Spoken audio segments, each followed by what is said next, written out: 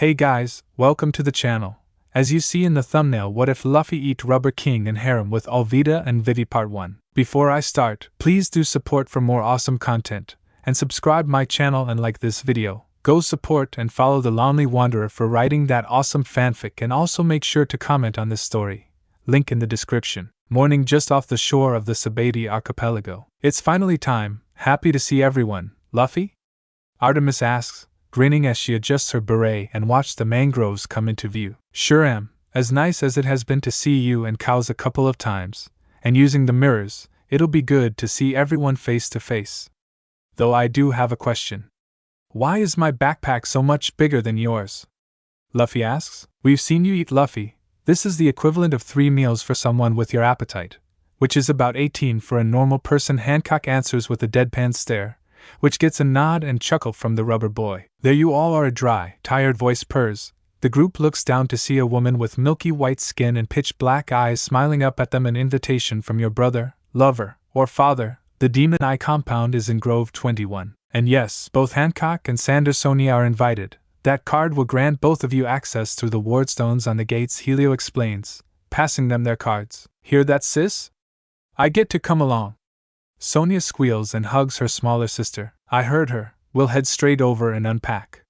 Will you be coming with us or taking the long route? Hancock asks, getting a happy nod from Artemis and a shrug from Luffy. Nah, I feel like exploring. Maybe see if I can run into any of the others while I'm out. Luffy replies, hey, do you have any more of these? Azulong is delivering more to the rest of your crew as we speak. Once they ping her observation hockey, she'll seek them out. Helios explains with a shallow bow. Enjoy your stay.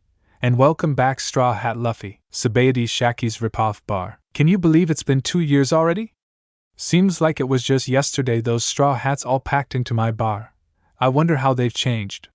They should be here today, maybe tomorrow given how late it's getting. Shacky hums. It was already mid-afternoon. If they make it at all, Luffy and cows ensured the entire crew shot up in the world's expectations and radars. I'm sure they've gotten stronger, but are they ready for the new world? Only they'll know. And if they aren't, it'll be too late to fix it. Rayleigh sighs, before pouring himself a glass. You've heard about some of the things going on in the world recently? He asks. Of course, and I presume you think they've all been smack bang in the center of it? Shacky chuckles. Not all, but a fair few, such as that incident in the north, the burning of the Elder Gleam, several government bases being destroyed, and of course the true end of the world, pirates.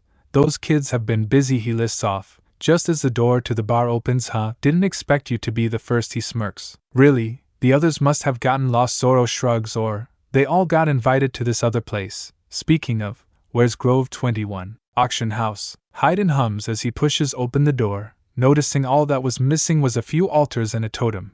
And this could be a pretty good temple to Jashin. Though that wasn't why he was here, and he should stop getting distracted so easily. Here we go. Time to say goodbye to our newest convert.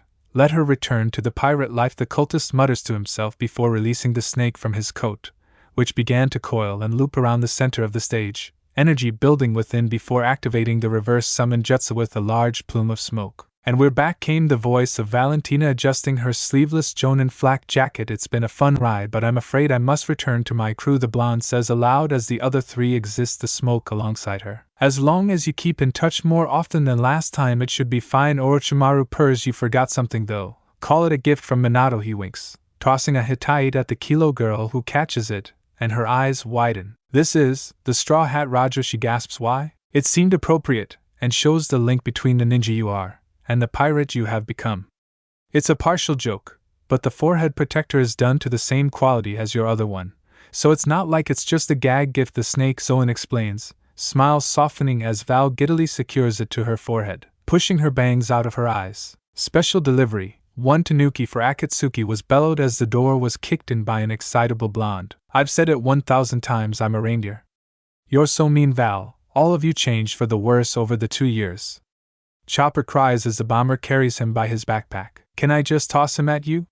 The blonde bomber mutters idly. Deidara, put down the reindeer, doctor. Gently, Valentina stresses firmly, and gets half results, as he just drops the kid. I'll my, but Chopper whines as he stands up, then blinks. Valentina.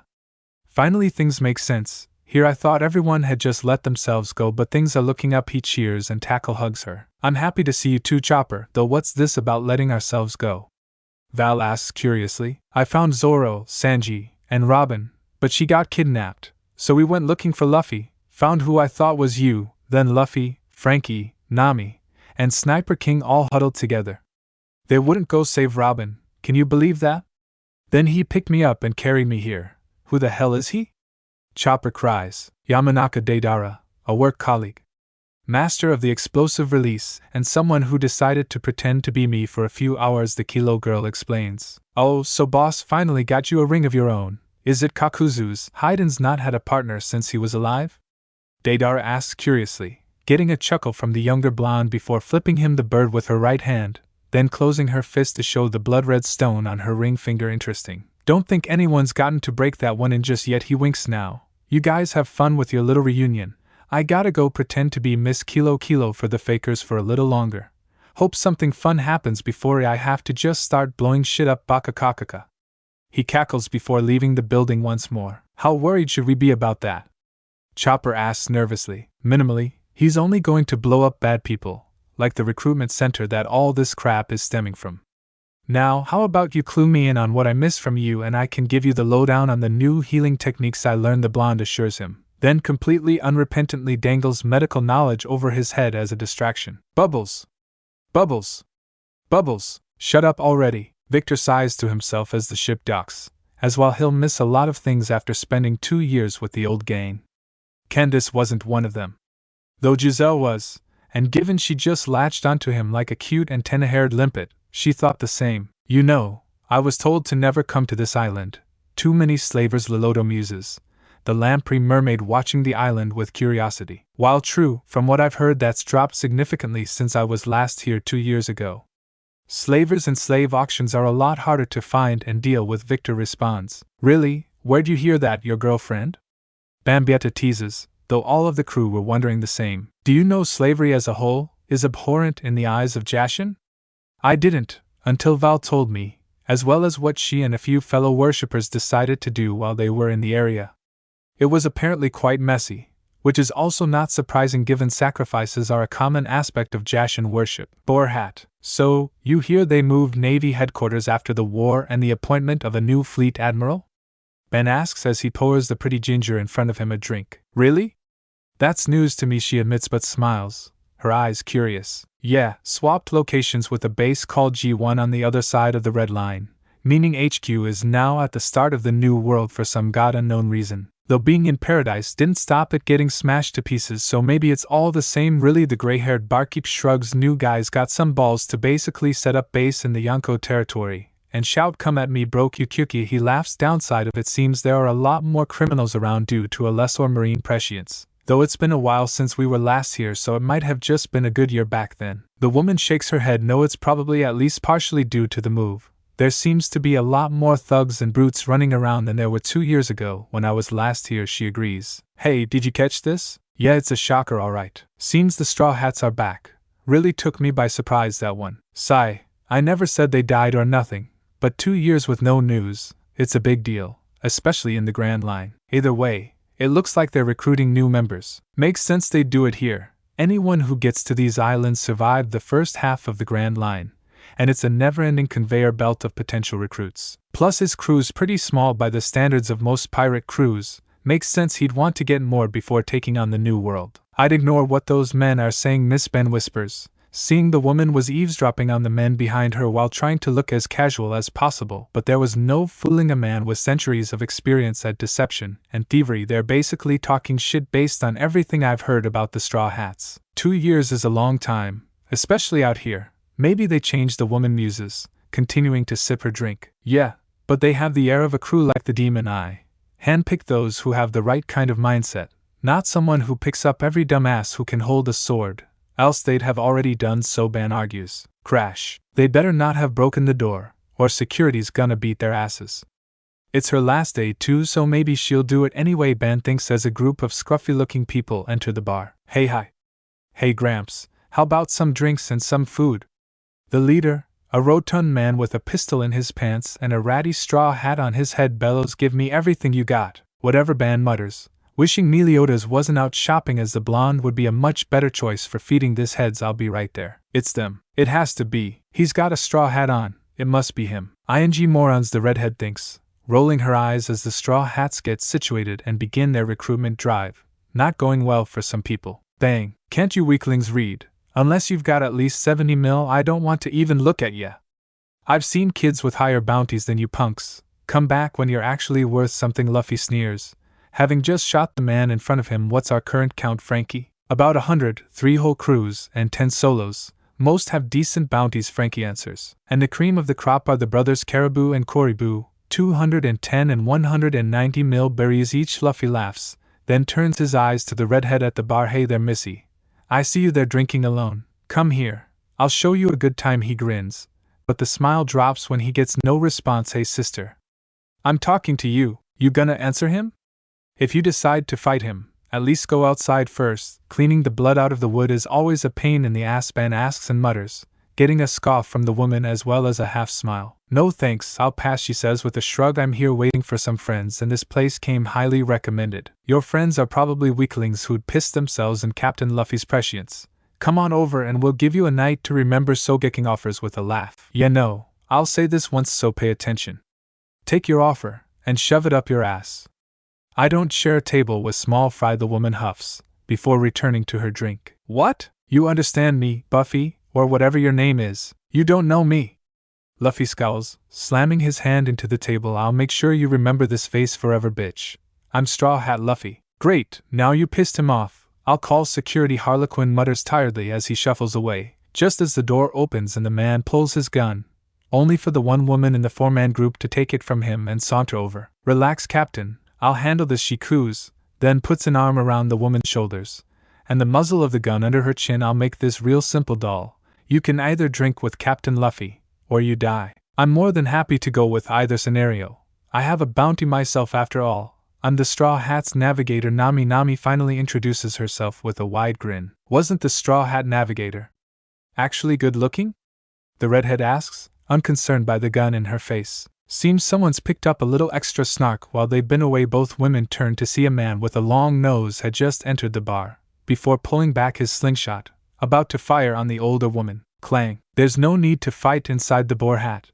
This ruckus ends now. Unless you want to fight me, of course, a female voice behind Long Nose purrs, though given she caught everyone's attention by slamming a massive warhammer against the ground, he was quick to hide his slingshot and scuttle away. Took your time, Vi. Just because it's your last day doesn't mean you can slack off, Band sighs as he takes another order. The woman rolls her eyes and patrons get a proper look at her. She was dressed the same as the other female staff were, alternate colored flats, dark stockings/tights on the left leg, a black short skirt with a dark orange belt, and a pink midriff revealing poofy blouse, though in her case the first few buttons were open due to her large bust size, and the hint of a muffin top was noticeable due to the exposed belly. Lastly, she wore a top hat with vertical stripes. Yeah, take it up with Meliodas. So guys, enjoying the food? The woman winks, the top hat tilting back a smidge to reveal her eyes. Alvida! Long Nose and Redhead shout. Yes. Seriously, did you not recognize me? I'm hurt. I'm sorry, Usopp immediately apologizes. Yeah, it's fine, glad to see you've not changed. Nami chuckles, and yeah, it's a nice place. Don't know why people complain so much. You've not eaten Meliodas' cooking ban, and Alvida respond. Hey babe, how about you come over here and let the one and only Straw Hat Luffy show you how a king treats a lady? Really? Alvida coos, watching the rotund man swagger over to her. Usopp and Nami, knowing shit was about to fly, so took several steps back. For good reason, as once he was close enough, Alvida caught him with an upward swing of her hammer to the chin, sending him flying backward and landing on, as well as shattering the table his group had been eating off of. You see, punk, I'm a married woman, and even when I wasn't, I'm not the kind of person to play with little boys who thinks they're men, so hands off. Holy shit, she beat Straw Hat, was murmured within the bar as heels click on the stairs. Can you go an entire week without property damage, dearie?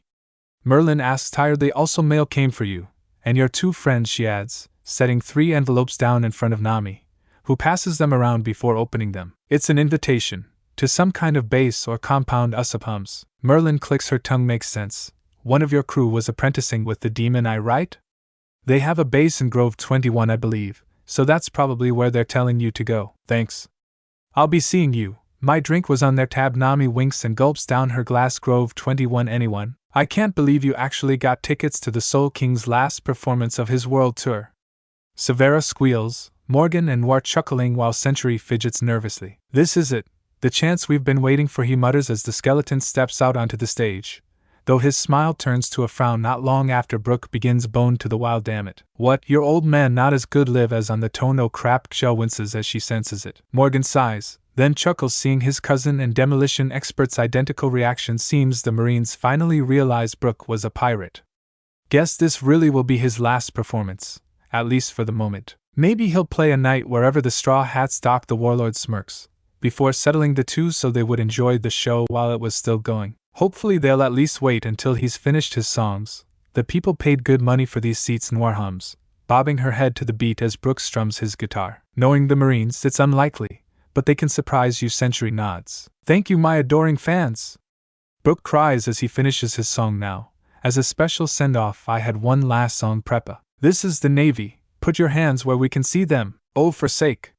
Severa groans as the Marines make themselves known, before declaring Brooke a pirate, formerly of the Rumbar and currently of the Straw Hats. So much for that final number. Century scowls. Not necessarily. Shell, any chance of a distraction for Skelly there? Nothing too big, just a helping hand, Morgan asks, getting a nod and a grin from the turquoise-haired Zoan. It'll take a few hours to grow these back, but I got a decent haul just in case. She smirks as she passes around pinecone-sized shells/scales, all warm to the touch and some lowly humming with energy. Good enough. Once there's an opening, toss them up and let them detonate.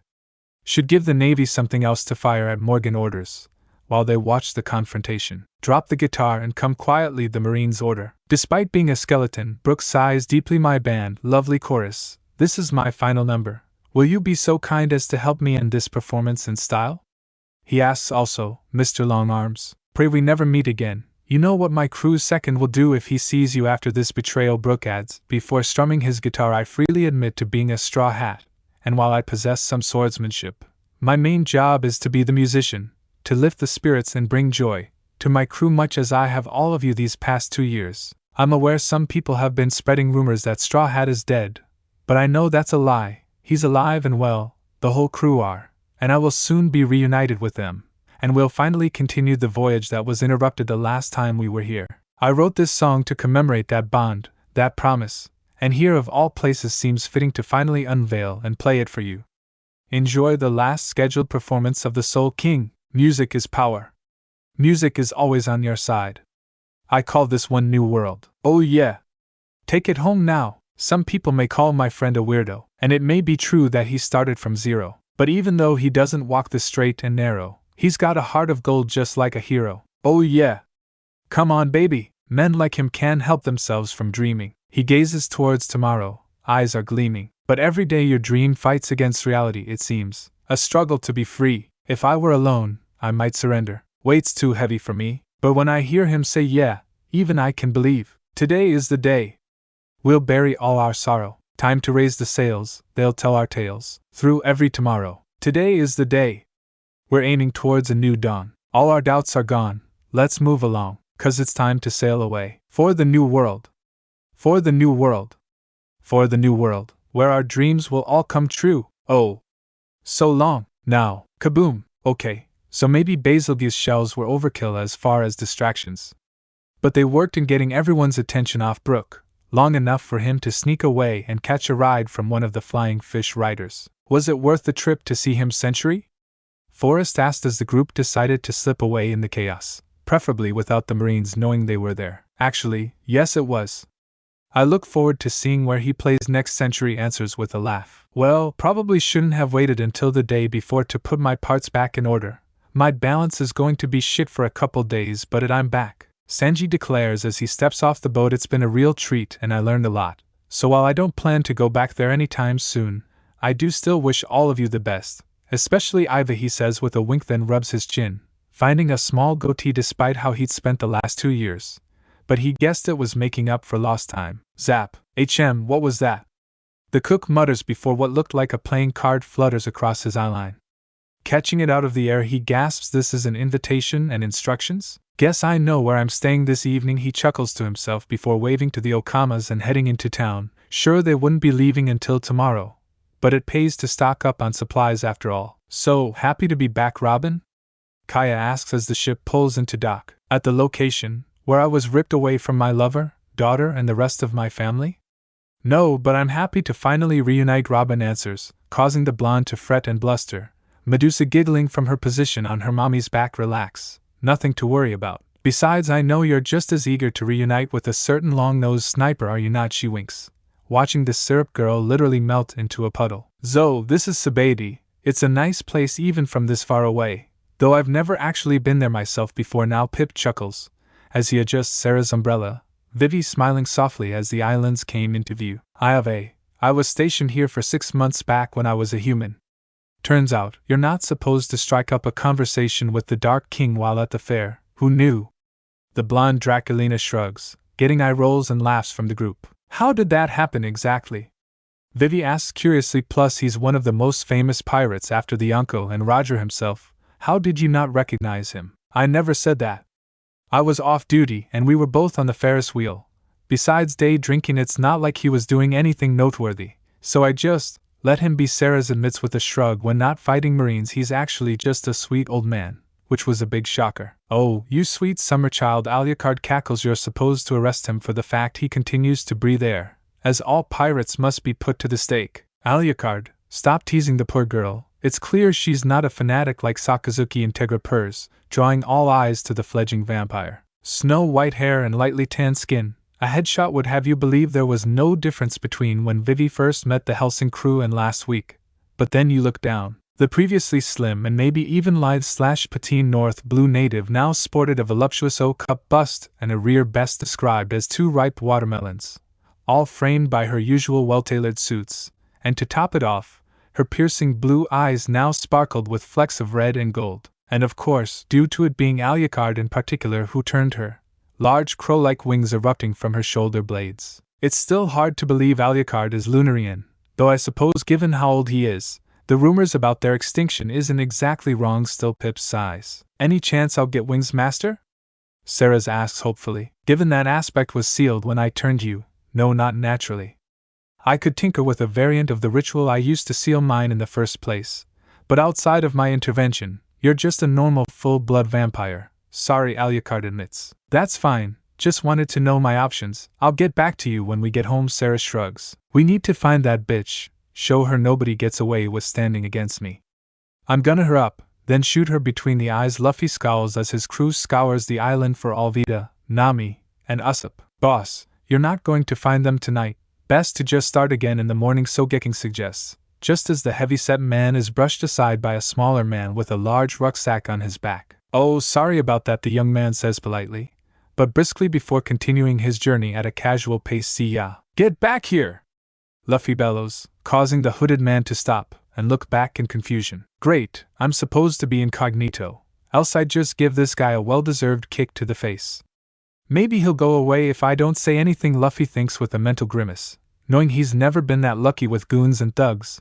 They usually see silence as an excuse to beat you up. Hey dum-dum, Luffy taunts as he swaggers over, leaning against the backpack. Did you bump into me on purpose? He asks, malice oozing from his pores, before shoving the barrel of his gun into Luffy's cheek. So talk, punk. There's no way you didn't know who I was when you crashed into me like that. So obviously it was on purpose. Think you're a big man, who can handle a pirate with over 400 million berries on his head, eh?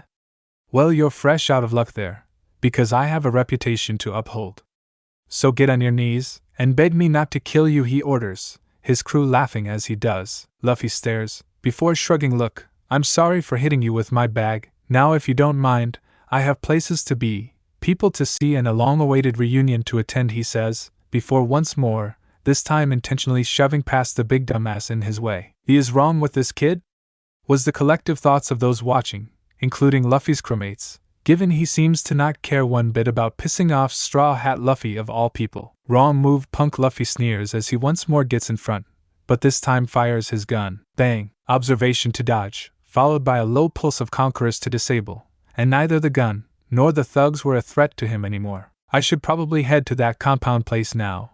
It's getting rather late, Luffy thinks, before pulling out the map from one of the lower pockets of his backpack to figure out where the hell Grove 21 was. Come on, Stocking, you can do this, it's a simple job, Demro wouldn't have offered if you couldn't handle it, a short, blue/purple-haired woman thinks as she frets and nurses her drink in front of her.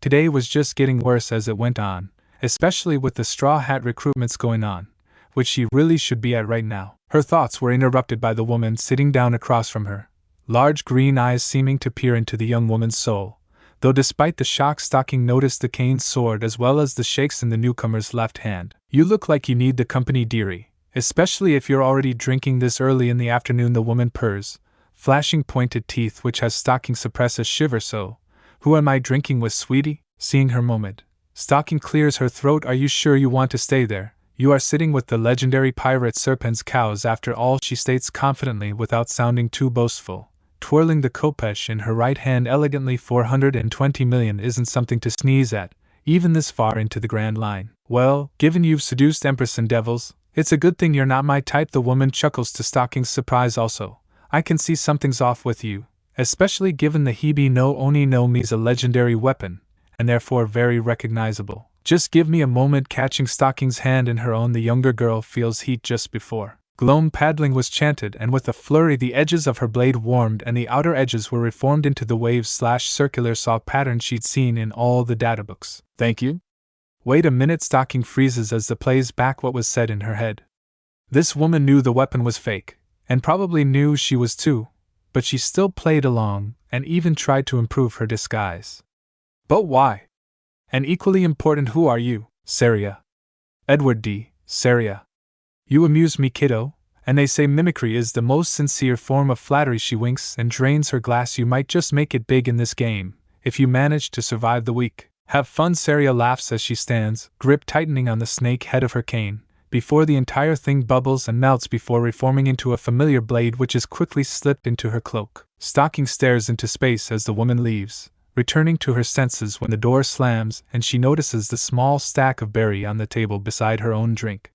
Given she's about 87% sure she just had an encounter with the real mirror demon, and lived, she was probably going to need another drink. Vivi, Vivi, Vivi, Vivi! Despite the loud screaming, Vivi was still blindsided by a flying tackle from a woman with Middle Eastern skin tone, dirty blonde hair hidden under a blue/white cholo, sandy yellow with black-tipped wings, and a frantic look in her eyes. Now on the one hand, if Vivi had landed on her, but she'd have been fine, but she didn't, instead practically bouncing her head off the cobblestones. Shit, sorry Miss Vivi, but I missed you so much, the woman whimpers, fretting and hovering as she helps the blunette back to her feet, then pulls her into a hug, her ample bosom pressing against Vivi's cheek. Hi. Do I know you? Vivi asks nervously, hoping the woman wasn't insane, though something about her did seem familiar. You don't recognize? Oh yeah, I ate the fruit while you were gone, the woman face-bombs. Maybe this will sort things out, she hums before transforming from her Zoan to her base form of a spot-billed duck. Qua, Karu! Vivi screams, hugging her oldest friend tightly. Oh, I can't believe it's really you. Also, damn, you're so adorable, she coos, the duck blushing before reverting to her other form. Thank you, Miss Vivi, she begins. Karu, please, it's just Vivi. Right, Vivi?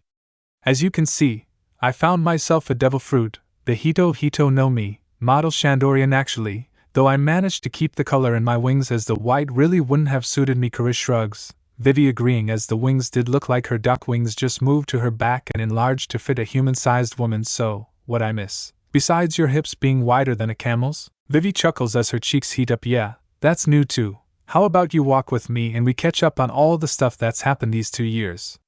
Did you do any training while I was gone? Ray Lee, he made sure myself, Nelly, and even lost to train while you were gone, and as Chopper would probably agree, it did get easier once I ate my fruit and gained a more human-level understanding and intellect, the angel duck answers as she leads her princess through the streets of Grove 14. One of the benefits of his observation, initially manifesting as a devil fruit radar, was that cows could, now he'd actually been trained, pick out devil fruit users with barely a glance, and in the case of ones he knew, locate them anywhere on a small island, meaning he knew the moment Alvida, Valentina, Victor, Luffy, Brooke, Kaya, Perona, and most importantly Robin arrived on Sabaody, though resisted the urge to blitz over to his first love the moment she entered the range of his hockey, letting her have her day, and only after Arlong crossed paths and in turn passed on her invitation did he start to seek her out. The 2 years apart had done wonders for her figure as well as her entire demeanor. There was a lightness to Robin now, Ironic given her curves probably could have added that weight back on at least twice over. She still retained her instincts though, given she was already turning as cows approached her. Those blue eyes widened with joy as she recognizes the younger pirate. Robin, the purple-haired man, calls out. Cows, she gasps, partially due to the tail now loosely wrapped around her waist just above her widening hips, but smiles as her blooms grab at his waistcoat and pulls his head to her level. I've missed you so much, and there are things I need to tell you. We'll have plenty of time. Right now, I just need to hold you close. The purplet hisses. Their lips meet for a moment before. Yeah. A loud yawn is heard over Robin's shoulder and they part. Cows looking at large green eyes peering over Robin's shoulder. A puff of white hair covering the child's head while Robin's blooms kept her secure to the archaeologist's back. Yeah, there was one thing I needed to tell you as soon as possible. Cows, this is our daughter, Nico D. Medusa, Robin explains, a little nervous as while they had been essentially co-parenting Artemis, the conversation about having kids of their own hadn't been had yet before Kuma happened. Our cow stares, eyes misting up before the tail wraps around and pulls the wriggling child into his arms. Oh, you're just so adorable, just like your mommy. I hope you were the best baby ever for Robin, were you? Yes, Papa. The returning hiss had Cow's pause, blink owlishly, then grin wider and cackle, before blowing raspberries into Medusa's belly, the white-haired toddler giggling alongside him. I'm happy to see her imprinting so quickly. She was so unsure about most people. Besides Kaya, there are maybe 5 others she wasn't fretting about whenever they got close to her. Robin coos, some guilt at the fact that, while 100% out of her control, Cows and Medusa had missed nearly 2 years of interaction and growth alongside one another, though it seemed they fit together perfectly, which also eased any worries that their daughter would view her father as this strange man who was trying to cuddle her. Instead, she guesses that Medusa had already claimed him as Papa, as Artemis called him. Or maybe Pops, given that was what most people seem to call Cow's own father. Grove 21 later on. Wow. Awesome. Luffy cheers as he approaches the Demon Isobaity base/compound, a smirking Hancock in the doorway. Took your sweet time, Luffy. Everyone else is already here. One even brought along a guest. And I don't mean your new niece, the Snake Princess teases, chuckling at Luffy's confused expression. New niece? But you weren't pregnant, he mutters. To which Hancock blushes deeply while Sonia cackles behind her. Nah, it's not big sis, it's Miss Robin. Also, what she meant was the pinky clinging to your swordsman's arm. Purdue or something, the taller Kuja hums. Perona, Hancock corrects. We saw her when we were attacking World, she adds, attempting to remind the rubber boy. Oh, her. Man, that must have been weird when she met everyone again. Shishishi, Luffy laughs. Indeed, Hancock deadpants, as that encounter could have been very messy. Flashback. Perona! Usopp and Nami scream as both ready their weapons. Save me, sweetie! Perona squeaks as she dives behind a calm Zoro, the statement itself causing most of the currently assembled crew to pause or even faceplant. Sweetie? Really, Zoro? Alvida chuckles, getting an unimpressed shrug from the swordsman. Hey! Like you don't have cutesy names for your partners. Perona huffs from behind Zoro also. Why aren't you doing anything to defend me? She asks with a pout. Zoro's right eyebrow rises slightly because both of the people who actually want to fight you are ranged fighters, so it's actually better to stand between them and you, than rush in and kick their asses, during which they could get in a lucky shot at you, Spectra, he explains, getting a light blush and a nod from the hollow girl. Well, that was a surprise, Nami mutters as she puts away her climate act, and I feel we're missing a lot of context. I know 2 years can change a person, just look at us. But this seems like a leap, Usopp adds, but releases Kabuto, really not in the mood to even attempt to fight Zoro. He liked living and spending time with Kaya too much. If you want answers, just interrogate her when everyone else gets here. She's staying for dinner after all, Sanji huffs as he gives the ghost princess a look that tells her not to argue. And given even Zoro admits Sanji's skills were unmatched, she had no problem with free food and more time with her sweetie. End flashback. Trust Sanji to rather feed than fight a former enemy female, Luffy chuckles. Luffy, a voice cries directly behind him, causing the rubber boy to turn on his heels. Vivi! Luffy shouts as the princess leaps into his arms, hands clamping on her plump cheeks for stability, and a little affectionate groping. After removing his face from Vivi's hair, he saw the girl wasn't alone, and the newcomer had a very familiar hat on. Fish bait? Slam. Never again, you bastard! Karu screams after punching Luffy in the face. Fine, fine. Also, Al, when did you learn hockey, or get a human form? While you were gone to both of those.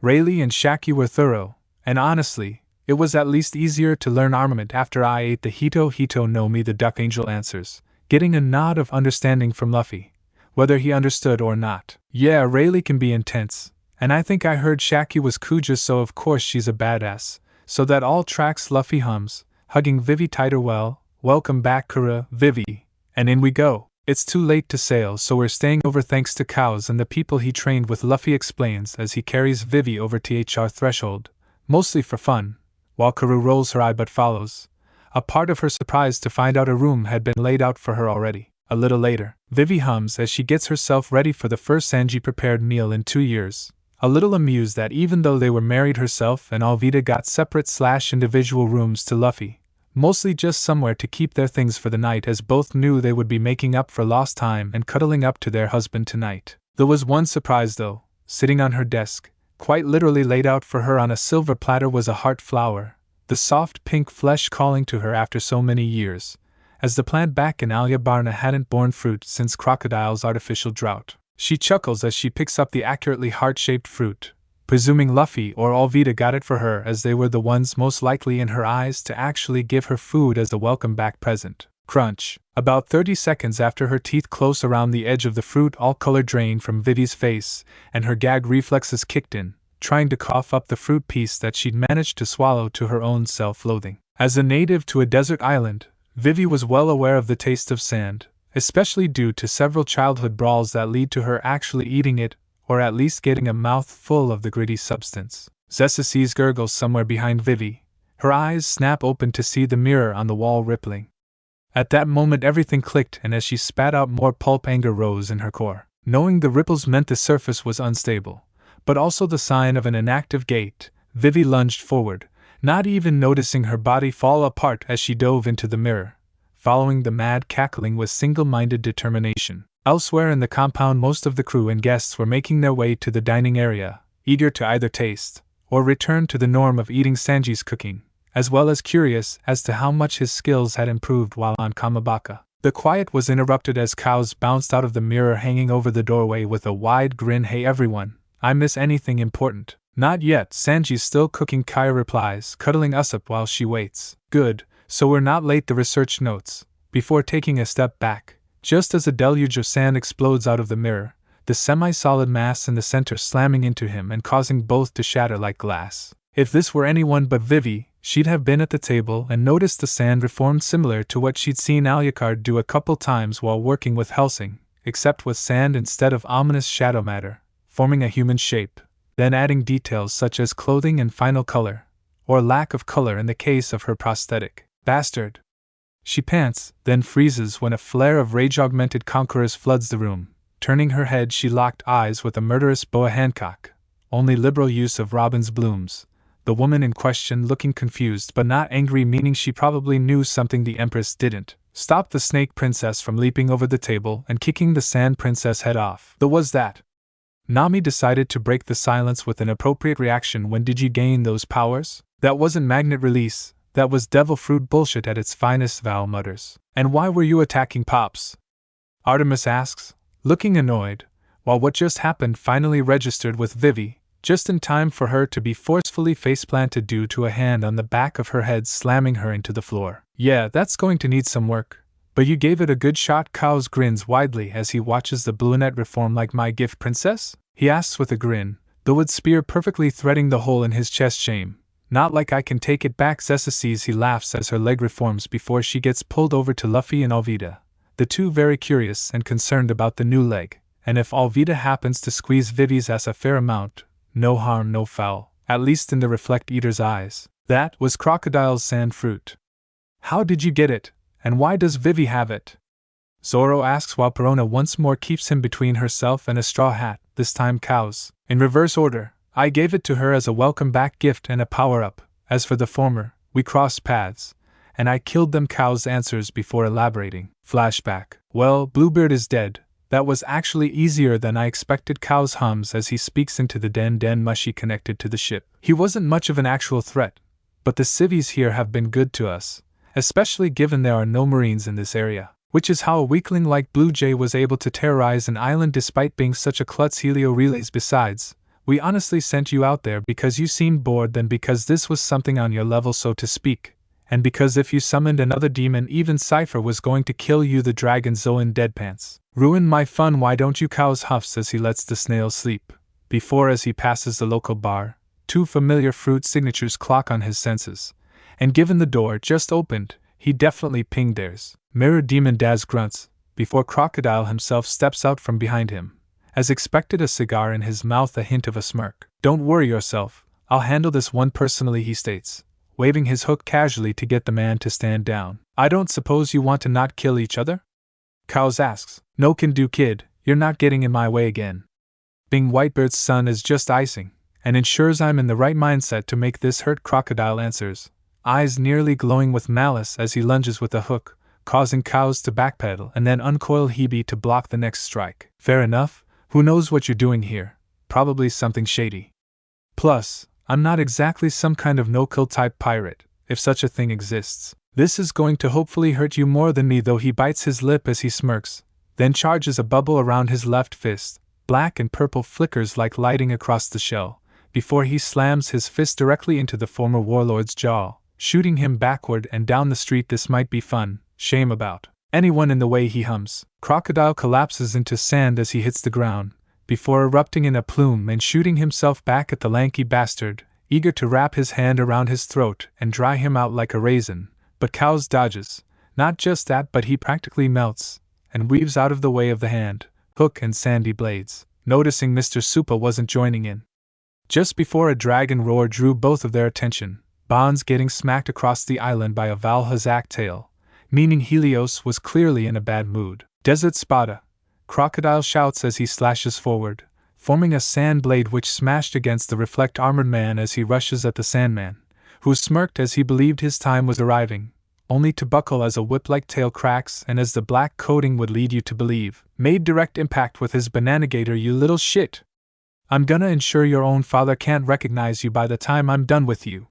He bellows, flailing his hook and multitude of sand blades, but the metallic purple eyes remained locked on a target, one that needed him to be in melee range in order to hit. Crunch. Wah. Nimue chokes. The hook should have killed the little punk, but it seems like his head warped around her weapon, while she could feel his long fingers clench around her heart before it's torn from her chest. If that was all, things would be pretty cut and dry. But it wasn't. Muttering or potentially chanting reached her ears, just barely, as the sand that once comprised most of her body began to flow into the heart, draining the fluids from her form until all that was left was an emaciated husk, and a heart fruit with veinous swirls and a jet-black stem. Flashback ends. What the cows? Nami screams at full volume, though the reflect human seemed unaffected. Anything in particular, as what the is fairly vague? He asks as he finds himself a seat. You killed Crocodile, and then somehow managed to put his devil fruit into his heart. How do you even come up with that shit?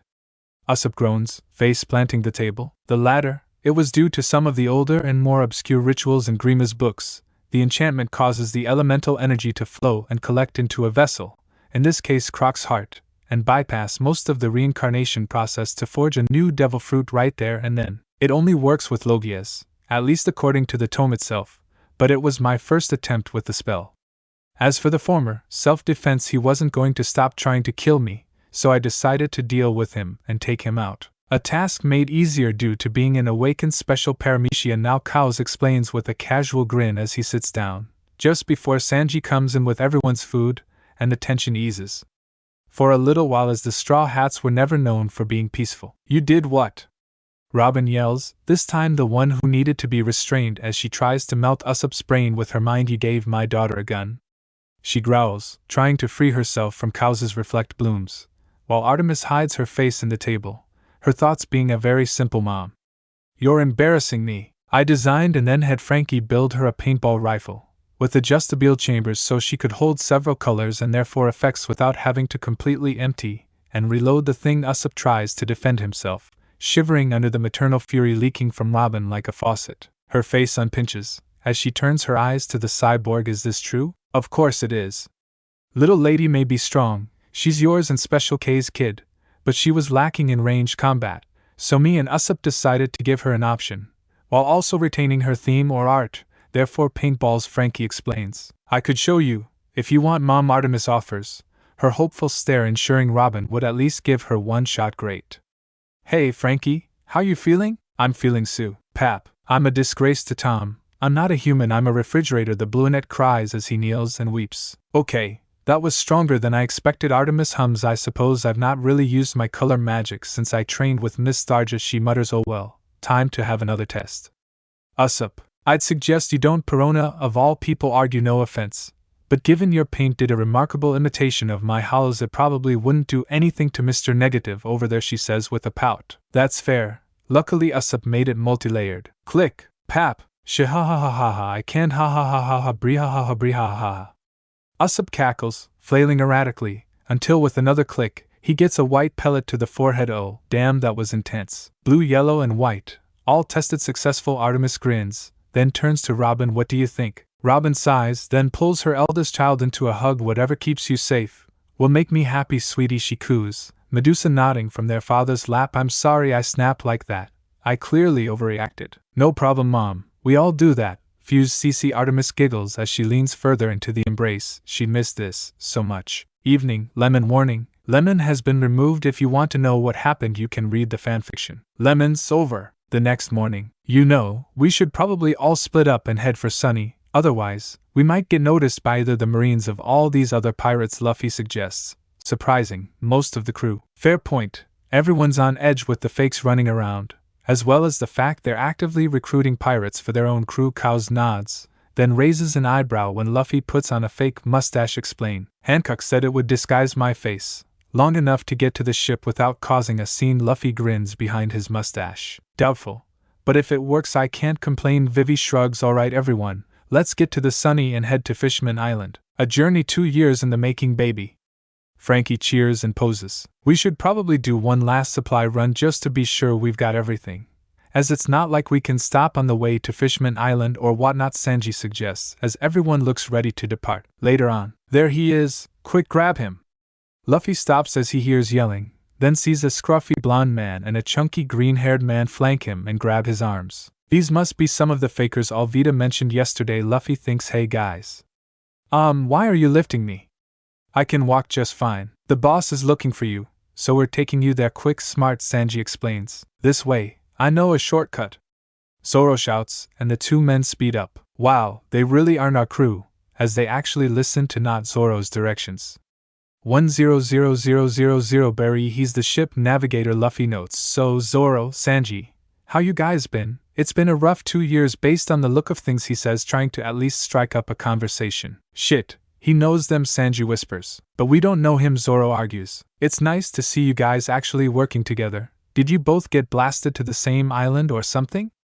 Luffy asks, and when neither answers he pouts, as this was going to be a very boring trip. Grove 42. I'm telling you, the Straw Hats are alive, Cows hisses, hands twitching as she twirls her fake Hebe nervously. That's bullshit, Luffy grunts. There's no way those guys survived what they went through in the war. You're just being paranoid. Captain? What?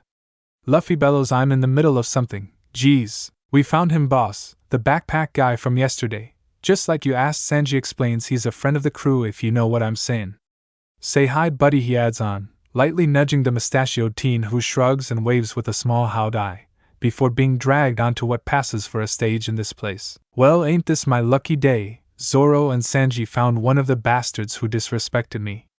Look at the little twerp, Luffy announces to his new minions, ignoring the fidgeting cows, and in turn missing the weird looks she and the teen were giving each other. Like gears were turning in both of their heads now. I'm gonna beat a lesson into him with my own 2 hands, because when you mess with me, things get messy. And let this punk be an example to all who think they can insult and disrespect me. Never forget who's the boss around here, you got me? What a dumbass. Also, why is Cows just standing around? I thought he'd have more to do than follow me here. Luffy wonders just before the assembled pirates are surrounded by the Marines sent to deal with the returning Straw Hats. Get on the ground, Straw Hat Luffy, you and your crew are all under arrest. The head of the contingent bellows, rifles pointed up at the Straw Hats, and don't even think of running. We've locked down Grove 46, and the Pacifistas are on their way. The Navy's here, already, Zoro shudders. The Pacifistas? Sogeking gasps. I don't want to die here, Nami whimpers. Shut up. Why else do you think we recruited all these pirates? Luffy whispers, before shouting, "Men, take out the Marines, we're getting off this island and straight for the New World." Well, they're clearly not surrendering, so death it is. "Give them hell," the Marine orders, as both sides charge the other. So, these guys are actually competent. I'm kind of surprised. And only one devil fruit among them all. Shame it's a Logia, a voice ping with condescension purrs. "Hey Cod, did you change your outfit since we left the compound?" Luffy asks in confusion, as Cows was sitting on the same platform as the fake Straw Hats, dressed in a three-piece suit and his usual cloak, hair long and almost matted as it reached his mid-back and covers his right eye, the visible one showing a deep purple iris and slitted pupil. Even Hebe was different to how she normally manifested, currently taking the form of a rather ornate and elaborate halberd. "It's of no concern to you. This fight is not worth our time, nor are any of these weaklings," Cows states, though his lip curled in possible amusement when he notices how afraid Stocking looked in his prescience actually. "That might be worth my time. I'll be back later," he clicks his tongue before vanishing in a sonito. "'Kay, see you later then." Luffy shrugs and goes back to watching the Marines slowly win the battle below him. "This is weird. See, I told you, Demuro, they're still kicking, they're on the island, and we're dead," the purple-haired woman shrieks. Luffy grits his teeth. "It doesn't matter, we've got all these men, surely they can take out one pompous prick in a suit.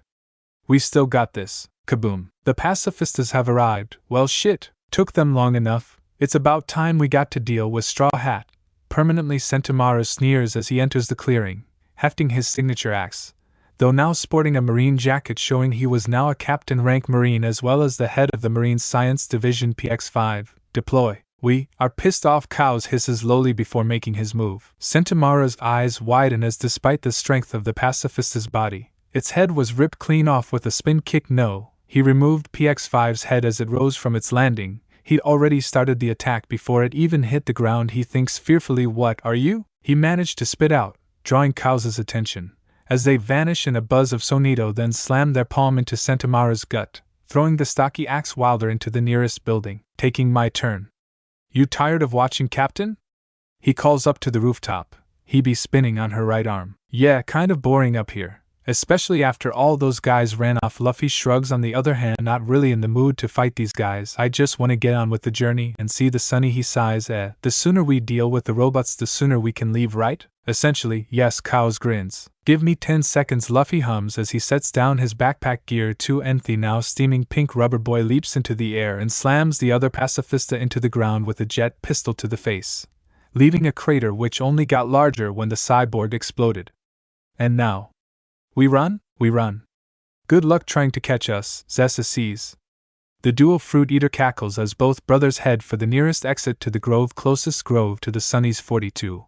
"Let's try get there before the Marines lock that one down too." "No promises, but we'll just beat up anyone who gets between us and the crew." Shishishi. Luffy giggles, Gear Second managing to keep up with Cow's own high-speed techniques. Grove 42. "See, look what you did by running off. We're the last ones here." Cows sighs as he drops onto the deck of the Sunny, Luffy right on his heels. "Come on, I didn't wander off. I got kidnapped by not Zoro and not Sanji. You should know, you were watching the whole time." Luffy huffs, before both grin as that take in the sight of the ship, now coated and ready to set off. "Of course that commotion was you idiots. I'm not even surprised that it doesn't surprise me anymore." Nami sighs, reading through the instructions Rayleigh left her on the coating. "Not like we could have left without you boys. But you probably are cutting it a little close." Robin giggles, Medusa nodding along from her lap and grinning. "Well, we showed up anyway." What's she doing?" Cows asks, pointing to Artemis and the buckets of white paint by her side, but more so the large circle she was drawing on the grassy deck. "Something that requires absolute focus, unless any of you understand arcane ritual circles at a master level," Artemis mutters, as she adds 2 more concentric circles to her design after consulting her notebook, the statement getting a lot of headshakes from the crew. "All I know about that stuff is what's on my back," Alvida admits. "This looks out of my wheelhouse, though whether it's style, format, skill level, or a mix of all three, is kind of up in the air." Valentina hums as she peers over the artist's shoulder to see the design. "You won't recognize the pattern. It's one of my own design, after 6 months of theory crafting and trial and error. If you really wish to help, have everyone place 7 drops of blood in the direct center of the designs," Artemis says flatly as she snaps the notebook shut before the ninja could comment, then returns to the circle, now adding the runes and glyphs. a low hum beginning to be heard as she does a portion of each ring. You've heard the girl, and I got knives for days. So form a line and let me cut you. The blonde cackles, then winks and pulls out a kunai from the small of her back. Who's first? I might as well, given whatever happens should be interesting. Cows chuckles and steps forward, cutting across his palm with Hebe and letting the drops splash against the central symbol. Artemis smiles softly. Thanks, Pops. I was hoping it would be you. Otherwise I'd have needed to go first in order to jumpstart the harmonic resonance with the dragon bone coral in the paint. Dragon what now? Usopp asks in confusion. Not important. Just know it's an alchemical ingredient used in a lot of maritime and underwater ritual arts. The Gishki apparently are quite fond of the stuff, Artemis half explains as she finishes the circle, stepping back to allow everyone to contribute, then finally cutting her fingertips on the blade of her brush and sealing the sigil, which is now glowing brightly. Awesome! A night light! Luffy cheers, Chopper getting starry-eyed. You idiots, Nami groans it. What does this glowing art exhibit do exactly? Once the essences resonate and harmonize with each other and the ship, you'll see, Artemis says with a toothy smile, at which point the humming gets louder and ripples of magical energy and haki begin to pulse from the deck, almost like a heartbeat. The warning signs hit when 3 people recognize one particular energy signature. Cows when Grima went all out, Alvida when Merlin uses Aldan, and Vivi when she was in the prescience of Goda. Divine level haki, they think with a grimace, and then the magic reaches a crescendo when it flash bangs the entire crew. Was that supposed to happen? Victor asks as the Straw Hats recover. Potentially. And there she is, Artemis answers, the grins as she looks to the center of the circle to see a figure standing in it. The figure was obviously female, having a large bust at wide hips, both of which were covered by a basically painted-on, golden raincoat. Her feet more resemble bird or raptor talons than those of a human, and backward-pointing horns peek out of the back of her hood, via 2 clearly pre-made holes. Speaking of the hood, the material itself seemed enchanted, as only the wide grin could be seen with any level of detail right now, as unseen eyes scan the assembled pirates. Good morning, my loving crew, the woman purrs, her smile widening and revealing pointed teeth. It's such an honor to finally meet face to face. Artemis! Frankie bellows with a rage unseen from the usually chill cyborg. Tell me you didn't just manifest the Sunny's Clubottoman. Do you have any idea how much damage you've done? Sunny just laughs and bounces over to hug the cyborg. I'm fine, Daddy. There's nothing wrong with the ship. It's perfect as expected. This form is a fusion of the aspects of the crew, merged with, well, me. She giggles and takes a step back. Ship soul. Thousand Sunny, ready and able, she says with a mock salute. That finally breaks him, as Frankie pulls Sunny into what would normally be a crushing hug as he bawls like a baby. Sunny, you're just perfect, baby girl.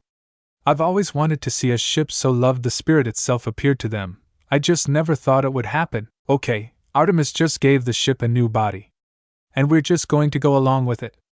Usopp asks, getting nods from basically everyone, and a tug on his pant leg. It's okay, Papa. Little big sis is just so happy to see you after so long. Another girl in a raincoat coos, this one a baby blue, and much more normal/human one, about the size of a child, though on a second look had a dark blue monkey tail peeking out of her coat, and lighter blue wings popping out of holes in the back. Kaya! The sniper screams, which weren't helped when the blue spirit cries Mama in a cheery tone. This snaps Frankie out of his tears, to notice the other Clubottoman. Oh, yeah, that makes sense. I never told you, did I? What did you do? Vivi asked before anyone else could, knowing the way he said that meant the others could potentially be very mad at him for whatever it was. I made Mini Mary's figurehead, out of some wood from the original Mary, that had still been in my lair. It seemed fitting, so that a piece of Mary could live on and make it to the end of the line with her old crew, even if they had to part ways. Seems Artemis' funky spell affected her too, not just Sunny, Frankie explains, his massive hands looking oddly cute, and he taps his index fingers together nervously. So, is this a permanent thing? We've just suddenly got 2 new crewmates, that are also the ship? Sanji asks. The awareness and awakening? Yes. Manifestation though, no. It's something we can easily turn on or off whenever we please, Sunny answers. And as if to prove it, Mary fades away after getting a teary hug from Kaya and Usopp, a bell-like giggle passing through the air. Honestly, I probably won't do this too often. I just really wanted to see you all after 2 years. Mostly, I'll lend a hand for Pops and Auntie Nami, given the ship is technically my real body. With a grin and a head tilt, the sails unfurl and the rudder tilts left, then right, followed by the cannons rolling into defensive positions. My family has returned, and I'm not letting anything happen to it ever again. And that's how you know she's an amalgamation of all of us, as I'm pretty sure that sentiment is one shared by most of the people here. Cows grins as there was no need to respond. They all agreed they wanted their little family of misfits to remain as is from this point onwards. Got it in one, Uncle Cows. Now if you don't mind, we should probably set sail, before the Marines notice us out in the open like this. I don't want to get blown up today, Sunny suggests as she walks back into the center of the circles. I'll see you around. Don't forget that I'm always here if you need me. Sunny, out she winks before fading, the energy flowing back into the seal which had finally stopped glowing. I need a drink, Zoro sighs, Sanji for once agreeing completely with the swordsman. I'm probably going to need a few hours to fully process what the kid just did, so I'll do that later. Nami! We ready to head to Fishman Island yet? Frankie cries. Yeah, we're good, like I said already. All we were waiting for were those two numbskulls, the navigator grouses, pointing her thumb at the brothers. Hey, why drag me into this? Get it, 'cause I'm a skull, yo-ho-ho-ho. Brooke laughs anyway, onward to the far depths. We should probably get a move on, the Marines are right over there. Usopp shouts, seeing ships approaching, while Alvida noticed Marines starting to file into Grove 42. There they are, men, sink that ship. The ship captain bellows, the cannons fire. Slave arrow, only to be struck by pink arrows and stop in midair, before dropping straight down into the watery depths. What? Who's gotten in our way of justicing? The man growls, just before the answer appears, via a snake-drawn ship pulling up in front of them. Sir, it's the Kuja pirates. They must be allied with Straw Hat. A lower-ranked Marine yelps. All right. Which of you disgusting cretins thought it wise to put your ship in my path? Hancock sneers as she steps onto the deck to glare at the Marine vessel. Or not, was the collective thought of the Marines in earshot. Seems Hancock is giving us a final farewell. Robin chuckles, being the first to notice the Kuja ship sail directly into the path of the Marines, cutting off their advances. Hope she doesn't get in too much trouble for that. She seemed nice. Chopper frets. Hancock is good at hiding her intentions. She'll be fine, Luffy assures. The reindeer probably pulls the prissy princess routine or something, so it looks like it was just a happy accident. If all else fails, there's always the old reliable. Cows laughs. Because I'm beautiful? Artemis guessing with an equally wide grin. Got it in one, kiddo, he says, ruffling her hair, to the teen's annoyance. Kaboom! Oh, so that's what he had planned. Valentina cackles as she knew Daidara's work a mile away. The building-sized flashbang on the other hand. Guess he did want to fight after all. Alvida muses. I almost feel bad to the Marines. Almost. Grove 43. We're almost there, men. Straw Hat won't get away from us this time. A Marine captain announces as his platoon march through the streets, reaching the connection point between 43 and 42, only to discover, sir, those don't look like normal bubbles. A new recruit pipes up as small rainbow-filled bubbles litter the vines. Good-eye, Private. Clearly this is the work of those dastardly pirates.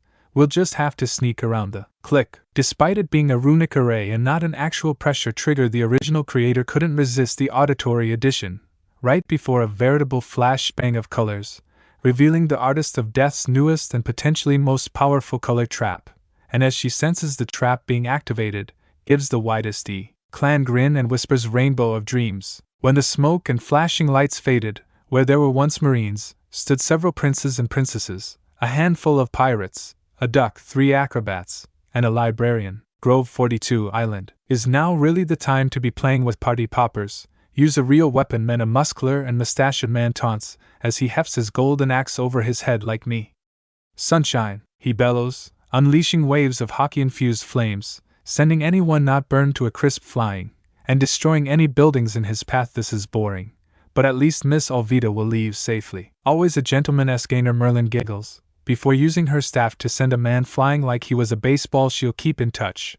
I'm sure they'll all thank you for the assist then. Infernal Sorceress Merlin, 1.4 billion. I need no such praise, Lady Merlin. I know my efforts are critical to ensuring Lady Diane's apprentice and her crew can make it to Fishman Island, and I will not fail either of them, Escaner states, before with a heary chuckle a heat haze billows form his form as he gets larger and stronger. Who dares to fight the man of the sun? Lion's Pride Escaner, 850 million berry. I hope you appreciate this, sweetie. If I get caught doing this, even my hawk might not be able to keep me safe. Perona sighs deeply, but that doesn't stop her from unleashing a small army of negative hollows from her rooftop hideaway. These should keep the Marines occupied for a good while, long enough for Zoro, and the others to slip away, relatively unnoticed. This is getting insane. Giant bugs, widows in dresses, that guy. Can it get any worse? A Marine captain begins to panic, just before a dog-sized spider drops in the middle of his unit. A spider. Made of clay. True art is an explosion. Bakakakaka, kaboom. And here I thought it was going to be a boring mission. A silky voice purrs, slowly walking out of the smoke to the horror of the surviving Marines. No, White Snake Orochimaru. A newer recruit screams. Former MADS scientist, White Snake Orochimaru, 888 million. So you do know of me, shame you die tonight. My love, I believe we have time for a quick snack. Yes, he hisses, just as a large hooded serpent appears behind him. Melascula of the miasma, 570 million. I'm quite famished. You do always care for my needs so diligently, beloved. The serpent coos, remaining in her true form rather than shifting to her Zoan form as her lover does the opposite. The Marines now besieged by two massive white serpents, on top of everything else. Well, they look to be having fun. Cow's muses as he sips from a goblet filled with a smoky-looking black liquid, before with a sigh draining the cup, crushing it, and sending it behind them with a whispered more 30-fold rifle, the projectile ripping through a Marine, killing him before he was devoured. Are we ready to go, Frankie? You can super believe it, Special K. The cyborg laughs. Let's go, he cries, before leaping into the water to begin the process, in this case, inflating the coating bubbles so the ship can safely descend. This is so weird. Are we sure this is safe? Are you seriously doubting Rayleigh now of all times? Point taken. Open the sails. We'll need it to catch the currents when the ship sinks, Nami orders, only to look up and see the sails already in the process of unfurling. Thanks, Sunny, she coos, getting a warm feeling passed through her in response. See, the ship being alive is nothing but good. Luffy grins as the process ends and the crew were sealed inside the bubble, which was currently beginning to descend. Let's go to Fishman Island, he declares / bellows, and the new world.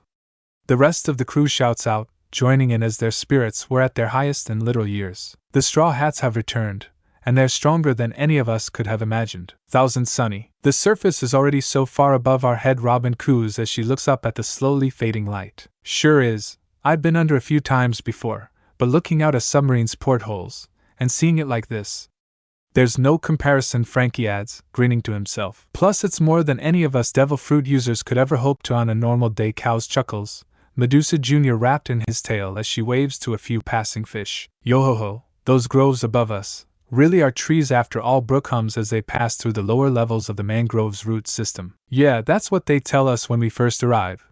But this kind of stuff really does have to be seen to be believed, Val hums with a slight twinkle in her eye. Sanji gives a low whistle. It's a sight for the ages, and oddly relaxing given it's basically the front garden to the new world. Oh, fish! I bet I can catch him! Luffy shouts as he leaps at the coating, trying to scramble out of it and catch the shoal in front of him. Damn it, Luffy! Usopp screams as he tries to pull the rubber idiot off the bubble. Vivi, control your husband. I'm a little busy here. Vivi shouts back, her sand and wires needed to stop a drooling Alvida from smashing open the bubble to get at the shark in front of her. Cow sighs. Nami, pick an idiot. Way ahead of you, the navigator says just before smacking Luffy in the head with her climb attack. Cows hums, passing Medusa Jr. to Artemis, then expands Hebe into a bat / Kanebo, and rears back to knock Alvida out. Hey Merlin, what happened to your tits? Only to stop an inch from her face, a look of confusion on his own. Seriously? He asks. Yup. You can let go, sweetie. I'm good now, Alvida chirps, wriggling in the sand until Vivi finally lets her out with a stumble on the older woman's part. Okay, that was eventful. Before anyone else causes a scene, or gives the rest of us heart attacks, any chance of a rundown on what is and isn't safe with this bubble, Nami? Sanji asks as he pulls a cigarette from his pocket. Rayleigh gave me detailed instructions, but in summary, they function more or less the same as the bubbles we saw littered around Sabaody, permeable, but airtight, meaning that objects can pass through, but the air inside won't escape, nor will the water rush in, provided it was applied correctly, Nami explains. Given I watched Rayleigh apply the coatings, he did everything to perfection, Kuro assures her crewmates. Still weird that we now have a talking duck, Usopp mutters, getting nods from Kaya and Frankie simply due to being the only ones who heard him. Hey Nami, given how no matter the strength it's still a bubble, will Valentina's promise pop the coating? Given the handle was rounded, no, plus the Sabaody bubbles as I already mentioned allow objects to pass through when they exert enough force, which is actually how we'd defend ourselves if we run into any hostile wildlife between here and Fishman Island, the navigator continues. Promise? Cows asks. Oh right, I did all that while you two crackheads were messing around on the shore, Valentina mutters with a nervous chuckle. Captain, I hope you don't mind, but I made a blood oath to kill Blackbeard if I ever got the chance, she admits. Fair, he was the reason Ace nearly got executed and tried to kill Ace and Cow's dad, so I see why. Except for why you made the oath, Luffy muses aloud. Blackbeard killed someone who was essentially a surrogate mother to me, to retrieve her devil fruit for his own devices. I'm gonna kill him one day, or at least the person he gave the QB to, and return it to the village. That was what I swore, and will help. Luffy nods with an oddly serious look on his face. Your family, and this is important to you. We killed the guy who killed Nami's mom, and fought the world government to save Robin. Why not fight Blackbeard to avenge your mom? Thanks, Luffy, it feels good to hear you say it, even if I was fairly sure you'd approved anyway. The blonde smiles widely. And finally, the bubble only protects us from the water and the associated pressure. If we hit anything and the ship is damaged, the bubble might pop and kill us all, so we still need to be alert and safe on the journey down. We should be fine, all things considered. Well, Luffy will probably do something stupid and nearly kill us all, but as long as we anticipate it, we're already halfway to freedom. Nami finishes her explanation as the other conversation wraps up. So we're good for now, because I don't think any of us know how to steer a ship in 3D space, Victor muses, getting a nod from Nami, as at least for now, they're fine to just ride the currents down. The difficult part was later down the line, so to speak. In that case, since we have some time on our hands, I think I should tell you something before we get to Fishman Island, Frankie suddenly announces, getting everyone's attention. I went to check on Sunny before I met up with you guys at the compound. Wanted to make sure my ship was okay after 2 years essentially on her own, and I found a surprising sentry standing guard over her. The warlord Kuma, the actual one, or one of the many pacifistas?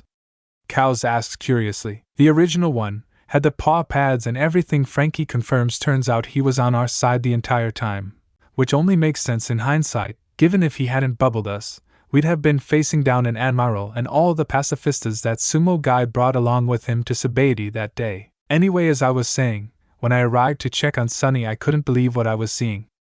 Right there in front of the ship was him, but all he did was look at me, tell me he'd been waiting, and that his mission had been accomplished, before taking off. Yeah, apparently Lisa, Nelly, and I didn't count as crew enough to complete his goal, Kuro adds, because I did ask, and his mission was to protect the Sunny until the Straw Hats returned. Guy seemed to know you'd survive and all make it back safely, even if he didn't have a date in mind, she continues. Rayleigh explained that Kuma used to be part of the Revolutionary Army, and that he offered to help however he could to keep you guys alive. So, Kuma was a friend of Luffy's dad? Chopper asked. Makes sense. Iva seemed pretty confused at Marineford when Kuma attacked us, or that he was a robot, so they were friends before Iva went to impel down, and all the warlord and cyborg stuff happened while he was in there. Cows agrees. Shame we can't ask why he did all this, but I suppose we'll just have to get the answers from Dr. Vegapunk if we manage to cross paths with him on the journey. He chuckles. We can beat the answers out of him, Luffy declares, hefting a large warhammer. Oh dear. Luffy, put that down and relax, Vivi pleads. Give me back Brunhild, you rubber idiot.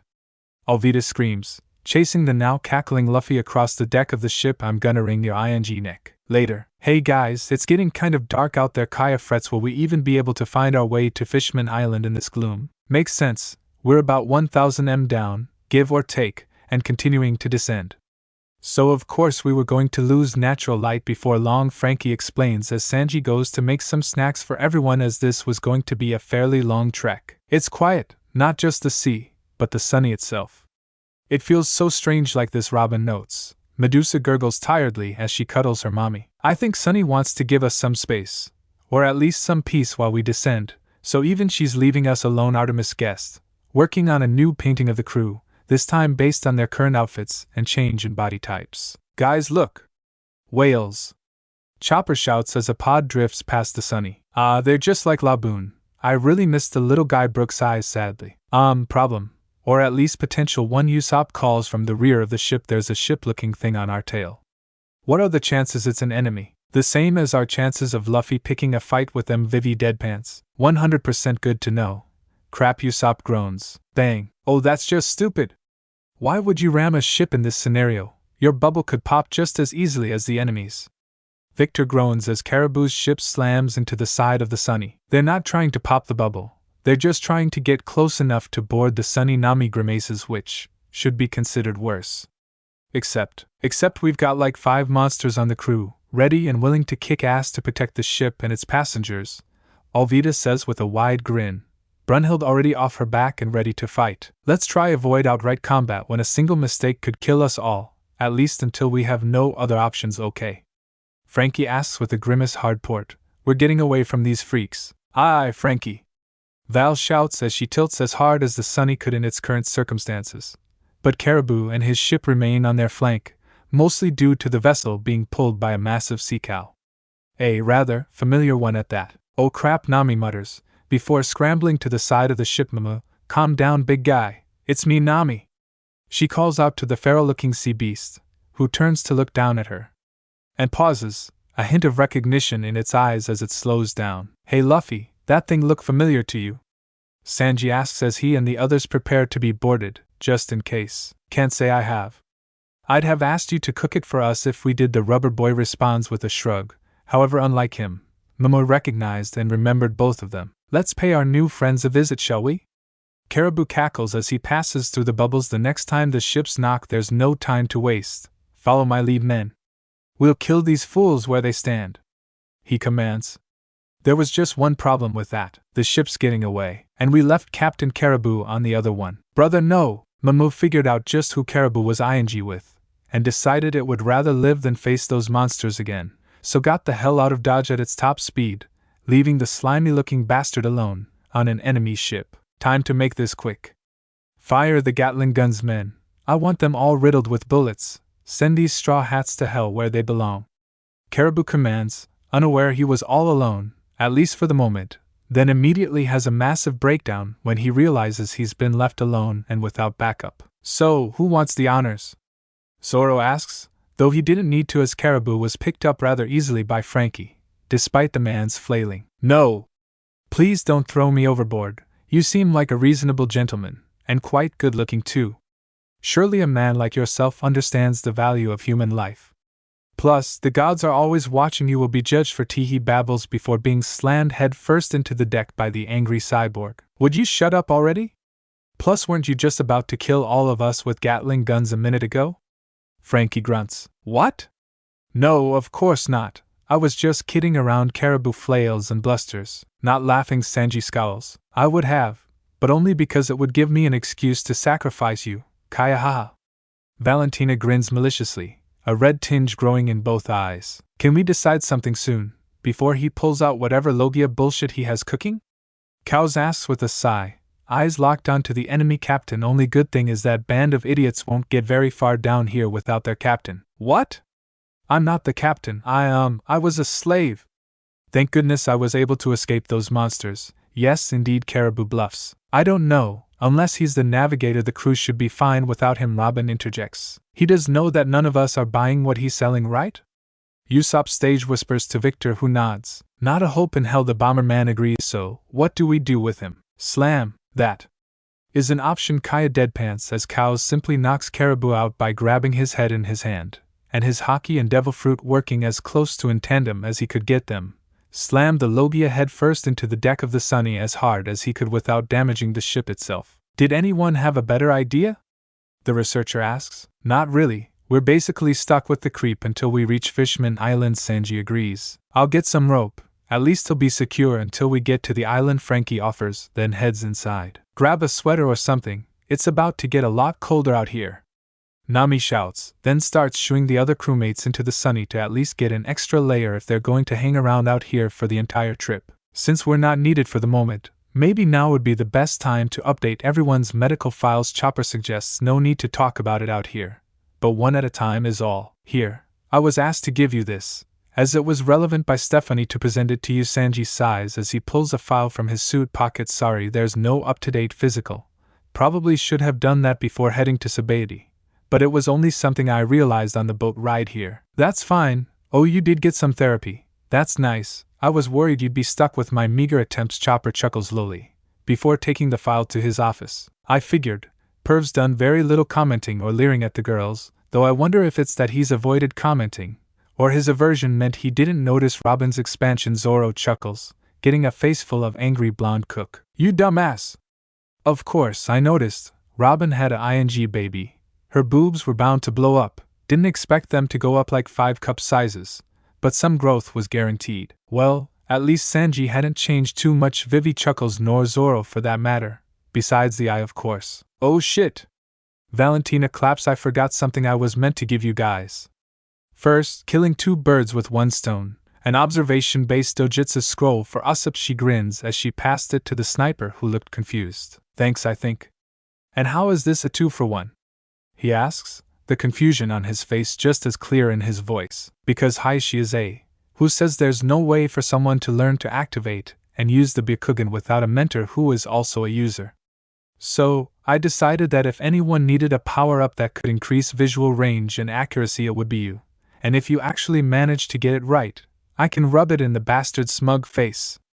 Valentina explains, thanks, I think. Wait, aren't you going to try learn this too? Usopp asks, more curious this time. Nah, it's a one or the other with those techniques. I already learned the other one as a kid. Never actually met someone able to use both, not even Madara, and he's basically the gold standard for my observation-based magic eye powers. Valentina answers with a chuckle, as she shows off the red eyes, before they fade back into bright green. As for Nami, 2 years of convergent research on weather release and all its variations. No living person has your elemental configuration, so all I've got is scrolls rather than actual advice. Also, another thing for Usopp, Nami needs a new stick, as weather release seems to mostly be one-hand seals. Why do I need a new weapon if I only need to make one sign? Nami asks as she accepts the scrolls. Not one-hand seal, one-handed seals. Standard magic is done with both hands, only some people can channel the same energy with only one hand, and it seems that's what most weather techniques are, partially because all depictions I could find of them have a bat and or Wind Waker in what I presume to be their dominant hand, essentially as some kind of focusing device. Valentina explains, even performing a few signs unconsciously, the actions that deeply ingrained into her muscle memory. Cows! Chopper's scream echoes through the ship, before the angry reindeer slams open the door and toddles over to the confused researcher. I don't know what you're screaming about, so don't get mad at me until after I know what the problem is, please, Cows says with raised hands. Well, if it wasn't you, what idiot pinned your medical records to my desk? With a dagger? The reindeer growls. Azulong, he answers automatically. She was the one who was meant to drop them off to you. Didn't expect that to be how she did it though. Did you read any of it yet? Chopper sighs a little. Some of these things I've never even heard of.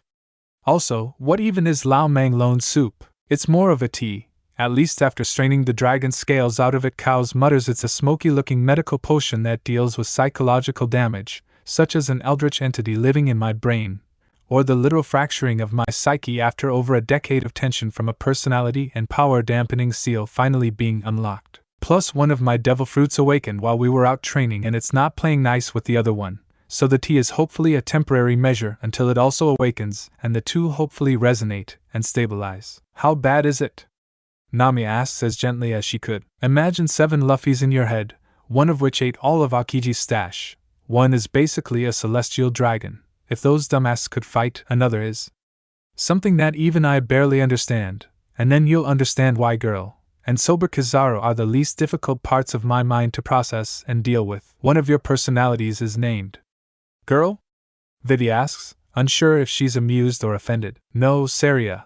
It's just she's basically the collection of aspects that tie into my lineage. I am a Kuja by blood after all, and so it makes at least a little sense it all would collect into a singular entity given my current mental state. Cows guesses I should probably talk to someone with actual psychological knowledge about this, even just about how things are quieter and more peaceful when she takes the reins, possibly due to her being the only female personality. So is more capable of tuning out the others, he wonders. Next time you talk to Iva, ask for Stephanie. She was very helpful for me, Sanji suggests, especially given it sounds like, even if it's not as much as myself, you do seem more comfortable in a female form than most people would, he thinks. Thanks, Eros. I didn't think you cared that much, Cows teases, though the smile was genuine. You psycho, I was just getting Stephanie some new clients, the cook scoffs, turning on his heels in moments. About an hour later. So, we're waiting for Sunny to drift into the deep-sea currents, which should get us to Fishman Island, right? Kaya asks. In a nutshell, yes.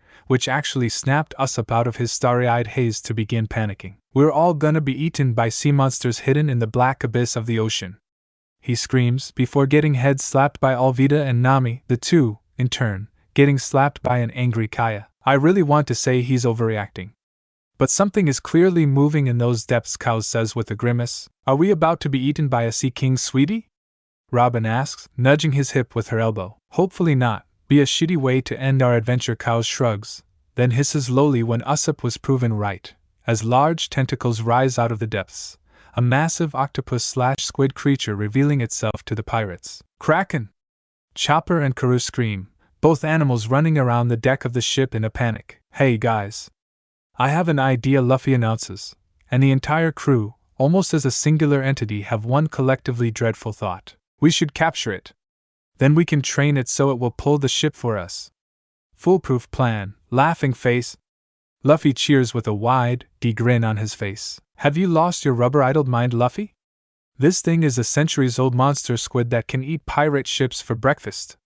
Usopp screams at the captain. "We're heading due south. It's the safest option," Nami relays to Valentina. "Hey Nami, let's go straight towards it," Luffy suggests but is ignored. "We have company. I think it's those guys from earlier," Vivi cries from the rear of the ship, having been there to get the image of the Kraken out of her head. "Brother!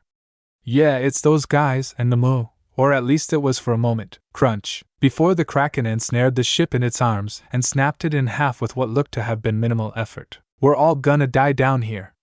Usopp shrieks, seeing the monster destroy a pirate ship bigger than the Sunny with such ease, and then turn its attention on them. "Cows, I'm gonna need a sword." The researcher's eyebrows rise. Yeah, I'll fire up the forge later. Now put being pack rat to good use and hand me a weapon," Valentina orders, getting aside before he hands her a claymore.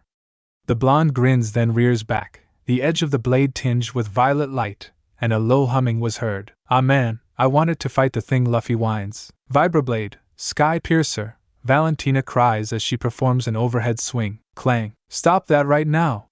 Vivi cries, only for it to stop dead when it collides with Hebe, the Sharingan user, noticing Cow's hockey flowing over the blade like spiderwebs rather than a full coating like most people. Before everything else clicked into place, what's the big idea?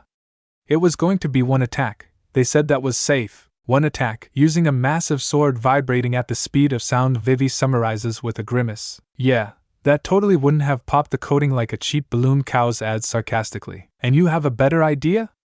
"Because we're kind of on a time limit here." A few minutes later. "I don't like this plan," Vivi states flatly. "Relax, they're secured to the safety lines," Nami assures her, "and the bubbles are made specifically for these purposes.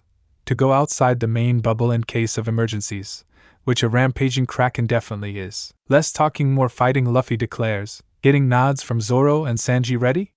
3-2-1 go."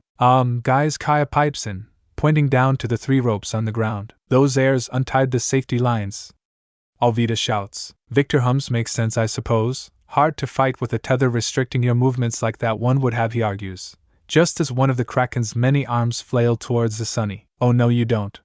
Frankie rocket launcher," the cyborg declares as his shoulder baubles opened up and unleashed a barrage of missiles on the octopus tentacle. "That's okay, but my attack would have popped the bubble, huh?" Valentina says with a side glare. Vivi blushes while Cows shrugs. "If you cut off a tentacle I'll be impressed," he adds with a smirk, getting an eye roll, but the blonde was at least considering it. If you're going to do so, please do it right now. Brooke screams as another tentacle swings for the ship. Sonic release. Vibroblade Sky Slicer. Valentina cries, throwing the Sonic-style saturated claymore out of the bubble, where it spun through the water like a buzzsaw until it cleaved through the Kraken's tentacle. That was awesome! Chopper cheers, and the bubble didn't pop, Artemis adds, helping Medusa Jr. make a yay pose. That technique is super hardcore. What even is it? Frankie asks during a lull in the combat. Sonic style, combining wind and lighting to make something just as sharp as the former and fast as the latter. Should probably deal with this thing before Val and the others cut more pieces off. So time to bring out the big guns, Luffy mutters to himself before biting down on his left thumb at the same time as he shoots out his right fist from the bubble gear. Third armament, he bellows, his right arm inflating to massive size, before with a flicker and pulse of energy the entire limb turns jet black. Holy crap, that's amazing! Super work there, Luffy. Finally got it to work for you then. Good to know. Cows chuckles as he gives their captain a slow clap. But can you counter the sea? Either the effect on your body or just the difference movement within water is? I don't think that thing's gonna wait for Luffy to get into position. Seems the idiot needs a distraction, Sanji mutters to himself, before leaving his bubble with a cry of blue walk. He figured out Jippo, Nami gasps, or is it Zoro? And he's using it well too, not quite a shunshin, but close. Val notes maybe we can give him some pointers, boys. Sonidus's magic as an augmentation factor. But maybe he can use Haki instead, Cows hums. Hirankiakui's a very agile style. The sharp turns it can perform would probably help Sanji incorporate it into his fighting to increase his kicks rather than just as a movement, an agility boost. Victor agrees. Diable jam, Sanji shouts as he spins, igniting his right leg despite being underwater. Bien cute, Grill's shoulder announces just before impacting one of the tentacles with his blazing foot, the attack leaving a grill-like cross burn on the tentacle he kicked, as well as inflicting a significant amount of pain upon the animal's shit. Need air. Need to get back to the bubble, he thinks, as he uses repeated bursts of blue walk to get back to his air pocket, just before the Kraken lashes out in anger. Not that it was going to hit him. Santoryu, crossing the 6 paths, Zoro says softly, as he completely tears through the offending tentacle like it was nothing. I thought this thing was supposed to be strong, he scoffs. He's gotten even better with those swords, as expected. He probably spent the entire 2 years fighting. Robin chuckles. When not ing Ghost Girl, most likely. Alvida grins. He's definitely got a high wind affinity. Those slashes are too clean underwater to be anything else, Valentina notes. Did you two not listen to a word I said? I want to keep it as a pet, so stop cutting my fish, Luffy shouts from on high, before launching his own attack. Gum gum elephant gun, he cries as the oversized fist slams down squarely between the octopus eyes. He blew it away with one attack. Usopp whimpers, just how strong did everyone get? Guys, do you see that there, near the Kraken's breathing tube? Chopper asks, pointing way down below. Is that a shark? Karu asks, frowning as much as her beak would allow. Explains the temper. If there's a shark in its pipes, anyone would be irritable and trigger happy. Alvida hums, then turns on her heel and mutters incomprehensibly while swatting at the air like there was a fly. You gonna deal with that? Frankie asks. No, she'll talk when she's ready, Vivi admits. Her diplomacy training, knowing timing was everything, as well as when to push and when to wait. Hey, that shark is wearing a shirt, or the Sharky equivalent. Think it means something? Kaya asks, thinking the outfit makes the fish look oddly cute. Probably that it has an owner, somewhere in the deep, Victor suggests. Oh, or maybe he's like a Sharky Laboon, Brooke hums, then frowns. I hope not. Then he'd also be all alone in these murky depths. The shirt says Crimin on it, so it's not just got an owner, but a fairly well-off one if they can outfit their pets in Papago's gear, Usopp notices, before the shark seems to wave at the straw hats and swim away. Meanwhile, the currents swept away the unresponsive Kraken, pulling it further into the depths. A current which also was rapidly taking hold of the 3 free-floating pirates. This is why I tied them to the ship. Nami screams as even the Sunny began to be pulled down. Try to rescue now, yell I told you so in their ears. Later, Cows groans. Val, hold the Sunny steady. I'm giving her all she's got. Acting Captain, the blonde groans, Frankie assisting as well. But these currents, even with Sunny's help, it's fighting us with every knot. Just don't hit anything. That's the best we can do for now, he says with a sigh. Stay in the center of the current. We're moving too fast to avoid any surprise outcropping down here, Nami orders, getting nods from Ninja and Cyborg as they fight to keep the Sunny steady. A little later, so status report. Nami orders. Ship is fine, the coating seems to be stable, and we managed to avoid hitting anything despite how crazy everything got, Valentina states with a smile. But we lost Luffy, Sanji, and Zoro in the gloom. Hopefully, they didn't get eaten by the creatures down here, and were simply swept further down the path via the current. Robin continues. Best case scenario, but also the least likely, Nami admits with a deep sigh. We're about 7,000 M down by my best guess, meaning we're well past the halfway point of this journey, Frankie adds. What are the chances the others are already at Fishman Island? Chopper asks, a mix of curiosity and hope in his tone. 0, given it's at least another 3,000 M from our current location. The three might still be alive and kicking, but they're still as lost in the depths as the rest of us, Cows admits, feeling bad when the reindeer starts crying. No need to panic just yet, we can keep searching for them while we descend. I even have some floodlights to help us, Frankie assures the doc, who perks up at more robot stuff. Really? Do the lights come from your eyes? Usopp asks, eager to see. Just wait and see. Frankie, lights, he declares, as what happens is in the name. Talk about some high beams, Alvida laughs, as Frankie moves to the side of the ship, where the lights would actually be helpful. 20 minutes later. So, what have we learned today? Cows asks as the sunny sinks through the murk. Jellyfish are scary, even if they look pretty. Chopper answers with a shiver. There's always a bigger fish, but sometimes that bigger fish also ends up dead, Usopp adds. The emergency exit will eventually kill us if we use too much air? Artemis offers with a shrug. Everything down here looks scary, and vicious. Brooke tacks on the end. Those all seem correct, so at least we learned a few things, even if we still haven't seen a hint of the three idiots. Cows sighs. Hey guys, anyone seen the weirdo who boarded us before all this stuff happened? Kaya asks because he's kind of not on deck anymore. Cows, use that magical bullshit to find him. Alvida orders, getting lightly punched in the ribs by Nami. He's on the ship. Plus, even if he didn't have a devil fruit, going out there is both stupid and dangerous, Cows replies, before continuing to gaze out into the depths. You okay, Pops? Artemis asks as she sits down beside him. Happy or sad you didn't get picked to go diving? I wouldn't have gone anyway, even if Luffy had picked me, Cows states, placing his hand on the bubble and grimacing. The others can ignore it, but the bubble's not enough, not for me to dismiss the feeling. There's no point going out there for me, even if it is hauntingly beautiful. 2 devil's fruits were always going to bite you in the ass one day, Robin coos as she slips in to rest her head against his abs. Didn't expect deep-sea diving to be the first time we noticed it. Fuff as she giggles. What would I give? If I could live under the water, what would I pay? To spend a day exploring the reefs? Cows hums, then laughs heartily. Doesn't matter in the end. I can't change what I am any more than you, sweetie. Found him, everyone. No need to panic.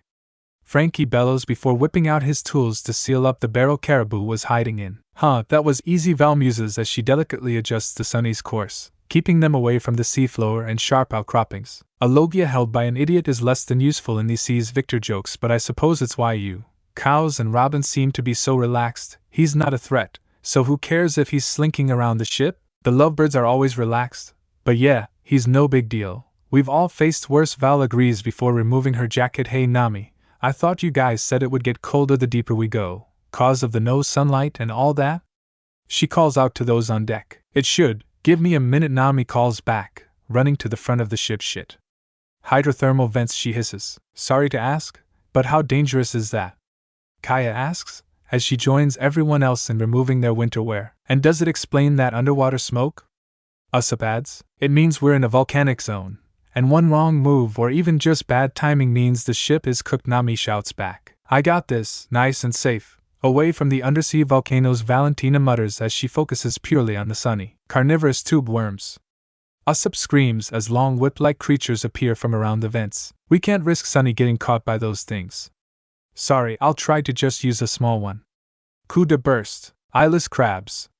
Brooke shouts as more beasties come into view. Coup de burst. I don't know what's going to kill us first, the volcanoes, the sea monsters, or lack of air. Vivi winces as the crew watch the bubbles slowly get smaller and smaller. The sea is scary, and there's no way the others could survive that in just a bubble. We barely managed to in the Sunny. Chopper balls, until Artemis cracks him in the head with her easel. Don't underestimate Uncle Luffy, Sanji, or Zoro. They're some of the toughest guys on the ship, plus a smaller vessel is usually more maneuverable than a large one, so they might actually be having an easier time of this than we are, the artist suggests. I never thought of it that way. Chopper hums. Yeah, they'll be fine. The rest of the crew, less so, as they were almost caught in the blinding trap of a giant anglerfish.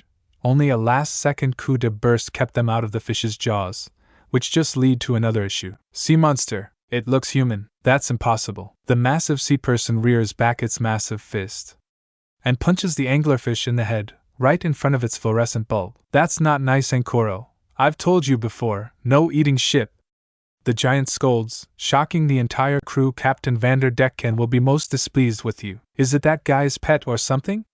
Alvida whispers. Makes more sense than Luffy trying to tame the Kraken, as at least it's normal size to the Fishman, Frankie argues. The moment of peace was interrupted when a decrepit ship drifts out of the gloom. Honestly, if it wasn't already underwater, they'd be concerned about it sinking or just falling to pieces. Here, a Fishman/Merfolk crew could probably keep it moving decently. Well shit, Gigi was right. The Flying Dutchman is real, Victor mutters. Can this day get any worse?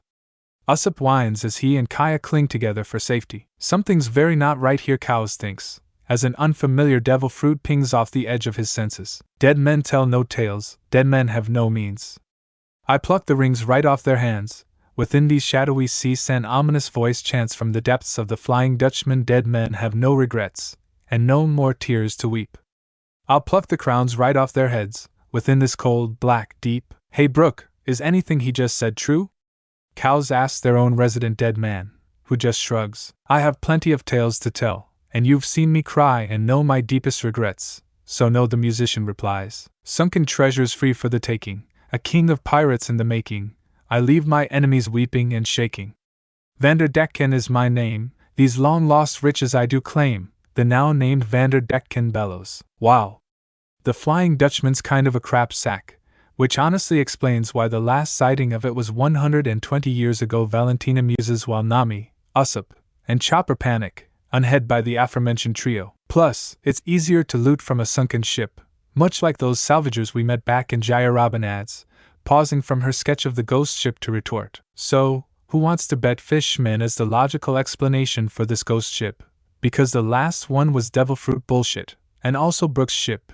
And Thriller Bark probably also counted Freaky Wonders / asks the non-screaming members of the crew. Oh, there be devil fruit bullshit involved too, Frankie. It's just not the only thing on that ship, Cows replies, but yet 10,000 berry on Fishman. 10,000? What are we betting now? Nami asks, snapping out of her panic attack. What's really going on over there? My money's on it being Fishman, and Cows agrees, though he also admits devil fruit shenanigans are involved in some way he's not too sure about yet. Also, Frankie explains. Guys, Kaya squeaks, and not to interrupt the crisis some of you are having, or the debate the rest of you are, but is it supposed to be getting hotter again? She asks. No, it shouldn't be, which is a very bad sign, Nami answers. Listen here, I'm not fishing the treasure out of your stomach, so don't eat the ship, just give it a good knock, Vander orders. The giant Fishman nods and raises his fist with a yell. Well, we're at Artemis Deadpants, and I was having such a nice day too, she sighs, stopping her painting of some of the wildlife they'd passed by earlier. Val on the steering wheel, Frankie launch a coup de burst now. Nami screams. I can't, we're out of fuel. Never mind the air bubble, we don't have enough cola to make a jump. Frankie argues back, we're stuck until I can restock. Any chance you can make a giant hand to block his fist? Victor asks, getting a thoughtful expression from Robin. Not that it matters, as just before Watatsumi could strike the Sunny, he himself was struck by a massive yellow tentacle square in the jaw, sending him tumbling backwards. That was the Kraken. Usopp squeaks. Uncle, uncle, uncle. Medusa Jr. cheers, seeing not only the Kraken, but the bubble containing Sanji, Zoro, and Luffy, all three none the worse for wear. That wasn't on my bingo card, but why they're okay. Alvida cheers, hugging Vivi, who was smiling just as wide. You big bully, Watatsumi whines, before the Kraken performs its version of Gum Gum Gatling, only using its many arms to form a blindingly fast barrage of punches / strikes. Alright, that's enough. I think he's learned not to try messing with my ship anymore, Luffy commands, and the giant octopus complies, no longer beating the giant blowfish man, who crumples to the seafloor.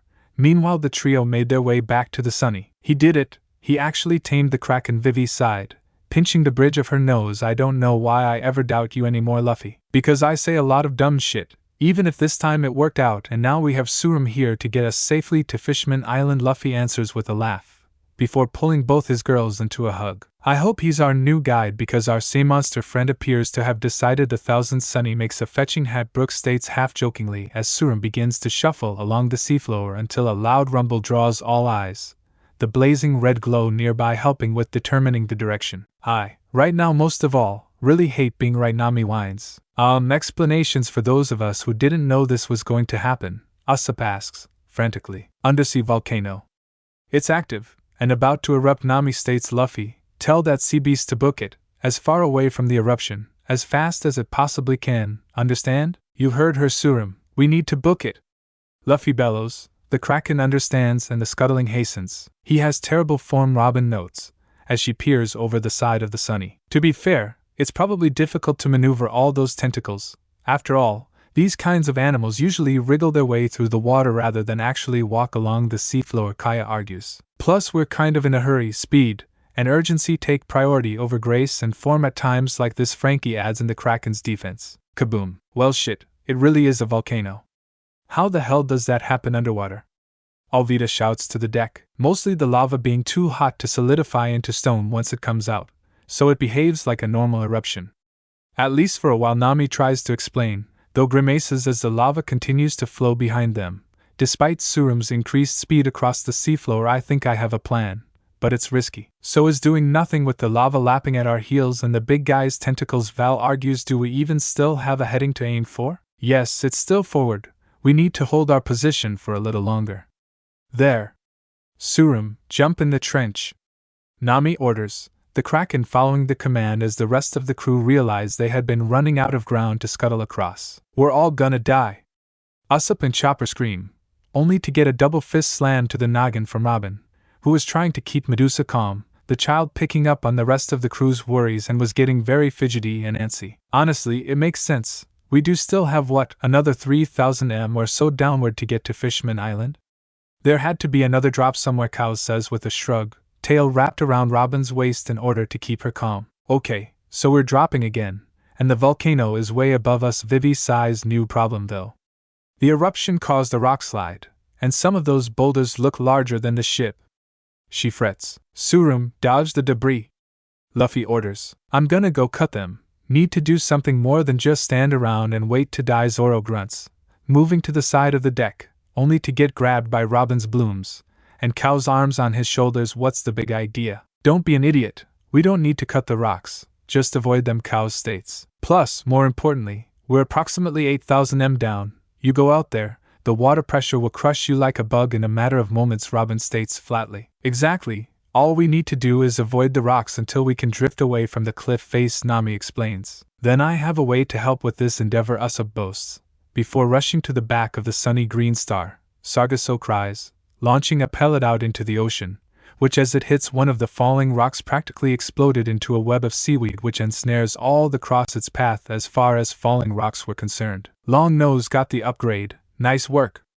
Alvida grins, while Luffy gushes over his crewmate's awesomeness, as he often does. It's not going to hold for long, we need to get away from the cliff face, and out of the line of fire. Usopp declares, come on Surum, swim out into the abyss. I can't believe I just said that. The sniper whines the last part as the Kraken pushes forward, away from the avalanche and into the gloom. We survived. The Straw Hats cheered, as well as thanking Surum for getting them out of danger. Until one of the stray rocks slipped out of the seaweed, and landed right between the Kraken's eyes, knocking the poor beast out cold, and sending fish and ship plummeting into the deep. Okay, who turned on the sun? Valentina groans, wishing light sensitivity hadn't been one of the side effects of her curse mark. We're so far down, it shouldn't be possible, Robin agrees, but here they were, bathed in light as the sunny rests on Surum's back. Maybe the mangroves have light roots? Artemis guesses as the rest of the crew come to. Are we dead? They always say go to the light when you're dead? Brooke asks jokingly. No, I think we're here. Are we here, Nami? Luffy asks, though the grin seemed to suggest he already knew, according to the log pose. We finally made it, guys.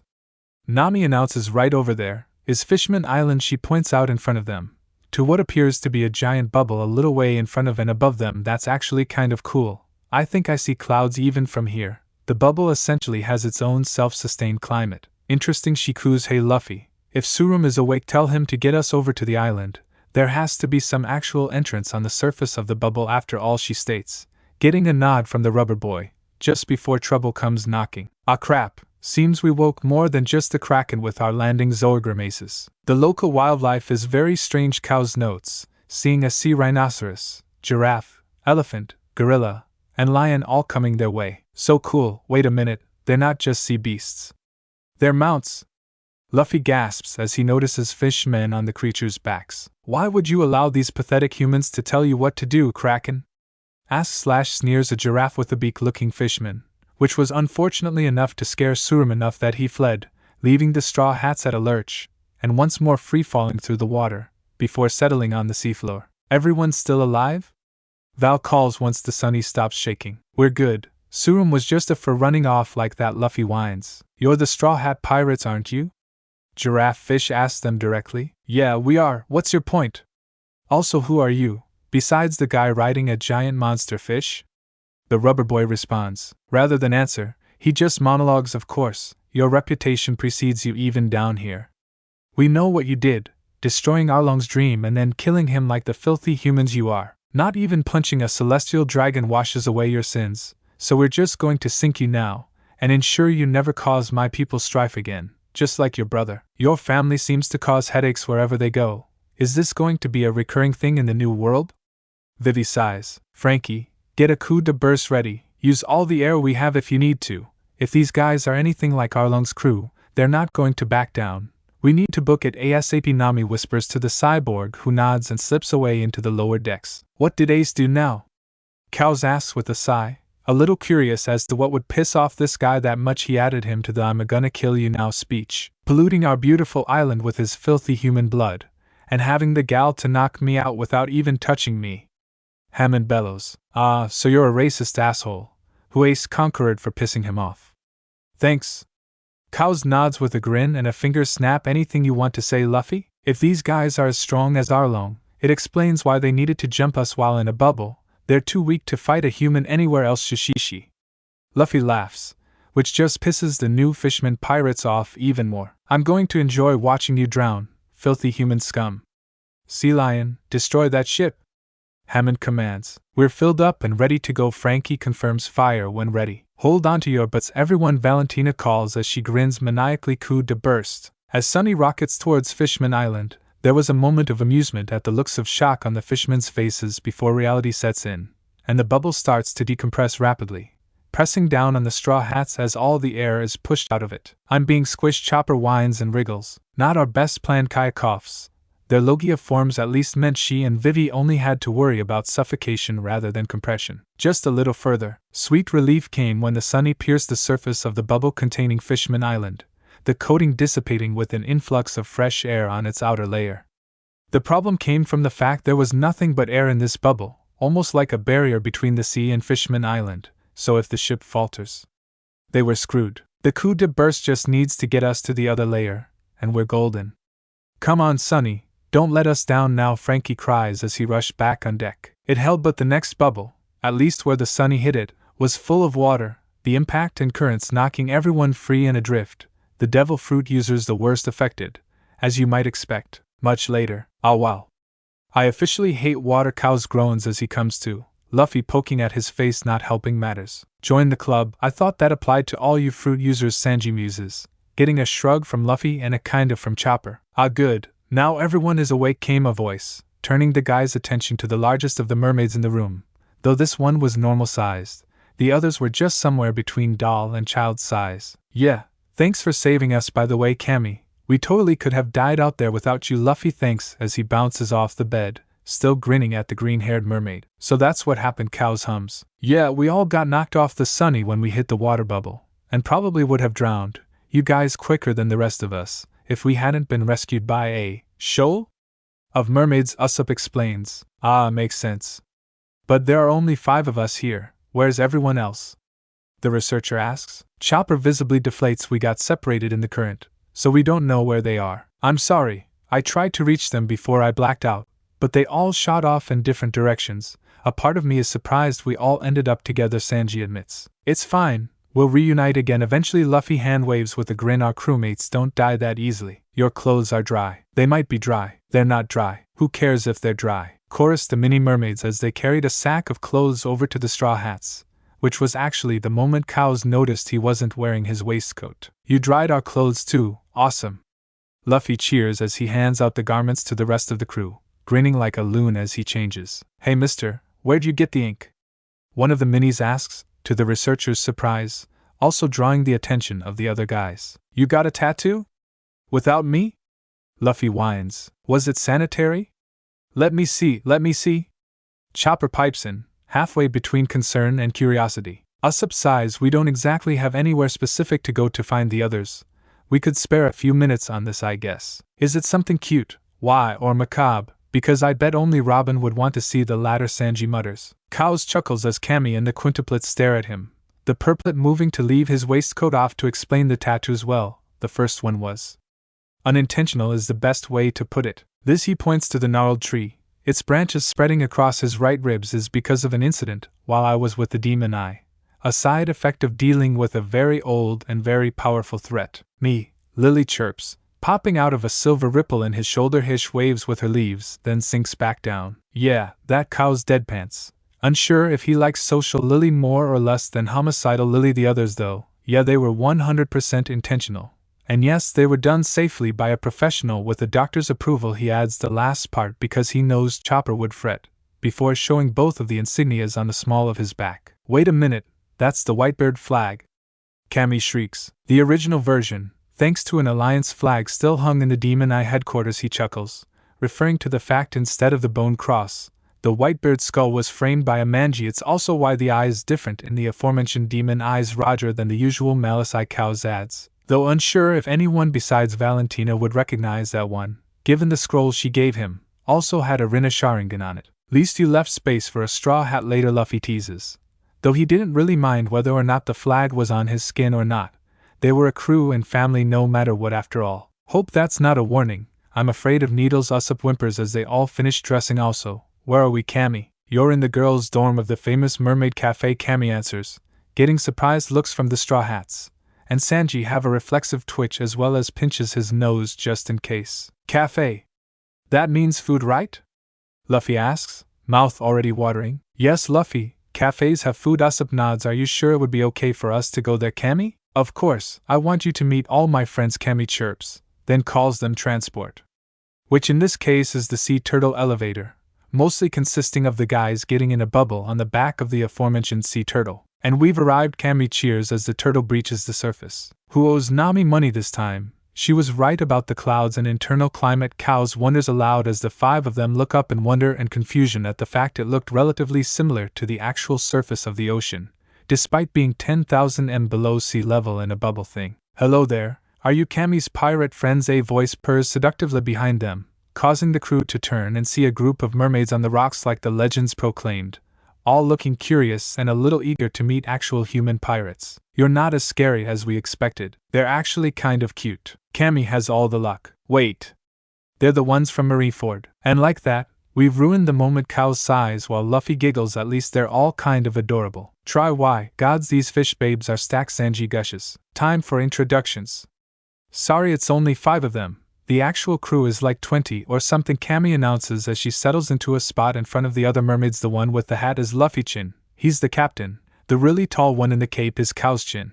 Sanji-chin really likes how pretty this place is. The guy with the long nose is Usopp-chin. And the raccoon is Chopper-chin. She lists off, Cows grabbing Chopper before the reindeer could maul the stupid mermaid. Elsewhere, Anzin Sochi. Luckily the coral was empty at the time, as otherwise they would A. have been blinded by the sun-level flash of light, and B. potentially crushed as 5 people drop on their heads. Pain, so much pain. Artemis wheezes as she forces herself to sit up. Let's see, Auntie Val, Vivi, Alvida, Uncle Victor. Shit, where's Mom? Super! Entrance was bellowed as Frankie leaps out of the air, Nami and Kaya over his shoulders and Robin against his barrel chest. Medusa Jr., huddled between her mother and the friendly cyborg. Hey guys, got worried for a second seeing that flash of light there. What the hell happened? An experiment, one I was hoping to test before having to use it in real life. Artemis groans, before pushing up her shirt to show a set of glyphs running down her torso. At least I know it works, even if it hurts like an electrical burn. and luckily it grabbed everyone around me, rather than the personal teleport I was trying to design. But hey, everyone's alive, right? She says with a shaky smile. Almost Frankie hums as he sets the girls down and does a quick headcount missing. Honestly, all the guys beside me and Vic, as well as Vivi's duck crew. I'm sure they'll be fine, Valentina croaks as she stands, the rest getting to their feet slowly. The guys are tough as nails. Even if half of them are like us, they'll find a way, or Jashin will for them. I'm not putting my husband's life in the hands of a god known for sacrificing people. Any chance we can go look for them, like now? Vivi asks, already dry due to her sand fruit drinking in all the moisture. Well, excuse me, princess, I'll worship who I chose. We don't all have a pantheon to choose from. Anyway, does anyone have observation hockey good enough to scan for the others? Valentina huffs. No, most of my training went into armament, Alvida admits. Not on the level we need for something like this. We'd have needed Pops to land here with us for that, Artemis adds. Didn't learn hockey. Nami and Frankie both admit with a shrug. I can try to use my blooms, but we might as well just walk around and search normally given the unfamiliar landscape, Robin suggests. That's a fair point. The easiest option would just to explore, and find either more people to ask about if they've seen them, or find them ourselves, Kai agrees. Plus, we do need to find the Sunny if we ever want to leave again, so some local help would be nice. Given I doubt our entrance was subtle, Frankie chuckles, getting nods of agreement from basically everyone. Back with the mermaids. Dreams really do come true. Sanji cries as he leaps at the crowd of busted mermaids. Sanji. Oh dear. Chopper frets, while Luffy giggles. Honestly, we probably should have seen that coming, Usopp mutters, pinching the bridge of his nose. He may try to maintain control, but he's still Sanji in the end. Cow smirks. This was always going to happen. Lucky Cook, getting to swim with mermaids. I wanna swim, Luffy whines. Oh, you can, we just need to get you a bubble. They'd have you done lickety split in town, Camie assures him. Oh, sounds fun, Luffy grins. Hey Camie, if it's not too much trouble, there's someone down here I want to see. Besides Hachi, to see how he's doing, of course. The mermaid princess, I presume. Biggest draw on the island, the mermaid winks. Nope, though I'm sure Sanji and Cows will, Luffy hums, but I wanna see Jinbe again. You know, they call him boss down here, Camie corrects. Wait a minute, Luffy, you're not talking about the former warlord, are you? That Jinbe? The one we teamed up with to rescue Ace? Yes, Cows answers, appearing behind Usopp and causing the sniper to yelp and fall into the water. He's a nice guy on a good day, both from what I saw at Marineford, and what Ace has said about him since. So Jinbe and the Pirate Empress, you guys make the weirdest friends when we're not around, Usopp mutters as he scrambles back onto land. Vivi made friends with vampires, Zoro got with a ghost and a marine. So it's not just us who made weird friends while off training. Luffy pouts, then perks up again. I can't wait to see Jinbe again, he cheers. I wonder how much stronger he's gotten in 2 years too. Anyway, you know where we can find him? Yeah, but it's a bit far out. Boss Jinbe isn't allowed to live in the main city after resigning from the warlords, as we have to treat him like any other pirate.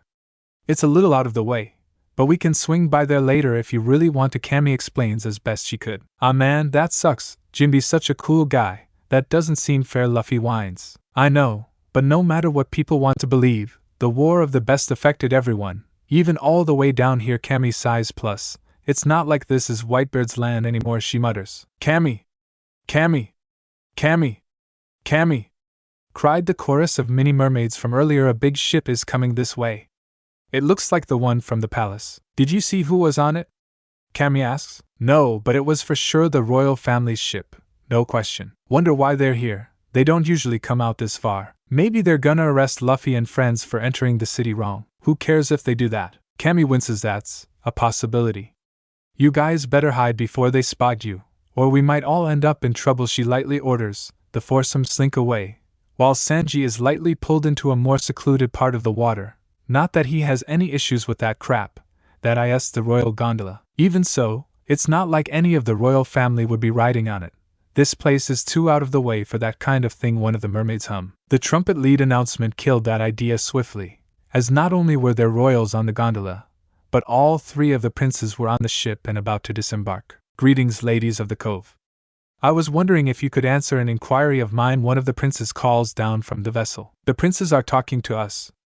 One of the mermaids squeals. I'm gonna take that as a yes. The eldest, Fukaboshi, thinks before beginning his inquiry. I've received word that we had an illegal entry into our land. Have you by any chance seen these intruders? He asks, the other two being dumbass so even he tuned them out. I'm sorry, nobody has come through that could match that description. They sound like riffraff and thugs. Are they really that big a deal the royal family themselves are looking into this? The mermaids answer and respond. Fukaboshi nods that is possible, though we won't know for sure until these interlopers have at least been identified, if not during capture. He continues. He doesn't know Latida. Raboshi sings. Who cares? Let's dance, yay. Manboshi cheers, already swaying to music only he can hear. I really should have gone myself, Fukaboshi thinks with an internal sigh. Thank you anyway for taking the time to answer our inquiry. We won't take any more than necessary, and continue our search. Please, don't hesitate to contact if you do happen to see those intruders, okay? The prince requests, getting nods and waves from the mermaids, and they re-enter the ship and it drifts away using its bubbles. They're leaving, we're in the clear, Usopp says, heaving a sigh of relief. I won't be too sure, mostly due to that Cows pinches the bridge of his nose while pointing behind him with his other hand, or more importantly the billowing steam. Sanji? Luffy asks. Sanji Chopper nods, face palming into his hooves. I suppose it was too much to ask for him to not explode from all these girls around him. Unfortunately for everyone, the steam cloud did catch the prince's eyes, causing them to order the ship be turned so they could investigate. Well, at least we know why he passed out and started boiling. Second time he's met a mermaid, and the second time it's happened. Cows cackles as he and Usopp release Sanji from the mermaid who tried to help him hide his one true weakness. A face full of mermaid titties. Zessa sees. I'm sorry. I was holding trying to help hide him. I guess I squeezed too hard. The mermaid initially winces and squirms. This is all my fault. No, this was probably going to happen eventually. You just had the bad luck to be giving him an eyeful of the goods when he finally reached his limit. Luffy assures her right now, we have bigger issues to face. You can't be serious, Luffy-chin. The princes are some of the best fighters in King Neptune's army. Camie squeals. So is it good or bad that they're sending other guys to deal with us instead? Usopp asks as the Ammonites drop from the ship onto the reef, tridents ready for battle. There you bastards are! Cried Hammond as he leaps over the coral with his two goons. Seems you get a stay of execution after all. Hodi Jones wants to kill you himself. Or at least Straw Hat and Mirror Demon. Great, this guy again, Usopp groans, then turns to see Luffy and Cows playing rock paper scissors. Is now really the time? I lost. Thanks a lot, Long Nose. Cows pouts as Luffy cheers. Have fun, Lou. I don't need more than a minute for these dumbass. Gears second, Luffy boasts as he activates his gears, dodging the Fishman's net gun, then with 3 consecutive jet pistol took out all 3 Fishman pirates in one shot each. Luffy, behind you! Chopper cries as the beast/mount they brought with them attacked, only to be pacified with a momentary burst of conquerors. You're getting a lot better at that, as well as more precise. Cows grins. For one, it's still conscious. And another, it was only him. Luffy agrees, before petting the sea beast. Quite impressive, especially for your age. Fukaboshi compliments also. It seems we've gotten off on the wrong foot. At least now we've been able to confirm you to be the Straw Hat Pirates. Your method of entry was unorthodox, but at worst it would be a small fine payable when you leave for the New World. But what we actually wanted to do was pass on a message from Jinbe, the prince explains. Oh, ops. Maybe don't send the royal guards at us next time. Cows chuckles. I'm just glad you didn't attack them. Then we'd all be screwed. Chopper muses, side-eyeing the researcher who just grins down at the reindeer. So Jinbe wants to meet us at Sea Forest, wherever that is? Thanks, saves us the trip to the Fishman district. Luffy grins as Fukaboshi relays the message from Jinbe. Happy to help. Now if you'll excuse me, we do have several other errands to run today. Running into you was a happy accident, the Bluenet Merman adds. Oh come on man, can't we have some fun with the ladies? They're right there and shaken, the youngest prince whines, but is ignored as the ship begins to turn away once again. They seem nice, Luffy hums, waving loosely at the ship. So, what do we do until Sanji wakes up? We can't just leave him here to cook all the fish, Usopp asks. I think I know a place. Camie suggests. She's got no issues with humans, so at least giving your friend somewhere to come to should be no problem. Thanks, Camie. We'll try not to be any trouble. Cows winks. Hey Luffy, one moment please, I want to check that cut on your arm, Chopper asks, drawing attention from the others as they hadn't even noticed Luffy had been cut. Sure, probably nothing though, Luffy responds with a shrug, though sits down so Chopper can examine and check the wound, the reindeer grimacing as the sample turns his concoction a deep blue. As I thought, it's poison, he sighs. Really? I feel fine though, Luffy shrugs. You must have developed some kind of immunity, or at least antibodies to deal with poisons of this level.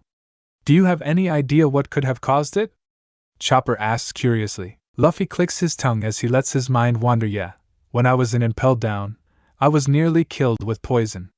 That must have been the reason. He laughs with a clap. Magellan, holder of the Doku Doku no Mi, yeah, him dosing you and then Iva healing you probably did the job. Cows groans while Chopper and Usopp panic now. What was Camie saying about somewhere to put the steamed pervert? A short walk later. This is the home of the owner of this place, Madame Shyarly. Camie explains, the current Straw Hats entering with the unconscious Sanji on their shoulders, Cows at the back, which was lucky as a crystal ball was tossed at high speed at his head, just barely avoiding doing too much damage, though the projectile did graze his cheek before shattering against the doorframe. Hey, what's the big idea? Luffy shouts at the large mermaid sitting before them, her eyes boring into the elder Straw Hat. That attack had intent, it had anger, not the flat bigoted crap from the weaklings outside. This was targeted, direct, personal. Why do you hate me so much? Who did I kill? So Arlong, huh? What makes him so special? Cows asks, eyes curious, hands in the pockets of his waistcoat. You killed Arlong, you human scumbag, and I'm going to send you there myself if I have to. He was my brother. He was a bastard. But that doesn't mean I can just let you walk around like it was nothing, like he was nothing. Shyarly scowls, fists clenching hard enough her nails broke the skin of her palms. You're Arlong's sister? But you don't have a nose like he did. Luffy asks with a yelp, then drops off to confusion. I'm sorry for your loss, but I'm not sorry for what I did, Miss Shyarly.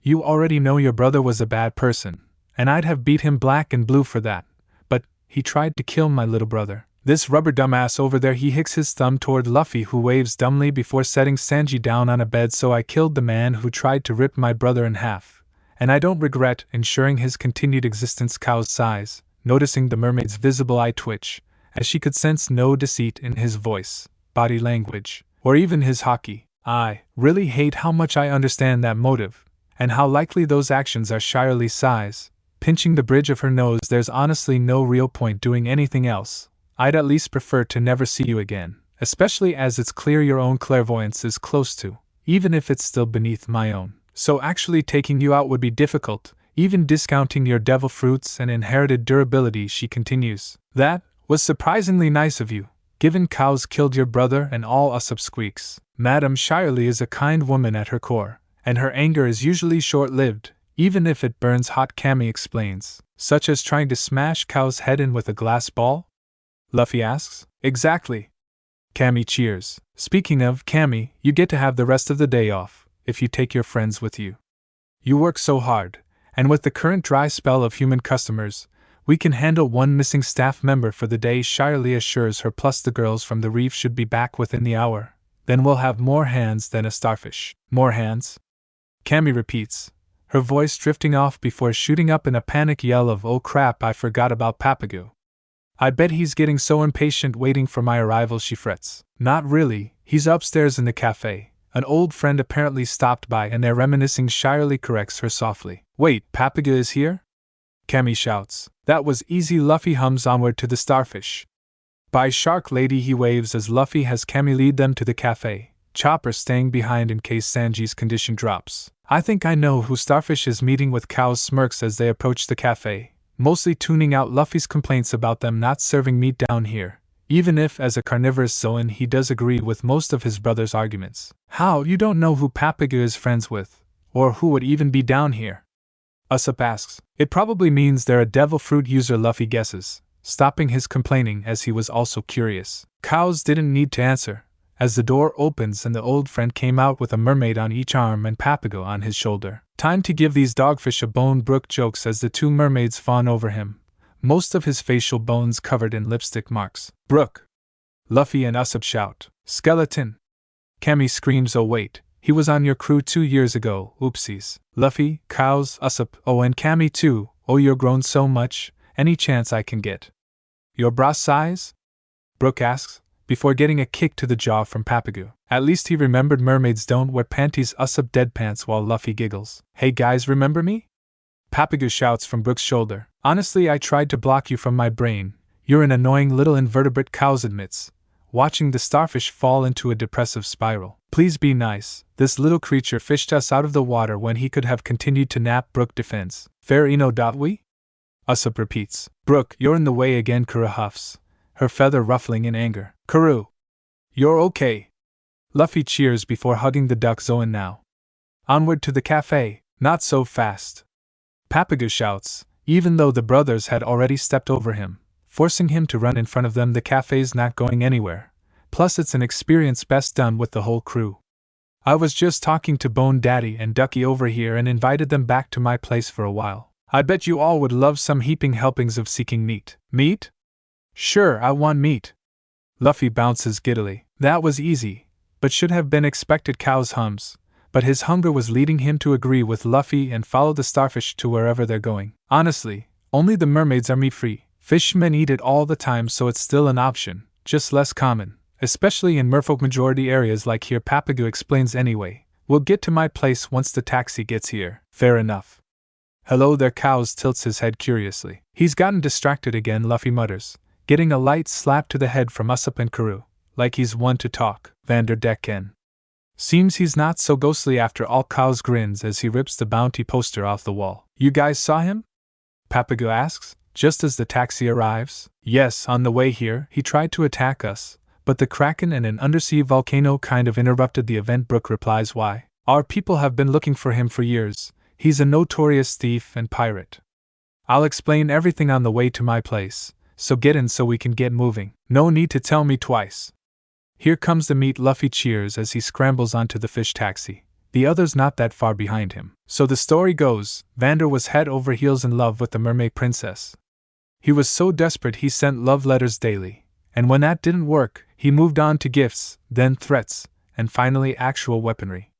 As you might have guessed, that made him enemy number one of the Ryugu kingdom. Papagu explains. Plus, her father King Neptune sent the 3 princes we met earlier on hunts for Decken, but as you might have guessed, they were unsuccessful.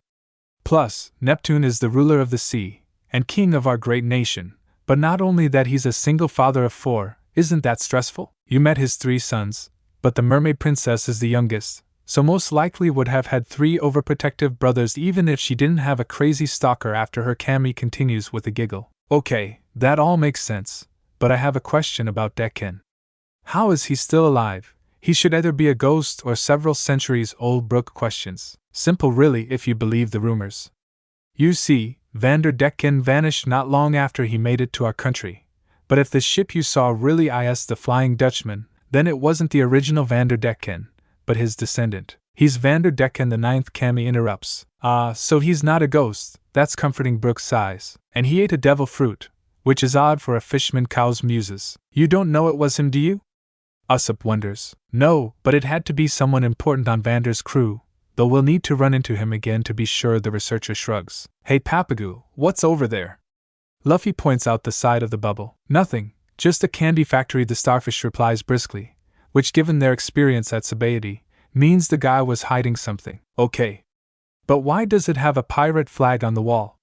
Luffy continues. Because it's a sign our kingdom has Yonko protection. Camie answers. We used to be protected by Whitebeard, but after Marineford. Well, he survived, even won, but he's clearly not at his peak, so when Charlotte Linlin came a-knocking, he didn't fight her for it. The mermaid continues. We have to pay her in candy for the protection, but on the other hand, we're protected from external threats by the power of the Big Mom pirates. Papka adds. Sure, it was better with Whitebeard, but if all she's asking for is a ton of undersea sweets, I doubt anyone would be too upset about it, especially given what could have happened to this place if she hadn't agreed. I mean, sure, she's not running a charity, but she's still protecting you guys, so she's probably not a really bad person. I wonder if we'll ever meet her. Luffy wonders. We're already halfway through the list, just need to meet her and Kaido and we've got the lot. Cows chuckles. After all, they knew Shanks when they were kids, and met Whitebeard during / after Marineford. And now we've reached our destination, the place where all the important fish folk live, Fishberry Hills.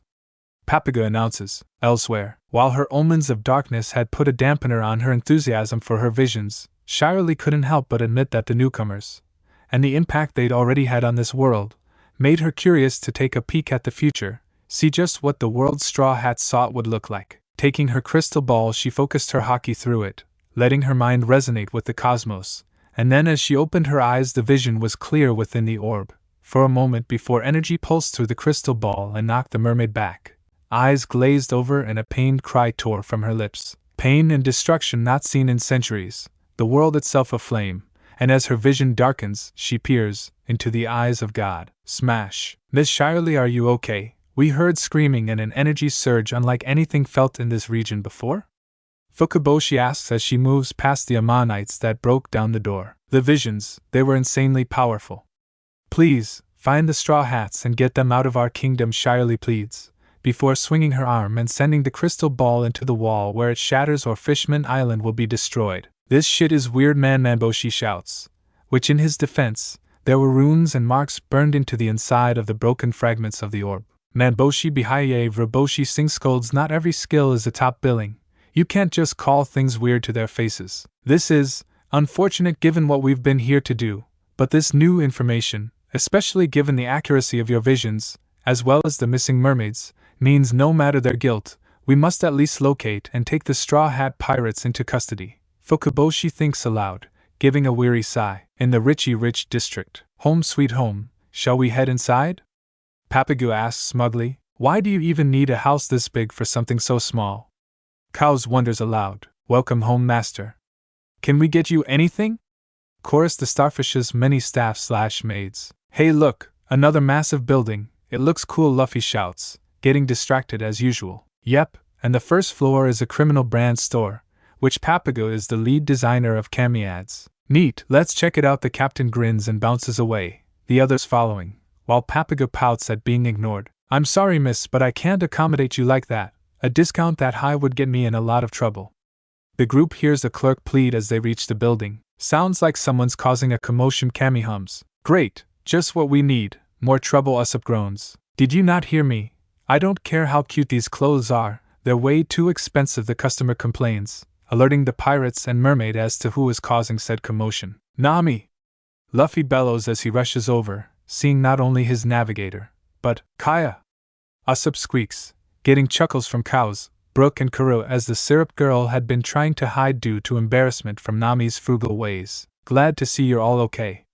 Oh hey Camie, happy to see you too, Nami grins, hugging the mermaid who laughs as she hugs back. Great to see you too, Nami-chin, Camie squeals. Alright, what seems to be the problem here, everyone? Papagu asks as he waddles into the store. Oh thank goodness you're here, Mr. Papagu. This woman is demanding half off for her purchases. Much like her current wardrobe, the clerk complains. I'd say 1/4 off in that case. She's wearing shoes and jeans. It's just a bikini top that's revealing, Cows mutters. But Nami had bigger things to worry about than her crewmate's comments on her outfit. For now at least, as she grabs the starfish by the cheek and lifts him to eye level. So, you're the one in charge of this scheme, I? You lower your prices, or I lower you, Nami threatens. And while the clerk was already stressed, things seemed to just be getting worse and worse. You see, that's not how things work, hon. The price comes from the brand. People want items made by me, and pay a lot of money for said branding, Papagu explains. But like most straw hats. Nami, don't give a. You weren't listening. Lower your prices, Nami states directly, as the starfish squirms and finally leaps out of her grip. Okay. Listen, we're all friends, right? No, pretty sure Cows and Artemis would have cooked you up and eaten you if Sanji said anything went well with starfish, Luffy admits, derailing whatever Papagu was about to say for a moment. Anyway, I'm sure we could work things out amicably, as thanks for saving mine and Camie's lives 2 years ago. So for 1 day only, take all you can carry, it's all free, Papagu announces. Really? Nami asks, her eyes flickering to berry symbols for a second, before as the starfish nods, she turns to the researcher. You think you can take the whole store? She asks, partially a joke, but also a challenge. I can try, he cackles. Before unleashing his upgraded power, everything in the store was consumed in a silver tidal wave. Before the material was reabsorbed into the depths of his cloak. You can sort through this crap later. But either way, it's all gone. Don't worry, I'm sure something in this store was your size, Nami teases with a wink. Wow, talk about a sale. Or maybe a steal's more appropriate, Nami-chin. Camie giggles as Papagu regrets his life choices. You don't know how good Miss Nami is at saving money, Brooke laughs, then pauses. Can anyone else hear an odd racket? The skeleton asks, prompting the others to look outside. I think it's coming from that whale, Luffy points. Jaman, is heard on repeat as the animal slowly floats down to the level of the residence, revealing the whale had a rider, a massive merman with a thick bushy orange beard, deep blue scales, a bright red nose, and a huge golden crown. What is he doing here? Papago squeaks, as everyone but the Straw Hats stop and stare in awe, the pirates merely staring in confusion. So, who's the old guy? Luffy asks bluntly, best guess, mostly due to the crown. He's King Neptune of Ryugu Kingdom, aka Fishman Island. Cows responds while the others facepalm at their captain's inability to understand obvious cues. You are correct. I am indeed King Neptune. The massive mountain of a merman booms, then turns his head. Are these the travelers you met earlier, Melagos? He asks, a familiar shark popping up from behind him, barking happily and nodding its head. Hey, don't we know that shark from somewhere? Usopp asks. Seems familiar. I think it's the one that came out of the Kraken when Luffy punched it. Nami answers. After all, how many sharks do you see wearing Crimin brand merch? So that's where he went after we saved him. This is his home. Luffy grins. Hear my words, Straw Hat and friends. Neptune intones. The reason I am here is to invite you all to the Ryugu Palace. He actually sings like he's in an opera at that last part. Well, this should be fun. Cows grins while Camie and Papago freak out in the background. So are Kaya and Usopp, but he kind of expected as such. This kind of crap hadn't happened in a while. They had lost their immunity to Straw Hat related weirdness. Is that a big deal or something? Luffy asks. When a royal personally invites you to the palace, yes it is, Luffy. Karu explains, the captain at least nodding in agreement. Given if anyone would know this, it would be Vivi's oldest friend and species-divided sister. Neat, not sure the locals are too happy about it though, Luffy notes. To be fair, if a crew of random fishmen or merfolk showed up in Alabasta and Vivi let them in, don't you think the locals would find that weird too? Nami asks. If they were friends of ours, no. Oh, maybe it's cause we're friends with Jinbe. Luffy suggests. Hey old guy, this palace place, does it have food?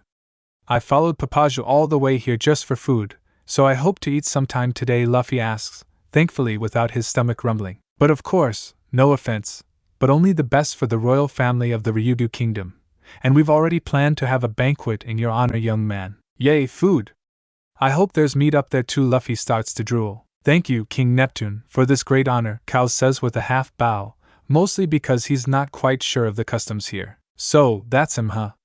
I hope you're right, Newgate, and that the papers were lying about his predilections, Neptune thinks, then turns to the shark. I trust you can get them to the palace safe and comfortably, Megalo? He asks. The shark yips and nods before floating down so they could climb around, though not before playfully bumping its snout into Luffy and Cow's, and getting a taloned hand scratching just behind his gills in response. He's so sweet, not anything like you'd expect a shark to be. Kaya hums as the gang start to climb onto the shark, then stops when she notices Camie and Papago just standing there, staring. Are you okay? Do you need help getting on the shark? We're not allowed to go, Camie replies. It's forbidden, Papago adds. Don't care. Get on the damn shark before I get hungry. Luffy whines. While more blunt than I'd like, Luffy has a point. Our friends can come along, right, Gramps?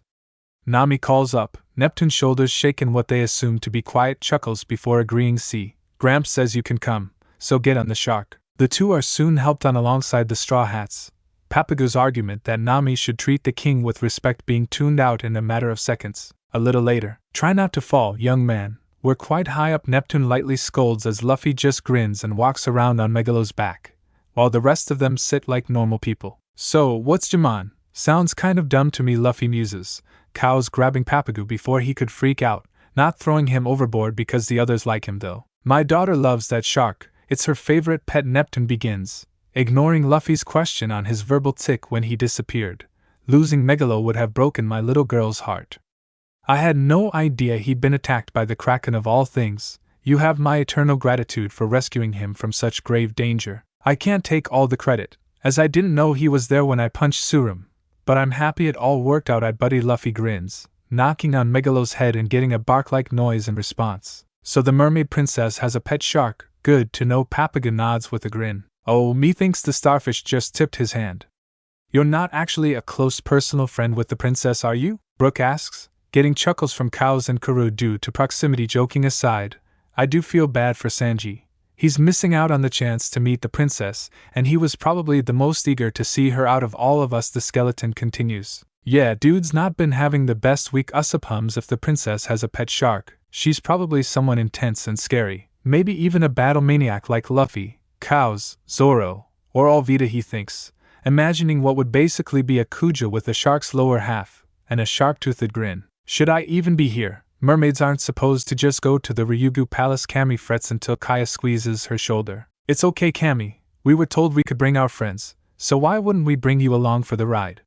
She asks with a soft smile. By the way, I sent my sons to locate you, but then I got bored waiting in the palace, so just decided to come down here myself, Neptune admits with a chuckle. Could have told us that. They just passed on a message from Jinbe, then went about their business, Luffy hums. Really? I'm sure I told them to bring you back to the palace, Neptune hums, brushing his thick beard. Oh well, I'm sure they'll find your friends and we'll all meet up at the palace, the king hums with a shrug. I hope they get back soon. We're having a banquet, you see, and I'd hate to hold off much longer. You and I think alike, old man. We're gonna be best buds, Luffy agrees, both of them starting to drool, to Nami's annoyance. Oh right, one more thing. We already found one of your friends and brought them to the palace. He was very rude, and immediately started drinking without even waiting for the other guests to arrive. Don't remember his name though. Zoro, all the Straw Hats immediately supply has to be him. Probably. Either way, no matter what happens, my soldiers will locate and transport your crew to the palace post haste, Neptune assures them. Speaking of, where did everyone else go, Nami? Luffy asks curiously, or did you wash up all by yourself? Honestly, the rest of us all ended up in the same place, partially due to something Artemis did, but Frankie managed to grab hold of me and Robin with no trouble. Speaking of, he's kind of on a personal errand at the moment. Val and Victor went along as they were also heading to the Fishman district for one reason or another. Robin went off with Vivi, Artemis, and Medusa for whatever she normally does when she disappears. Kaya went with me, and I have no idea where Alvida went, besides on her own, Nami explains. Besides looking for something to eat. Yeah, I got nothing either, Kaya admits with an embarrassed laugh. Makes sense, everyone has their own stuff they need doing. Hopefully, they won't get into an incident without us, Kao says with a lazy grin. That's Luffy's job, so they're probably fine. Usopp shrugs, getting a nod from Luffy, knowing his luck by now. Hey Fish King, I have a question. How is it so bright down here 10,000 and below the surface of the water? Nami asks. Neptune gives a rumbling laugh before he answers. I'm sure that's the same question our ancestors had when they found this place. Because yes, this is the one place in the deep sea where the light reaches. It is a glowing beacon for all of Fishman and Merkind, has been for as long as anyone can remember, and the records claim. We owe the light to the mighty Sun Tree Eve, whose roots reach all the way down to these depths, carrying the light from the world above down to us here in the Ryugu Kingdom. Sun Tree Eve? Nami repeats. Seems Artemis was right about light roots, on a technical level at least, if not the correct name. Brooke notes. The great tree not only brings sunlight from the heavens, but its respiration supplies our island with the oxygen even we fish folk require to live. Our very existence is due to that tree. Interesting. Does this have anything to do with the mangroves and Sabaody? Usopp wonders aloud. Bored now? Hey old guy, are we almost there? Luffy whines. Of course, young one. Ryugu Palace is right ahead of us, Neptune declares just before they reach the next bubble. Then whale and shark fly to the proper entrance, unlike the last time the Straw Hats did something like this. Boop. Yeah? The gate guard relays. Neptune. Oh shit, sorry sir. I'll open the gate right away, the Fishman panics. Oh, one more thing before we go in. You'll need these, Neptune says, pulling a handful of pinkish corals from his bushy beard. And these are? Nami asks before the others could, examining her own piece. Bubbly coral, it lets you make a personal bubble whenever you want, Camie explains. Something the devil fruit users in our group will need most of all, Usopp notes. We don't get land dwellers often, so most of the palace is submerged in water. We don't want anyone drowning, so please use the corals before we proceed, Neptune explains and requests. Nami and Usopp nod, depressing the end of the coral and forming a bubble large enough for the whole crew. Only then did Neptune command Hippo and Megalos to swim through the gateway. Jamon, we're here, Neptune announces, the visiting group stunned speechless by the wonder of the palace, as well as the abundance of wildlife. Awesome, all these dragons look so cool, Luffy cheers. Indeed, the opulence of this place makes Papagoo's house look like a simple shack. Brooke adds an agreement. Buy me one of these, Luffy. Nami begs. Nope, unless your names are Vivi or Alvida, I don't have to buy you expensive gifts, the straw boy shrugs. Damn it, well, at least he's loyal, Nami sighs. Oka. No. Oh come on. You're not the second or most beautiful woman in the sea, you're maybe the third. Once they entered the palace, the group disembarked from Megalos, though luckily they were able to take the bubble with them, probably why it was called a personal bubble. Make yourselves at home, Straw Hat humans. You are my honored guests, Neptune declares with an unseen smile. Not again. And you brought guests too. Who the Straw Hats assume to be one of Neptune's advisors bellows. I've told you not to leave the palace on your own, but do you listen? No. If you don't bring guards, or even inform the staff, you can't leave the palace. Shame on your sire, another scolds. Apologies, Jaman. It won't happen again. Honestly, I was expecting something more like iceberg than this cow's hums. You mean something like I'm the king, I can do what I want, that kind of response? Usopp asks. In a nutshell, yes. Weird, shouldn't his wife be doing that? Luffy thinks aloud, only to get chopped in the head by Papagu, then get distracted by the smell of food, not that the former mattered due to his devil fruit. If you two would stop scolding me for 10 seconds, you'd see I brought back some very important guests. They're the pirates who saved Megalo from the Kraken, and at least 2 of them are friends of Jinbe. Neptune attempts to defend himself, pointing behind him at the Straw Hats. Well, some of them. Now, let's welcome them properly so I can at least attempt to regain some dignity after that tongue lashing. He pauses, looking confused. Where is Shirahoshi? The princess should be here for this. Especially, well, I suppose I don't have to address it so long as I pretend I haven't noticed. The king mutters the last part to himself, but his large size meant his advisors and the pirates all heard him. Your Highness, we had another incident, and she found out. Don't give her another thing to worry about. She's a very delicate girl, you know that. Neptune scowls. Don't you try to pin this on us. Do you know what would also stop her worrying? You staying in the palace where it's safe rather than running off on your own without guards or even leaving a note. This is going to be a recurring problem, won't it? Karu asks with sweat drops. It's a bit of a problem. You collected the guests yourself. There have been some troubling developments while you were out, one of the advisors admit. Indeed, Prince Fukaboshi called and informed us of something quite worrying. Maybe it would be best if it was explained in private, the other minister suggests. Just say it. I trust these people to behave and keep the secrets, Neptune states bluntly, a hint of pride welling up in the Straw Hats at the statement. So, should we be worried about whatever that is? Brooke wonders. Knowing our luck, probably. Nami sighs. Hey, wait a minute, where'd Luffy go? She asks, turning around to see both brothers had vanished. Oh, come on. It's going to be one of those days, Usopp mutters as he face-bombs. This is the royal palace. You can't just wander around on your own, Papagu shouts. I'm actually more impressed Luffy-chan and Kaos-chan were able to wander off with all these guards standing around, and nobody said anything. Camie giggles, setting Brooke, Karu and Kaya off in the process. Meanwhile, Luffy and Kaos were traveling around the water-filled palace in a separate bubble, oohing and awing at the correct times. Still no food, Luffy sighs as his bubble bounces, but it's down here somewhere. Still an idiot, Kaos pants. Even with the bubble, the water was making him tired and irritable. That will never change. If it helps, there's a dry zone just ahead of us, Luffy announces, about 5 seconds before he passes through the barrier and his bubble pops. Tada. Okay, that is a lot better. But do you really think there's food down this random corridor? Kaos asks. Yup, I figured that would be the response, he mutters, pinching the bridge of his nose before continuing on. Now, we just have to get through those doors and we have all the food we want. Luffy grins as he points to the huge doors the Ammonite just exited from. Should we be at least a little concerned at all the weapons sticking out of the walls? Because if nothing else, it's kind of weird, Kaos thinks aloud. Maybe a little. The door's kind of intimidating, like something out of Impelled Down rather than a palace. But oh well, the most fortified place is where they keep the food. Luffy cheers. Only on the sunny, Kaos argues. And he knows Luffy agrees, as both he and Alvida would eat the sunny empty if given the chance. Just shut up and help me open the door. Luffy huffs, getting an eye roll as both pirates grab and heave against one of the fortified doors and slowly pull it open. It's dark in here. Why would it be dark?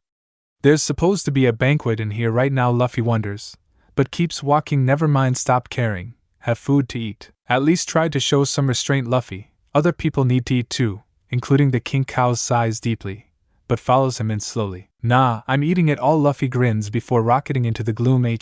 Is this a table? It's squishy. Weird, he hums before face planting into something even bouncier and squishier. Damn it, he huffs, reaching for something to pull himself up. Okay, this feels like coral, but why is it in a banquet hall? It's underwater. They probably make everything with the materials on hand, Kaos answers, at least able to locate solid ground easier than Luffy had. This part's squishy too, and really familiar, Luffy mumbles as he takes a big handful and squeezes, to which a soft gasp is heard. Is someone else here? Can you turn on the lights? He shouts, before scrambling up the squishy wall with some degree of success. Please. It's really weird and creepy standing here in an empty room. Actually, this part is kind of fun, he giggles as the floor starts to behave more like a trampoline. Yahoo! Idiot Cows groans, before flaring his hockey, and stopping dead. Hello, who's there? A voice cries out. Click, let there be light. The same voice cries fearfully. Ah. Bright light. Kind of asked for that, didn't I? Luffy winced as pitch black to shining lights was not a pleasant transition, nor was the floor becoming the wall as he slides off and bounces down to where he began. Holy titty bags. What a horrible thing to do, to bounce upon a defenseless girl like myself. What used to be the floor was now revealed to be a giantess mermaid. Squeaks, are you here to kill me too? Because I'll have you know I'm not afraid of you. Wait a minute, she pauses, as all three of their eyes adjust. You are. The mermaid squeals, though this time it was potentially in joy rather than fear. Well, I'm officially confused. And deaf, Luffy shouts, only to get punched in the head. Ow. That's for bouncing on the mermaid princess's s. Cows growls. Yeah, I deserve that one. Should have waited for Vivi and Alvida. Shishishi. I will hit you again, the researcher hisses, as both wait for the princess to calm down. Ryudu Palace Hard Shell Tower. Eeeeeee. Shirahoshi squeals gleefully. You're actually here, in my room, and it's not even my birthday, she chirps to the pirate's confusion. What the he? Luffy begins before both guys are pulled into a hug by the starstruck royal. Even Cows's long and lanky frame swallowed up by the nearly 40 feet mermaid's tidal wave of bosom, bouncing and wobbling to and fro, as she hugs the two notorious pirates like they were toys, before finally dropping them unsteadily to her bed. That was unexpected, Cows actually giggles, his pale cheeks a deep pink. Yeah, that sure wasn't on my list of reactions to meeting a princess. Luffy nods. I'm sorry, this is so embarrassing, Shirahoshi whines, covering her face in her hands. I'm just a big fan, so meeting you in person is kind of amazing. A really big fan, Luffy blurts out. Wait, how did you know about us? You seem kind of sheltered in this prison cell tower of yours. Luffy asks curiously. Oh, Megalos brought me a den for when I get bored of reading. I saw Marineford. Risking everything to save your family, it spoke to me, Shirahoshi explains, beginning to tear up as she does so. What's being a pirate like? How big's your crew? I heard you kidnapped a princess. Is that true? Are you going to kidnap me? Is it really kidnapping if I ask you to do it? Who's the strongest in the Shyarly? Run that last one back to me, Cows asks. Who's the strongest? Shirahoshi repeats. Cows. Also, I think he meant the one before that, Luffy answers, despite the annoyed look in the taller man's eyes. But Luffy knew his strength, as well as the fact his older brothers were both stronger than him. Does it count as kidnapping if they ask you to? The mermaid asks. Technically yes, especially if your father found out. Cows answers. Any others? Did you really blow up the capital of Alabasta? The papers said you did, but I don't think the princess would be so nice to you if that was the case. Also, this guy in a cool hat turned someone inside out. Did that happen too? Crocodile tried to blow up the capital. I kicked his ass while Cows and Pell dealt with the bomb. Luffy explains. Don't know about Hat Guy though. I'm impressed you remembered his name. Cows chuckles. He was the bird guy and one of Vivi's friends and guardians. Of course I remember. Luffy huffs. Anything else? Whitebeard. Is he a bad guy? He protected our kingdom for longer than I've been alive, but they say he's done so many bad things. The princess bites her lip. Cows sighs deeply. Whitebeard is first and foremost a father, and then a pirate. Marineford was the navy, taking one of his kids, parading them for all the world to see and shouting that they were going to kill him there and then. You can see why he, with the help of every pirate he could get in touch with, leveled the place. I bet if something happened to you, your dad would kill to protect you, despite being kind of a goof. He winks, as something bubbles in the back of his mind. Yeah, Jinbe and Ace said Whitebeard went kind of nuts when Cows nearly died. I don't know, I'd kind of passed out by that point. Luffy mutters, rubbing the back of his head. You're not bowing out just yet, kid. The maelstrom's just starting to pick up speed. Sesasizis. Now, why did you want us to kidnap you? Most people tend to not ask complete strangers that, even if you've been inducted into our fan club. Cows asks. Shirahoshi gasps. How did you know about that? I mean, never mind. I want to leave the palace and see the world. I want to be free from this tower. I'm the age of maturity in my own kingdom, but Daddy still sees me as just a little minnow. The princess shared with them, tail shifting under her so she was essentially kneeling over them. Given the only thing bigger than you in this palace is him, I highly doubt he's that unobservant. Luffy states. You're not a little girl anymore, so whatever is keeping you in here, you should be allowed to stand up and face, or at least be able to help deal with rather than hide in this cage of a tower for the rest of your life. By the way, what are you hiding from anyway? Whoop whoop whoop whoop. The hell is that?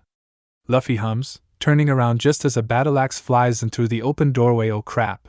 That's not supposed to happen. I'm beginning to see why she lives in an armory. Cows winces, just before Luffy kicks at the flying weapon, only for the handle to snap clean off and the blade to continue flying. Shit. Okay, guess we're doing it this way.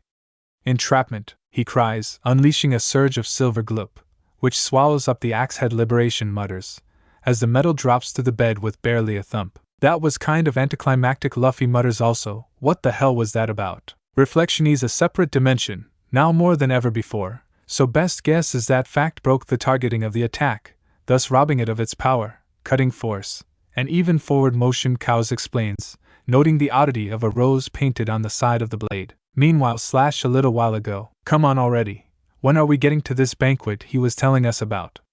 I don't have Luffy's endless stomach and even I'm getting hungry. Usopp mutters. Slash complains lowly. Kaya sighs as she nods in agreement, while Karu quacks sadly. Hey guys, I get the feeling the banquet we were promised isn't actually happening. Nami speaks up, pointing to the soldiers all beginning to surround their bubble, which in that case means I apologize in advance for getting you into this mess. Camie. Nothing to worry about, Nami-chan. You were just being a good friend. The mermaid hand waves, while Papago whines in the background about where his apology was. I'm sorry to detain you like this, but I'm afraid we've had distressing news that you people are suspects in 2 ongoing investigations, one of the advisors explains as he swims over to the bubble. Oh come on, we've not even been here a day, and Luffy was supervised for basically all of it. Nami whines, pinching the bridge of her nose. What have we even been accused of? Usopp asks. For one, multiple instances of mermaid kidnapping, the minister reveals. That doesn't make any sense. All we did since arriving was meet Papago and Camie, take a taxi to the rich district, and then get escorted here. We didn't have time to kidnap mermaids, never mind the motive, Karu argues. Second, by means of Madame Shyarly's premonitions, you are accused of bringing calamity upon Fishman Island. Okay, that one has to be complete bullshit. Fortune tellers are nothing but scam artists. Nami scoffs. Know that from experience, Nami? Brooke asks. Duh, easy money, conning nobles of their money by telling them they have good tidings and an excellent life in their future, the thief admits with a shrug of her shoulders. Madame Shyarly has never been wrong. Based on the charges leveled upon you, we shall be taking your entire crew into custody. Wait a minute, weren't there 9 of you when you arrived? The minister asks, doing a quick head count. Back with Shirahoshi. That is why I'm trapped here, she says, pointing to the rose on the axe head, then tenses as she hears the thundering of footsteps. Oh no, sorry about this, she squeaks, pulling the brothers closer to her, then adjusting her tail to hide them from view, as well as obscure the axe head with her fluke. Princess Shirahoshi, we heard you scream. Are you okay? Did something happen? The minister shouts as he enters the room. I'm fine, I just had a funny dream. I was sure it was real, but it wasn't, and now I'm sad, she pouts. No need to worry about it, princess. Dreams often help you figure out where to go with your life, the minister assures her, helps sort out wayward thoughts and the like. Something seems off. The door was already open when we arrived, one of the Ammo Knights noted. Maybe it was a strong current. It was open when I awoke. Shirahoshi lies as best she could, but paranoia wins out, and the next shadow to grace their line of sight gets skewered. Luckily it wasn't a straw hat or a fishman, but Megalo. You've returned. Shirahoshi cheers as the shark pulls itself off the spear tips and cuddles against his mistress. That reminds me, I have some very dire and vexing news that must be relayed to you post haste, the minister states, stamping his spear into the ground, getting her attention. It's regarding the pirate that saved Megalo, the one known as Straw Hat Luffy, he begins, not seeing the princess' eyes flick down to the bend in her tail due to the shark in his way, nor the look of relief when both guys shrug. Unsure what this old geezer had learned in the 10 minutes since they got here. Some mermaids have been kidnapped, and he's our prime suspect. Also, based on a troubling prediction from Madame Shyarly, the entire Straw Hat crew are considered a risk to the kingdom itself, so we've locked them in a palace prison just to be safe, he concludes, only Cow's hand over Luffy's mouth, and squeezing his neck, stopping the rubber boy from loudly proclaiming his innocence. At least until his brain engages and he remembers people never believe pirates. We already have the swordsman in custody, having drunken himself into a state of compliance not long after arriving in the first place. 6 members of the crew have just arrived and are most likely in custody too, but that still leaves a fair few members unaccounted for. Fret not, princess. We shall apprehend these potential terrorists, and ensure peace reigns in this fair kingdom, on my life and honor. Gurgle. What was that? My stomach? Shirahoshi answers. Oh right, we were meant to have a banquet before all this unpleasantness. I'll have them send food up to you momentarily. The minister salutes and leaves with the guards. Then all four of them hear the many locks and latches click into place on the doors. Shirahoshi exhaled sharply before shifting her tail to allow the pirates their freedom. Sorry about that, but things are clearly not going well outside. Thank you for saving me, by the way. It shows he's wrong, that you're not the bad people Miss Shyarly and the people down at the reef say you are, she states, much more confidence in her voice than when she'd been talking to the minister. Also, as I didn't know until now, thank you for saving my sweet Megalo, she chirps, once more picking up the boys and hugging them, though much less intensely and with no chance of getting lost in her clamshells. No problem, it was a happy accident, honestly. Happy to help, though. Luffy shrugs, before both brothers settle down in Shirahoshi's hands. By the way, I heard them say they had your friends. Aren't you worried? Shirahoshi asks. Not really, they don't have the manpower to actually fight our crew. They also can't count, as given they don't know Kuro is an official crewmate. That fish guy still thinks Cows and I are down with the others. Shishishi. Luffy laughs, grinning widely. Huh, didn't know that. Why is this Kuro not official though? Shirahoshi asks curiously. Because she's his wife's duck, or was just a duck when we got separated. She ate a human fruit like our doctor, and now she's a transforming angel duck, Cows explains, but obviously nobody's seen her do so, and we've been busy for 2 years, so no new bounties have been given, so she's still an unknown to most people. I'm sure Jimmy will snap a pic eventually to rectify that, he adds with a shrug. Ah, I see. I hope to meet this Karu and Luffy's wives. Vivi and Alvida. Luffy corrects, then gets shot up to eye level with the mermaid. Nefertari Vivi of Alabasta. She shrieks. Yep, Luffy grins, while the princess just stares in shock. By the way, what's with the axe? People don't usually try to kill the royal family given how well liked you guys seem to be, so this is kind of a big deal. Is the rose a signature like a Jolly Roger? Luffy asks. Kind of. The rose is clearly him trying to tell me it's him. Like the fact the weapon homes in on me wasn't obvious enough. His name is Decken, and he's a pirate. Yeah, we heard about him from Camie. Cows nods. He's the 8th or 9th one, right? Luffy asks. 9th. Cows replies, sorry to interrupt. No worries. Anyway, he wanted to marry me, but I refused, so now he's trying to kill me. It's why I have to live here in this tower, otherwise, one of those weapons will strike true, and cut me down. You see, he ate the Mado no Mi, and he used it to mark me. Now any weapon he throws will seek me out, no matter the distance or direction, she explains. Gurgle. Damn it, Luffy, this isn't the time, Cows growls as he face bombs. Well, excuse me for being hungry. Now, are we going to beat up this Decken guy or not? If you want food, I have some, Shirahoshi offers, getting an eager nod from Luffy, and a more respectful one from Cows. See, I told you I smelled food, and you doubted me. Luffy huffs. You did crash land on mermaid boobs, so your sense of direction isn't exactly worth boasting about, Cows deadpants as Luffy bounces onto a giant bread roll and starts to chow down. So, this Vander wants to marry you, but also kill you. Pick a lane, buddy, geez. Luffy groans around his meal, Cows nodding from another plate. Well, it's been 12 years and he's still at it, so it seems he's still unsure which he wants from me, Shirahoshi admits, almost humorously. 12 years? No wonder you found us so interesting. You had nothing else to do than read about our exploits. Cows winces after he says that, surprised by the nod. Yeah, basically. Even Barty's talks don't help, even if he too agrees you guys are awesome pirates. Without the papers, Den Mushy and Megalo, who knows what I'd have done by now. Plus father made a rule that people can't visit for more than 5 minutes, which is, honestly, kind of annoying. Yeah, that sucks. Luffy nods, then pauses in his eating as a light bulb goes off. Hey princess, how old are you? 18, the age of maturity in the Ryugu kingdom. Why? Shirahoshi asks. Because that means you were 6 when Vander tried to marry you, Cows scowls. Is that a bad thing? The princess asks with a head tilt. A lot of royals get engaged or betrothed at a young age. Or so I've heard. No, it just means I'm planting my fist in his face if we ever do meet. Cows shrugs as he tears into what he believes is seeking meat, so maybe lighter topics for a while. Got any more questions, princess? Actually yes, what's it like? To see the stars, or feel the sun on your face?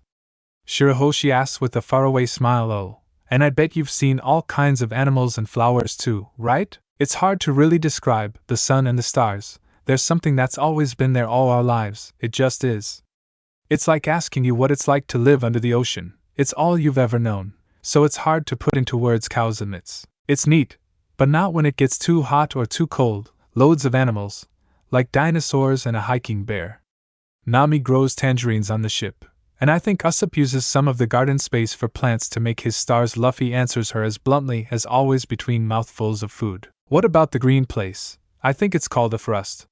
She continues. We basically grew up in one, so yes, Cows nods. That sounds so cool. She cheers, but resists the urge to grab them and cuddle the pirates like teddy bears again. She's strong, she can do this.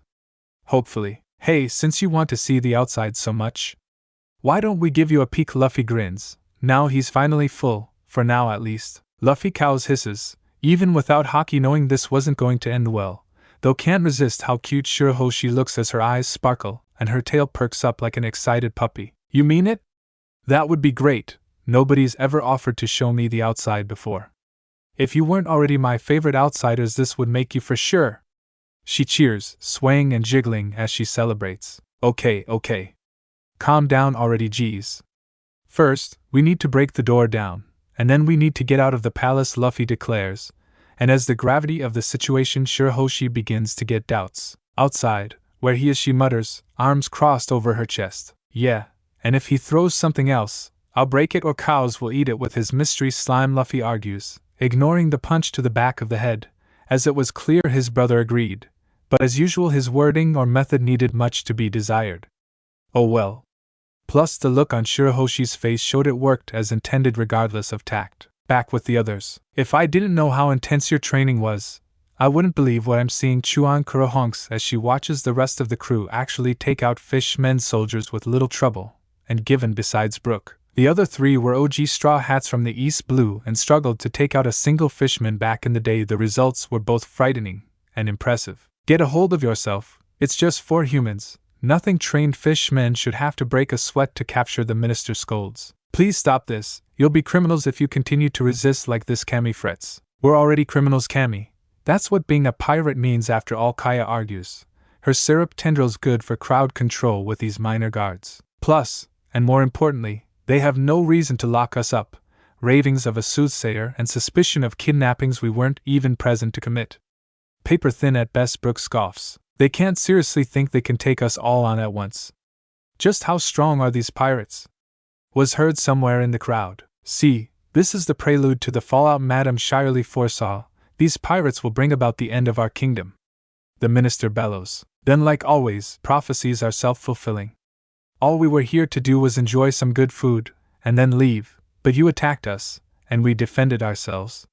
If this dominoes out to the destruction of the palace, or even the entire kingdom, well, you only have yourself to blame, Nami argues, stamping her climatact against the ground. The girl makes a good point, Neptune mutters to himself. Well, since peace talks were never on the table in the first place, maybe I should break in my new weapon, forged in the bug and food-loaded terror of the Bogue Archipelago, the Black Kabuto. Usopp hypes up, grinning widely as he prepares his new slingshot. The minister panics. Please, your highness, we need your assistance. Is it really moral to arrest or even apprehend someone based solely on the prediction that they may commit a crime? I need time to contemplate this deep conundrum. Plus, Straw Hat and Mirror Demon having slipped away concerns me more at this moment. Newgate says his boy is good, but with all the press, it's hard to believe him, the king admits with a sigh. Oh, don't worry about it. Cows ain't one of those hide your wife, hide your kids kind of pirates, Nami tries to assure him. Though I do wonder about that scream earlier, Papagu muses, reminding everyone. The princess. That bastard lays a hand on my baby girl, I'll tear out his innards and let him drown. Neptune declares with anger only a parent could unleash. In the meantime, I still have your fates to decide, and until I make a decision, you will all have to wait. In custody, Neptune swings his trident before thrusting it at the Straw Hats, only for it to be blocked by Zoro with minimal effort. Zoro! You're here? Kaya yelps. But they said they locked you up. They did, but I heard you guys were having fun without me, so I decided to stop by. The swordsman smirks. Good thing too, that might have hurt. Oh no! The seahorse-looking minister gasps. How did he manage to escape his jail cell so quickly? He was out cold from the booze when we last checked on him, he wonders aloud as Zoro breaks the lock between himself and Neptune, sliding into the air bubble alongside the rest of the crew. How? He's just a mere human, yet he was able to block an attack from King Neptune himself. The monocled advisor stammers in shock. If you resist, then both sides will suffer casualties. It would be noble for you to surrender, Zoro, Neptune argues. Pirate, therefore my first instinct isn't to be noble, especially when I'm fairly sure I can take all these fodder myself. Also, wouldn't it be more noble for a king not to throw his men into a meat grinder? The swordsman counters. You idiots, just pierced the bubble already. Seahorse bellows. But why? The other advisor asks in confusion. Because we fishmen obviously will have the advantage in undersea combat. In addition, they're all humans, they need to breathe air, unlike us, so they'll soon fall even if none of us were to land a hit on them, he explains. Now line up and strike. Well, this looks like we're about to have a very bad day. Anyone got a plan? Brooke asks. Anyone? Puff puff puff puff. What? These criminals have drained the water from the central chamber. Seahorse cries as an air bubble fills the entire area. Sorry, couldn't resist when I saw this XXXL-sized piece of bubbly coral. Given the size of the bubble, a pocket-sized one made, it seemed like the best option to protect ourselves from the aquatic type. Nami grins, patting the coral larger than her entire body like it was a loyal pet, the rest of the crew impressed by her quick thinking, confused by why it was there in the first place, and now worried about where the fight was going to go from here. So, care for round 2? Zoro grins, eager to test his blades against a skilled opponent. Why not the king of the merfolk? Destroy them, men! Seahorse cries, only to be countermanded. Lower your weapons, I shall fight him myself, Neptune orders. No, sire, I can't allow you to engage. Did I stutter? Neptune asks. No, sire, that's right. Who is the king here? Me. Therefore, if the enemy is knocking at my door, I can choose to fight them or not. Not you, the giant of a merman scowls through his thick beard, the seahorse near instantly cowed. Neptune gives his trident a whirl before thrusting at Zoro, who hadn't left the spot he landed, though he did unsheath Shusui once more. Back with Shirahoshi. I really don't like this plan, Cow's huffs, as he looks from Shirahoshi's hopeful gaze to Luffy's eager grin. Come on, it's just like the maul and the axe, just something even bigger, Luffy argues. Plus, you managed to fit me inside you, what's a princess after that? Lily pipes in unhelpfully, Cow's grimacing as she manifested through his flesh rather than a reflection this time. That was different, and you know it. Even as an awakening, my material was a tether and a lock while you were absorbed into the familiar tattoo, not an actual holding area. He scowls at the giggling little flower, which now also caught Luffy and Shirahoshi's attention. Right, this is Lily, my familiar that I acquired accidentally while she was trying to kill me. I wanted to make him suffer for what his bitch of a mother did to me, but in the end, rather than torture or death, for him or myself, I found a new friend. And Master Lily grins in an almost mockery of AD, before sinking back into her own corner of his reflection hammer space/pocket dimension. Cow sighs, before removing his cloak and stretching. So, we're actually doing this, which means I'm going to need more space. Here we go, he mutters before transforming into his hybrid Zoan form. Luffy, noticing the process was a lot smoother than it had previously, either due to practice or the other fruit's awakening, who knows, as well as the fact that Cow's was even larger than Sandersonia or Marigold in their hybrid forms. It still made him only a little over half Shirahoshi's total height, so she still found him kind of adorable. So, what now? She asks nervously, and given what happened next had every right to. Infinite reflections cascade, consumption, Cow's intones in lieu of answering, his body melting into an almost liquid state of silver goo, before crashing upon the giantess like a wave. Back in the main palace, well, that was easy. Though where Nami found chains to tie up a merman as big as Neptune, I will never know, Kura hums as she adjusts her hat with a wing. You didn't need to be so rough with them, Zoro. Usopp scolds. They were just doing their jobs. Brooke adds. Their job was to arrest us, and they attacked us first. I simply used enough force to deal with the situation. Not like anyone died, Zoro huffs as he resheathes his swords. I'm surrounded by idiots, which isn't exactly news but still a pain in the ass to admit. Hey dumbass, any idea how we're going to find Luffy or Cows in this place? Nami shouts over the bickering trio. No, Special K's the one with the devil fruit detector in his brain, so that's out, Zoro sighs. Funnily enough, Artemis said the same thing when we arrived here. Kaya hums. All we know is they'll most likely be in a dry section of the palace.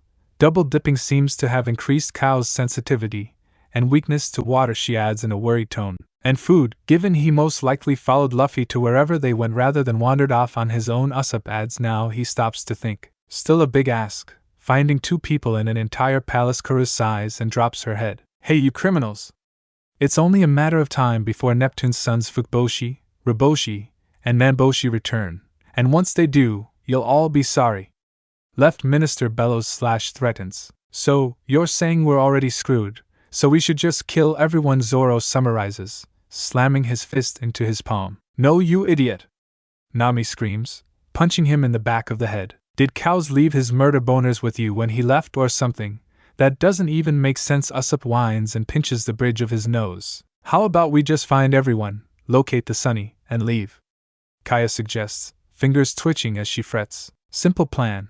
But even if we knew where everyone was, the Sunny lost its coating when we got here, and the log pose is spinning like crazy, so there's no way for us to even know which way to go besides up. Nami complains. You can't be serious, can you? The bearded minister asks with a defeated sigh. How had their best soldiers been defeated by these imbeciles? If you believe a primitive pose like that will get you through the new world, then you're even dumber than you look, he sneers. And promptly gets punched in the face for his comments. So, it's reverse mountain all over again. Usopp whines. Blue sea compasses don't work in the Grand Line. A log pose only works in paradise. Just great. Why does nobody tell us this crap ahead of time? The sniper explodes. Ding dong ding. Huh, I didn't know Den Den Mushi made that noise, Karu notes, drawing attention to the snail sitting on the table behind her. That must be the princess right now, the minister states smugly, until Zoro walks over and answers it. Who's this? What do you want? He asks with the bluntness expected of their captain. What are you doing? Hang up! Usopp Whisper shouts. Prince Fukiboshi, we've been captured by these human ruffians. Help! Shut up! Trying to have a call over here, Zoro shouts anyway. Continue. You should know who we are. It's the 3 princes of Ryukyu Kingdom, returned from below.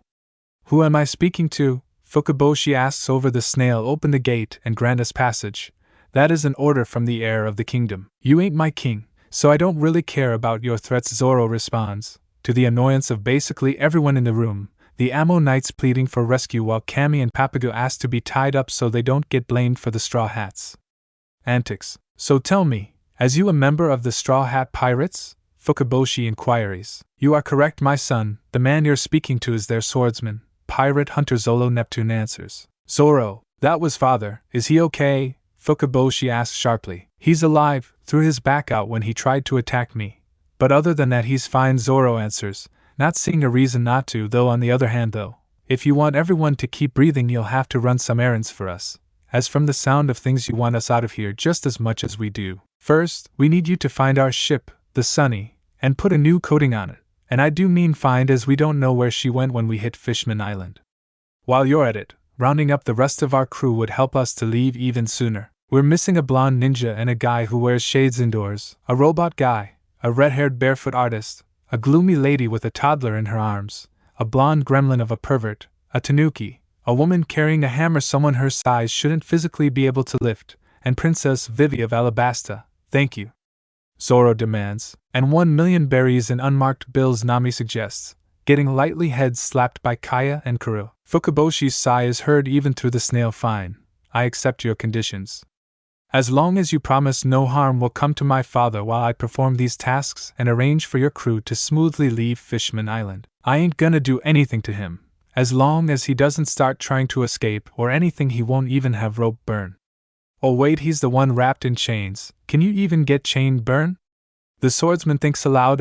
Not important, either way, we'll keep our end of the bargain, as long as you do. We have an accord, Zoro agrees, letting the snail go back to sleep. Well, as clusters go, I think we handled that rather well. Hardshell Tower. You look pregnant, Luffy states bluntly as Cows reforms, getting what he assumed to be a faceless scowl from the still half-solid mask. Though I suppose this isn't the first time you've had a girl inside you, Shishishi. And the princess likes to get railed in the ass? Any other comments than pointing out the walls are too thin? Cows sighs as his body clicks back into place. Though his hair was matted and his skin still looked clammy, Before making a gesture Luffy was sure he stole from Valentina before asking, "Are you okay, Shirahoshi?" Now is probably a bad time to mention I've not done this with a living person before. "I'm fine. Going inside was kind of weird. But it's warm and actually kind of cozy in here," she admits. The trio hearing her perfectly. "I've actually never been inside someone before due to my size," she adds. "Is she old enough to make those kinds of innuendos?" Luffy stage whispers. "Remember the nobles of Goa, kinky bastards, a lot of them. And not all in the fun way." Cows retorts, "Wealth and power gives you the means for degeneracy. My Dark Knight, holding me so tenderly, so intimately, oh, he'll have to take responsibility." Hi. Both pirates flush as the princess's mutters are picked up. "Be careful what you wish for, Hoshi." Robin said the same thing when she joined the crew, and now she's a mother of two, Luffy warns, causing Cows to wince as Shirahoshi panics within the reflection hammer space. "Not helping." Cows shouts, then contorts Hebe so she forms a cane sword. "I've not tried to absorb something Shirahoshi's size before. It's putting my fruit under a lot of pressure. The less wriggling she does, and the less fighting we have to do to get out of here, the better. Understand?" Nope, Luffy grins, before Shirahoshi decides to contribute to the conversation. Megalo could transport you, both of you even. He's definitely large enough to do some without issue. At least give it a try. You heard her, Cows. Get in the shark." Luffy playful orders, Cows flipping him off, even as he limps over to the confused, but eager to help, giant shark. Bang, bang, bang. "Oh, what now?" Both pirates groan, one having slid into Megalo's mouth during the interruption. Elsewhere in the palace, "That doesn't sound good." Usopp grimaces as they hear the banging even from down here. "No, what horrific timing. Decken must be attacking the hardshell tower. My daughter is in danger. Tell me quickly who is with her right now." Neptune panics and then demands, "Unfortunately, sir, all the guards are here right now and tied up." One of the guards responds, "This is an outrage. Pirates, I have one request and will then be a compliant prisoner. Please someone go check on and protect my little girl." Neptune pleads. "We have to do what now?" Zoro groans, while the others notice the berries flash in Nami's eyes. "No, sire, you can't trust the princess's safety to these pirates. Look what they did to the rest of us." Seahorse Minister argues. "I have to. They're her only hope." Neptune argues the hard-shell tower is on the northeast corner of the palace. "Please, you have to hurry there immediately," the king begs. Knowing this crew's luck, Cows or Luffy are already over their Karu groans. Meanwhile, Brooke volunteers to rescue the princess, hoping to catch a glance of her royal tatas, and brought the seahorse along with him as a guide. Probably, in which case, she's already been rescued and Brooke will just be there to help lead those two dumbasses back to the main lobby. Nami agrees, sitting down by the table. "All we can do is wait at this point, I guess." She shrugs. With Brooke, "What the hell? That wasn't weapons like usual. That was human pirates being thrown at the hard-shell tower." Disgusting, the Minister of the Right grimaces as he and Brooke get within line of sight of the tower. Decken really has no line he won't cross. But how could this happen? Ryugu is supposed to be impregnable. Indeed, the only reason we got in was because we were invited. Brooke agrees, to the Fishman's surprise also. "Those pirates aren't dead, unless you guys have zombies down here too." "We don't." Which just makes things worse. It's not a mess to clean up, it's an invading army. Seahorse panics. Thump, thump. "What was that?" Brooke asks. "It's coming from the hard-shell tower." The minister cries, just as with a much louder THUM panda bang, the doors are forced open, Megalo surging forward, Luffy riding on top with Cows, and Shirahoshi, hidden in the shark's closed mouth. "What in the world? Wonder if anyone else bet on Luffy being here before me. I'll check when we get back," the skeleton muses, before more pressing matters made themselves known. "Megalo, get back here this instant. Bring that pirate to us." Seahorse bellows, wriggling around on Brooke's shoulder. "Sounds like we missed something important out there. Probably safer wherever we're heading than the palace by the sound of things." Cows chuckles, long nails raking across his glassy skin. "I hope so. I really don't want to cause too much trouble for you or Father." Shirahoshi frets, her voice echoing slightly from the reflections and Megalo's innards. "That's so unlike Megalo. He'd never just rush off like that, especially." "Skeleton, quick! Check on the princess." The minister orders frantically. Okay, no need to panic too hard, it's right there." "Oh crap," Brooke deadpants as he peers around the door to the empty room. "The princess is missing." The minister of the right screams, so loud it's a wonder Neptune and the others didn't hear him. "This is bad. Shirahoshi never leaves her room." "Is that by choice or?" "Actually, I saw how reinforced that door was, so better question. Why are you keeping her locked in a tower like some fairy tale character? Brooke asks as she scans the room for anything that could help them find the princess. To protect her, the bombardment of pirates is just the most recent example. She's Neptune's youngest child and only daughter, the perfect target for people trying to hurt him and the kingdom. Oh, who knows how far the kidnappers have gotten with her by now. Kidnappers? Brooke yelps, are you sure she was kidnapped? She could have left on her own accord. Though she probably would have brought Luffy and the shark for protection. Damn it, kidnapping actually sounds more likely now I think about it. The skeleton frowns, then cuts down one of the pirates who had recovered from his artillery strike and tried to backstab him, or the seahorse. The gate, connecting Fishman Island to the Ryugu Palace, one of the pirates wheezes as more get to their feet. Tell us where the switch to open it is, or else. Hey seahorse guy, do you know what they're talking about? Brooke asks in confusion. It's not important right now, getting back to King Neptune is. The minister bellows. Okay then.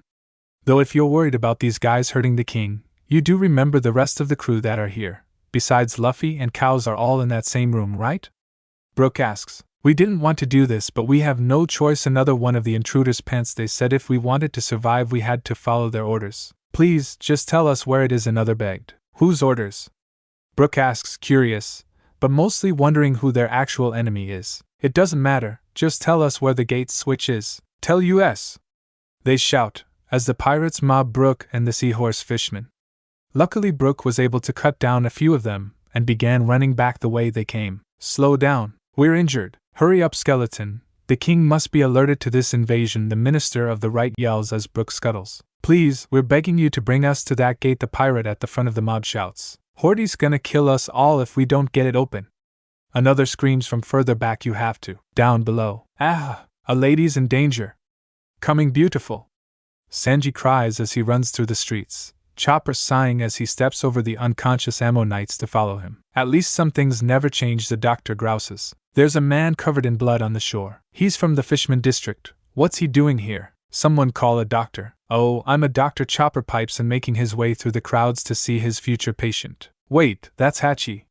Sanji shouts, seeing the octopus Fishman, his back filled with arrows. Who did this to him? Wouldn't you like to know? The cook turns to see his fellow blonde had spoken, Valentina's face twisted into a grimace. If Genjutsu is right, the guy had a run-in with Hodi Jones, and clearly that fight ended poorly on Hachi's end, she notes, as she and Victor approach the downed Fishman. Hachi groans as he forces his eyes open. Oh, it's you guys, I'm so happy to see you after all this time. He croaks out his straw hat around. Not at the moment, but we're heading to meet up with him soon. Chopper answers, just please stop moving so I can begin treatment. The reindeer orders sternly. Wherever he is, find him and your friends quickly, then get the hell out of here. Hachi shouts, grabbing Victor's sleeve and trying to heave himself at least to his knees. You don't want to get involved, believe me. Get back on your boat and leave, while you still can, he pants, or else you'll be fighting for your lives. Hodi and Decken, you need to go. The new Fishman pirates will start attacking the island soon. They've already started to attack the Ryugu Palace, he warns, before passing out. Ryugu Palace. King Neptune, we have a situation. The minister of the right screams as Brooke throws open the doors, drawing the entire room's attention. The princess has been kidnapped. I don't know how, but they must have broken into the palace between when I last checked on her and now, and then escaped without alerting anyone else. Also, pirates were crashing into the tower. That was those loud banging noises from earlier. Brooke adds, equally confused and frazzled. Speaking of, those guys will be here soon, so everyone get ready. Kidnapped? Someone has stolen away my precious daughter. This is inconceivable. Who did it? I'll kill them with my bare hands. Neptune bellows, going from panic to boiling rage in about 3 seconds flat. Wait, you said pirates are invading the palace, and they got fired at the princess tower? Zoro attempts to clarify. Okay, guess I'm cutting down some goons today, he hums, hands automatically going to Shusui and Katetsu's hilts. We don't need more violence. Usopp screams, but maybe they'll be more lenient to us if we help stop an actual pirate attack? Kaya suggests, only to get silence. It was good to hope, she sighs. If we want to get out of here alive, we need to open the gate. One of the men at the head of the mob pants, as they enter the main room. They're here, we can see that. Elsewhere, I bet they're so worried about me, Shirahoshi frets as Megalo swims casually towards town. You've been gone like 5 minutes, calm down and have a little fun. Why don't ya? Luffy argues, Having moved down to the shark's mouth now, they were more plain sailing, the open maw ensuring they at least had some idea where they were. I suppose I can try. I'm on a real adventure, with the straw hats. I hope my heart can take it, Shirahoshi squeals lowly. If it can, I'm sure Chopper will fix you up good as new Shishishi, Luffy teases, getting lightly slapped by Cow's tail. So, this sea forest place you mentioned, what's it like? Is it pretty? It's a graveyard, the princess answers, surprising both brothers or more. It's home to one particular grave I was never able to visit, due to being locked away. 12 years of waiting, and now my dream can come true. It was your mother, wasn't it? Cows asks, face shifting into a sympathetic frown. Yes. I never got to say goodbye, Shirahoshi admits, her sniffles echoing in the shark's mouth, tendrils of reflect armor and demonic vines gently wiping away her tears. If that's where you want to go, then that's what we'll do. You have my word, Luffy declares. You heard her, Shark. To the Sea Garden, Asakana bus stop. Is that legal? Or more importantly, safe? Vivi asks as she looks at the glassy-eyed ammonites currently surrounding them. Don't worry, Vivi. The hex only scrambles their brains for 10 minutes, Artemis assures her, not really caring but impressed with herself for managing to hit everyone at once. Pretty!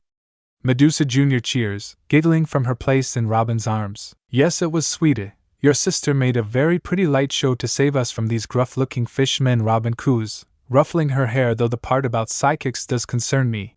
I didn't think the fishmen were that primitive culturally. They're not. At least I hope they're not.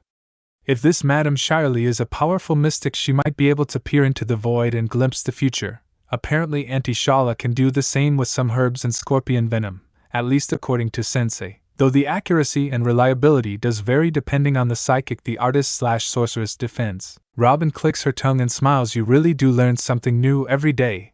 If these people had their minds, I'd apologize for judging them without all the facts, she muses, but gives it no more time as the bus arrives and the foursome depart, leaving the Ammonites to recover on their own onward, to the Poneglyph Ryugu Palace. They're not very strong, but they are annoyingly persistent, Brooke notes, as he cuts down more of the invading pirates. How did we go from invitation to a banquet, to having to repel an invasion after technically taking the king hostage? Nami whines, getting helpless shrugs from Karu and Kaya, the latter of which had her guns out of her arms and ready to fight if needed. I don't know what everyone's complaining about. I got to drink some good booze and now I get to fight people. This has been a great day, Zoro laughs, his near-feral grin unnerving even the desperate slave pirates. Can you please not sound so eager? This is very bad news over here. Usopp shouts, gesticulating wildly as he does. Nobody cares if pirates fight other pirates. It's almost expected of us. All that matters is that we win, because otherwise whatever these goons are planning will come to pass. Zoro explains bluntly, where are Cows and Val when you need them? Even Robin would agree we just kill them now and get it over with. They're practically dead already. Those zombies in Thriller Bark had more life to them. You can't just solve all your problems with murder, Zoro Karu scolds, though her tone at least lead the swordsman to believe he could pull her to his side if this fight took long enough. Come on, we just need to get to the gate controls. We get it open, we get to live. Sorry, Straw Hats, nothing personal. Kill them all. See, Zoro sighs, not even needing two swords to dispatch anyone who attacks him, during which point the others reluctantly join the fight, Nami simply smacking them with her climate act rather than using any tempos, Brook one-shotting anyone he struck and Kaya slamming them into walls with syrup tentacles, having reabsorbed her guns as she decided weren't worth the effort. Karu even got to join in, smacking a few around with her wings and spin kicks Shacky taught her. Elsewhere, Luffy, Cows. How did you get so strong? You weren't born that way, were you? Shirahoshi asks, her voice much quieter through the reflections, almost like she was a normal mermaid rather than a giantess. Nope, but we've been training since we were like 7. We have to, especially with our lifestyle, because there's always someone stronger, Luffy answers, sagely compared to his usual responses. Child abuse for the win, Cows cackles sarcastically, but in all honesty, you saw Marineford, you know we're not on their level. That's at least something to aim for though, so we keep training, every day, to get to that point. I see. I wish I could be even as strong as you guys, Shirahoshi sighs, curling in on herself. The only strength I have is simply being so much bigger than you two. In a real fight you could easily beat me. Yeah. But we have no reason to fight you, Luffy points out, and you can just train, get stronger, and be the person you want to be. I see, Shirahoshi hums, then goes quiet, though not before commenting, it's echoey in here. Is there anyone else besides me and the flower in here? Just you, me, and Lily Cow's answers as he knocks on the gum line to peer out of Megalo's mouth. So like 10 of you then? Luffy winks, getting a kick to the ribs that knocks the wind out of him, but otherwise does no damage. Ryugu Palace. There's nothing wrong with liking to fight, it's not like I started it. They came at me and I defended myself. Zoro argues with the catfish minister. As I suspected, you pirates are bloodthirsty savages, slaves to your bloodlust. You'll soon kill us all too, to satisfy your urges, the minster claims as he screams. Can someone punch him? I would. But I think that would just prove his point. Zoro grunts, putting away Wano with a scowl. Why did Vivi have to go exploring? Karu cries in the corner. She'd have sorted this out so much easier. I hate to agree with the duck, but that was in her job description as ship diplomat. Brooke nods, getting a wing slap for the start for that comment now. Also, I wonder if Luffy and Cows managed to meet the mermaid princess when they wandered off. I still hope to meet the lovely creature sometime before this visit concludes. Thump, my baby girl. What did you fiends do to her? Tell me. Neptune bellows between sobs. Geez, we may have tied up your guards, but we didn't lay a finger on your daughter. Usopp defends. Liars! You or that dreaded straw hat Luffy stole my precious child, I just know it. Neptune scowls. Hey old man, how big is your daughter? Nami asks seemingly out of nowhere. About my size, maybe a couple of feet shorter. Why? Neptune stops crying, but is now more suspicious than ever of the pirates. Because cows can make gates and reflective surfaces. But I've never seen him able to make one larger than himself. If your daughter was the size of Camie, I'd say him and Luffy at least have the means to sneak the princess out of the tower. But someone your size? Cows is only 12 foot tall, not even 1/3 the size of you or your daughter. It's just not possible. Nami defends. The girl does make sense. The king hums. You can't be buying this poppycock, your majesty. She just admitted her crewmate could have stolen all of those mermaids they were accused of kidnapping. Minister Seahorse shouts. She admitted they were officially capable, but the display in front of us proved that too, at least in their ability to overpower and kidnap mermaids. All it proved is that they are at least innocent of kidnapping Shirahoshi. But that's even worse. Neptune shouts. That means someone else has kidnapped her in the commotion. Oh, woe is me, Jamon. Click, crap, they got around us while we were talking. Damn it, Zoro, why did you toss them closer to the gate? Karu shrieks as the mechanism began to power up, the gate between Ryugu and Fishman Island re-established. Sea Forest. There you are, Sonny. Am I happy to see you safe and sound. Frankie cheers as he steps onto his vessel, Tom's brother Den not that far behind. First to arrive. Of course you are. Frankie Sonny coos as her prescience brushes against his mind. Mary and I are fine. We just need to round up the others and it's off to the new world. That's all I needed to hear. The cyborg chuckles as Den examines the ship. I have to say, I don't know how you managed to get Adam Wood, but you've made a remarkable ship out of it. The Fishman praises with a soft smile. Of course I did, she's my masterpiece. Tom made a ship from the same wood and it sailed the entire Grand Line, so mine needs to be made of the same stuff if I want to complete my dream. Plus, nothing less would be worthy of my captain. Frankie grins, raising his shades to wink as he feels Sonny blush and Mary giggle. I'll get the ship coated in no time, and I'll do it with gusto. Frankie's smile softens, a melancholic edge forming. Haven't heard that in a long time, brings back a lot of memories. Denver. Also, no offense, but despite the fact I know you're his brother, you don't look a bit alike, even just the basics, as he was a fishman and you're a merman. Were you adopted, or only half-brothers or something? Den laughs, luckily not offended by the question. That's a pretty human-centric way to look at things there, Frankie. But I suppose that is how it works on the surface, so it's a safe bet most of the time. Nah, we fish folk carry the genes of our ancestors, which can be expressed in any number of ways. An octopus mermaid can give birth to a shark, if there is shark somewhere in either her or the father's direct lineage. The Bering wolffish merman explains. Sounds complicated and messy, but as long as there's some logic behind it, why should I complain? Frankie says with a shrug. Though while we're on the topic, was one of your ancestors a robot perhaps? Den asks, Frankie unsure if the merman was serious or not. Not how it works up there, Den. I wasn't born like this. This is all stuff I did to myself, some out of necessity, others upgrading those previous parts. Frankie explains as simply as he could. Yeah, I get it. By the way, Granny Kokoro keeps in touch with me, so I already know about what happened to my brother, have for years. But it's still pretty nice of you to come and see me and tell me in person while you were passing through. You could have easily just gone about your day without even thinking about it. I couldn't do that to you. You were Tom's family. Frankie argues, to which Den smirks. So were you. As I said, we never know what our kids are going to turn out as, so them not looking like us doesn't mean crap. You and Iceberg weren't even the same species as Tom, but you two were his sons, don't ever forget that. Don't worry, Den, I'll never forget everything Tom stood for, and what he did for me and Iceberg. Frankie nods, wiping away a tear though, and this seems weird, but do you know who that guy over there is? It just seems like an odd place to just go and sit on your own, know what I'm saying? Oh him, that's the boss, Jinbi. Den answers with a grin. Frankie blinks. That's Jinbi, huh? Probably best I wait for Cows or Luffy to introduce me rather than barge in on his alone time, the cyborg muses, running his fingers through his short hair. Ryugu Palace. Intruder alert, but the front gate? How did he manage to get in here? Seahorse Minister questions. Well, this is easy. I was expecting a fight, but clearly someone got there first. Oh well, at least that means the spoils go to me. Vander cackles as he enters the palace, grinning maniacally. After all this time trying to keep Decken out, and now he just strolls right in. Catfish Minister grimaces, and if I'm not mistaken, that's Hodi Jones from the Fishman district right beside him. Hodi. Why does that name ring a bell? Neptune ponders aloud. You. This is clearly your doing. You are accomplices to Hodi's treachery.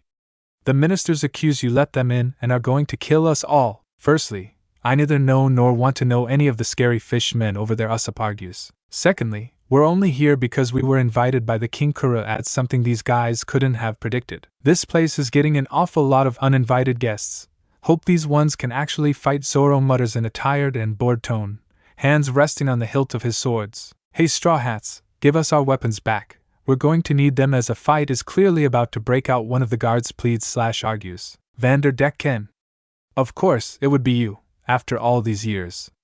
Clearly, Straw Hat is innocent of his accused crimes. Now we know you were part of this debacle. Neptune scowls as he tries to break free of his chains. Oh, father-in-law, all parents say those things. But you'll come around by the end of our honeymoon, I suspect. Vander coos, grinning widely as he does. I will never allow such a thing to pass. Now return Shirahoshi to me. If you've harmed a single hair on her delicate little head, I'll run you through and feed you to sea kings. Geez, calm down, old man. Seriously, if I already had Shirahoshi, why would I even bother coming in the front door with these losers? Vander asks, pointing his free hand at Hodi's men with a shrug. Don't play your mind games with me, Decken. You are here and Shirahoshi is missing. The conclusion is obvious. Neptune scowls. Wait a minute. Someone kidnapped my Shirahoshi. Vander screams, what a tragedy. However, if I were to rescue her from his captors, she will fall madly in love with me and beg to be married on the spot. I suspect. The Fishman muses, then giggles perversely. Enough bullshit. The old fart is bluffing. Hodi snarls. All the men you threw ended up here, meaning Shirahoshi is here too. And even if she has been kidnapped, they can't have gotten far in the time between when you threw them. And now the shark explains. Besides, one little toss and you can track her anywhere in the world. She's never really lost. Oh, your Decken. Hodi laughs. Has love really made you so blind you've forgotten how to use your power? Power? 10 to 1 odds it's a devil fruit. Usopp stage whispers to the crew. He does seem the kind of idiot to eat a devil fruit despite being a fish. So I agree. Brooke nods. Though wishes Cows were still here so they'd be able to figure out what said power was sooner. Oh yeah, good point. You know, Hodi, for a meathead you can be pretty smart and crafty sometimes. Vander chuckles, then turns to leave, snagging a piece of bubble coral on the way and making himself an air bubble before leaving the palace. He's leaving already? That can't be good. Kai grimaces. Now Coral, find my love! Vander commands, slapping the large coral structure after ripping it from the ground, the material shooting forward, away from the palace. He was right, my love is out there. I'm coming, Shirahoshi. Vander sings, leaping onto and riding the coral in pursuit of his love. Nuh! Neptune wails, people-sized tears falling onto his guards and advisors. Vander Decken is going to capture my sweet Shirahoshi. Please, Straw Hats, I'd grant you any wish. Just free me so I can go after Vander Decken and rescue my daughter from his filthy grasp. You can have all the riches in the palace, even the lives of my soldiers. It all pales in comparison to Shirahoshi. The merman begs and pleads. Well, you really are a pitiful sight. Neptune. Hodi scoffs, but it is quite a surprise.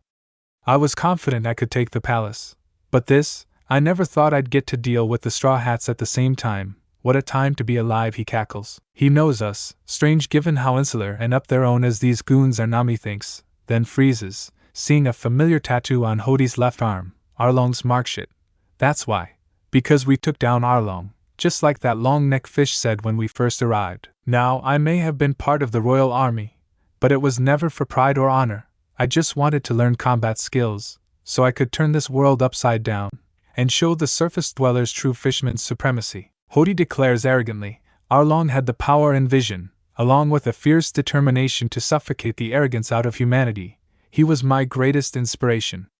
And now I stand before you, to fulfill his dream in his absence. The new Fishman pirates will show the humans on the surface their place beneath us. He was the reason I cultivated my strength. He inspired me to go beyond what even I thought I could achieve, to one day stand by his side as he conquered the world from the East Blue. Well, I did, until you humans came along, snuffed out his dream, and stole his life, like you have so many of my peoples. I joined after they beat the shit out of your idol. Can we avoid the revenge plot? Karu asks, pointing to herself and Brooke. Damn it, I hoped we'd heard the last of Arlong after Luffy and Cows dealt with him before we left the East Blue. Usopp whines. Nobody cares, are we fighting or yapping? Zoro asks gruffly, getting bored of this Fishman, though at least this time he was in good health and could actually fight, unlike with Arlong. You're right for once, human, the time for talking is over. Observe Hodi smirks as he walks over to the archway his men had just entered through. Shark Grife whispers, muscles bulging as the stone crumbles under the force he exerted upon it. The other side effect being that water began to flood into the gathering hall. Shit, knew the Fishman wasn't going to fight fair. Zoro grunts, then pauses, seeing Hodi gather water in his palm and toss it, just like Arlong did to them 2 years ago. Shark arrows. The difference being that after his new world training, Zoro was able to block the attacks, at least the ones aimed at him. The tied-up Ammonites on the other hand were taken out swiftly in one hit, 2 at the most. This fact was chief amongst many, for why Neptune pushed himself to fall forward, blocking the soldiers with his own body. Sentimental fool, risking your life for mere pawns. No wonder you were able to be captured so easily by humans. Hodi scoffs as he continues to volley at the prone merman. Why is he doing this? They're tied up and defenseless. It's just cruel and unnecessary. He's vicious and way stronger than Arlong was. Usopp panics, hiding behind Brooke, though also keeping Kaya behind himself. Meanwhile, Zoro was getting bored of the splash fighting, so slowly began to approach, all the while either blocking or dodging the water arrows that came his way. One sword style, bird dance, Zoro states before sending a pressure wave at Hodi.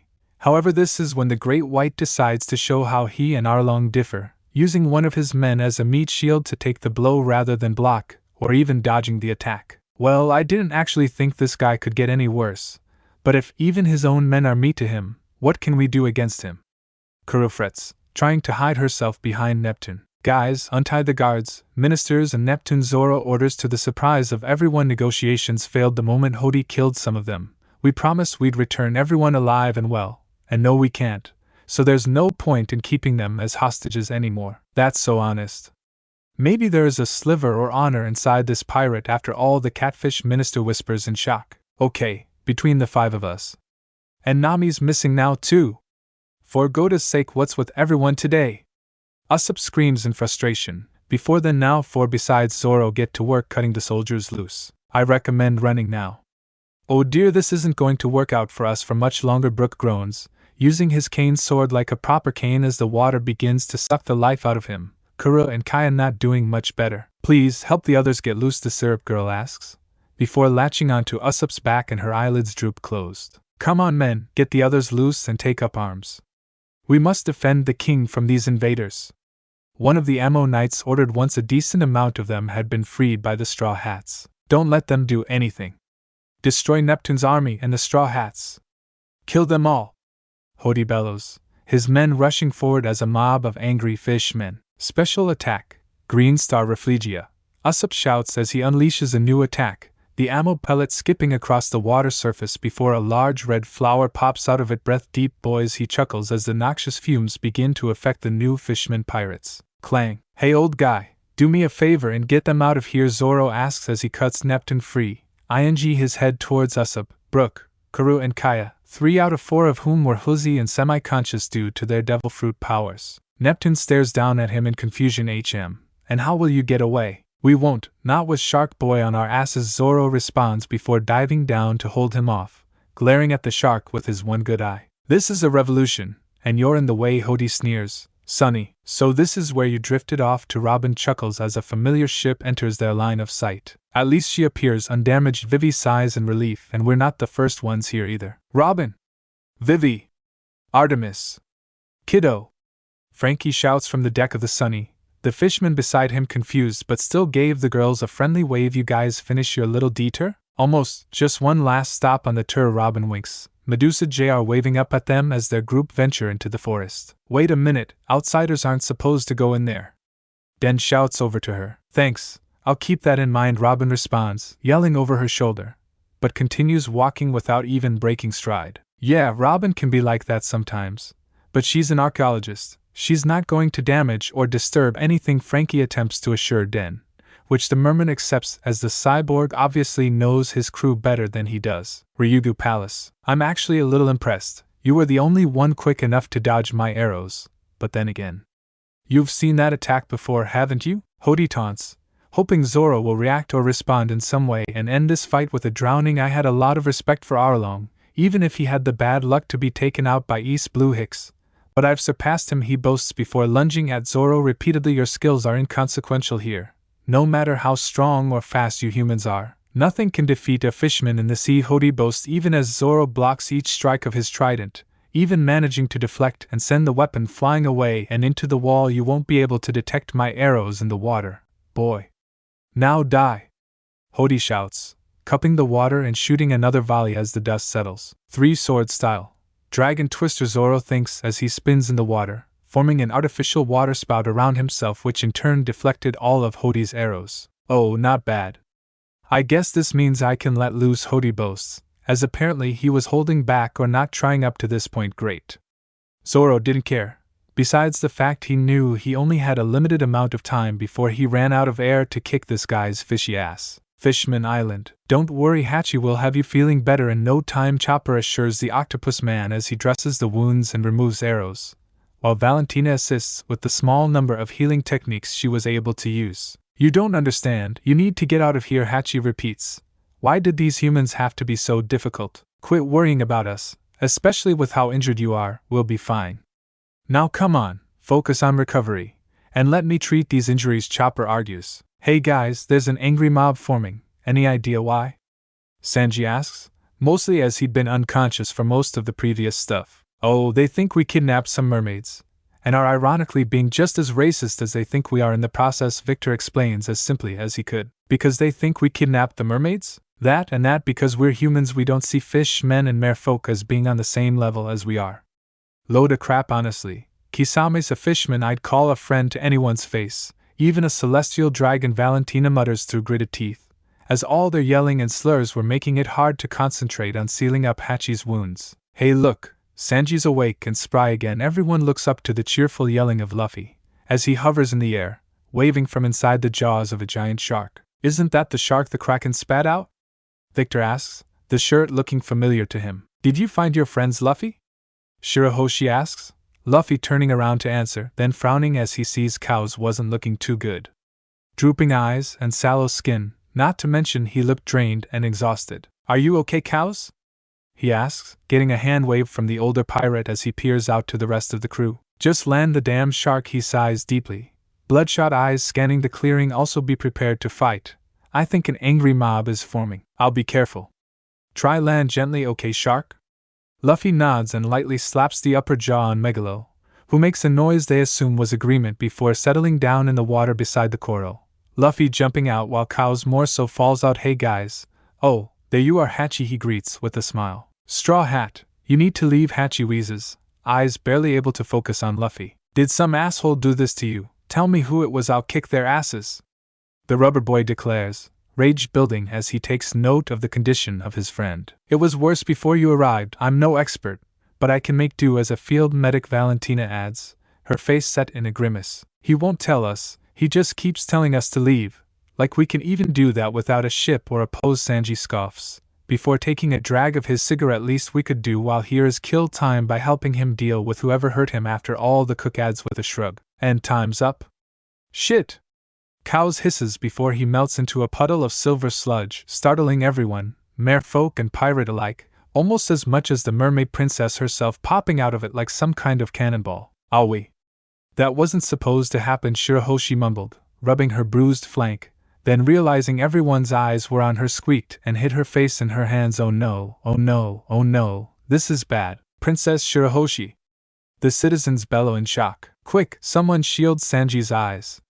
Chopper orders, only for the cook to already have looked and had to pinch his nose to prevent a severe bleed. We're not doing that again for a while. Luffy tenses. The voice was wrong, but the tone, the slow LOL, they sent shivers down his spine. He looks to the reforming puddle to see cows, a lazy grin, but besides that, it was all different.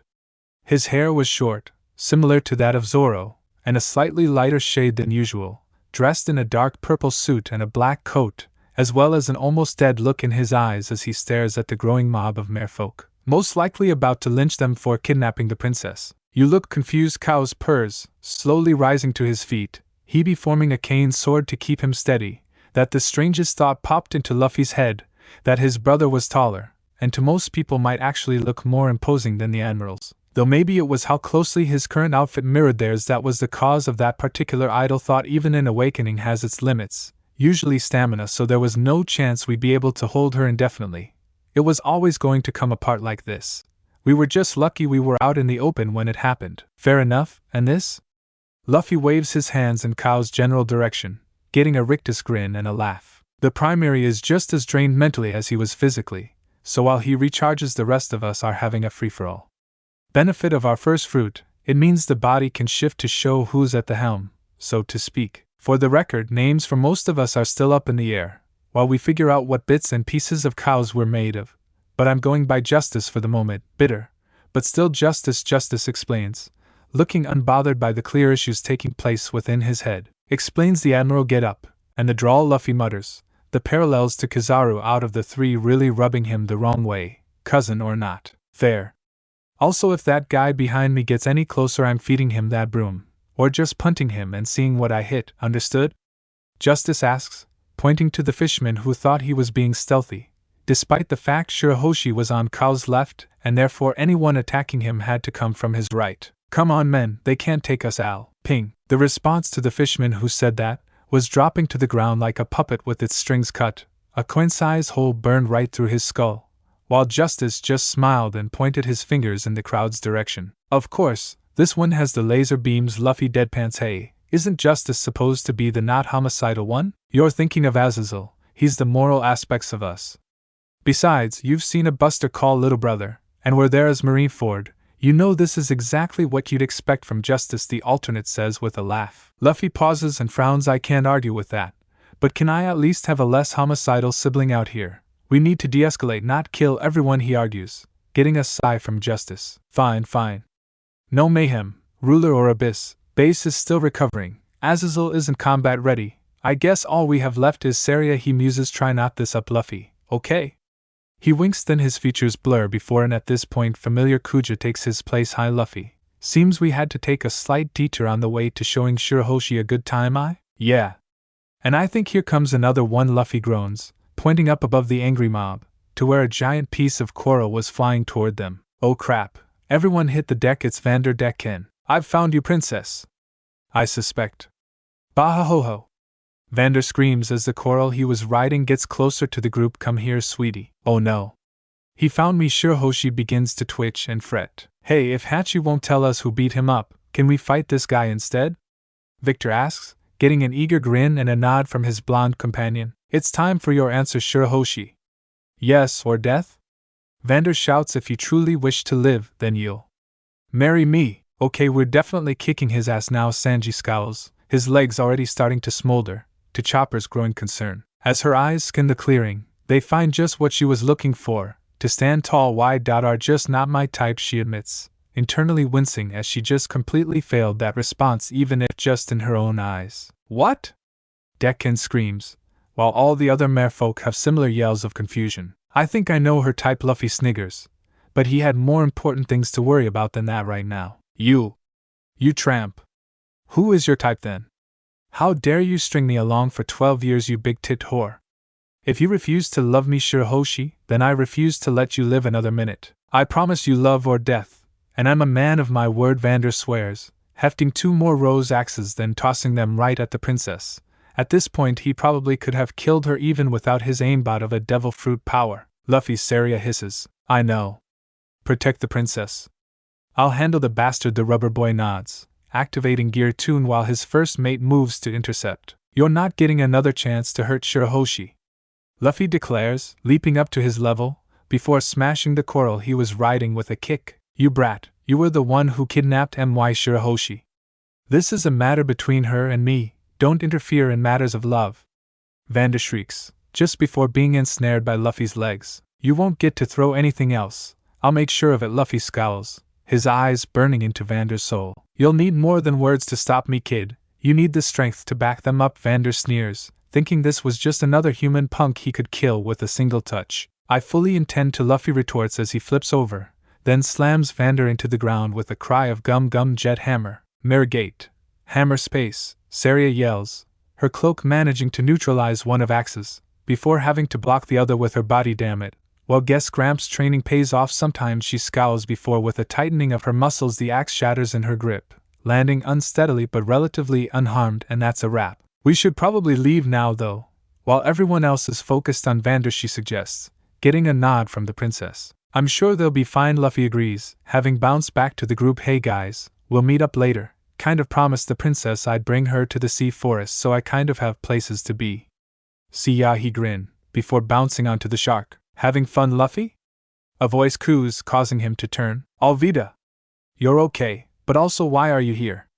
Luffy asks in confusion. I went to eat, then I think I went down the wrong street and heard screaming, so I got curious. The smooth woman admits. Who's the hottie?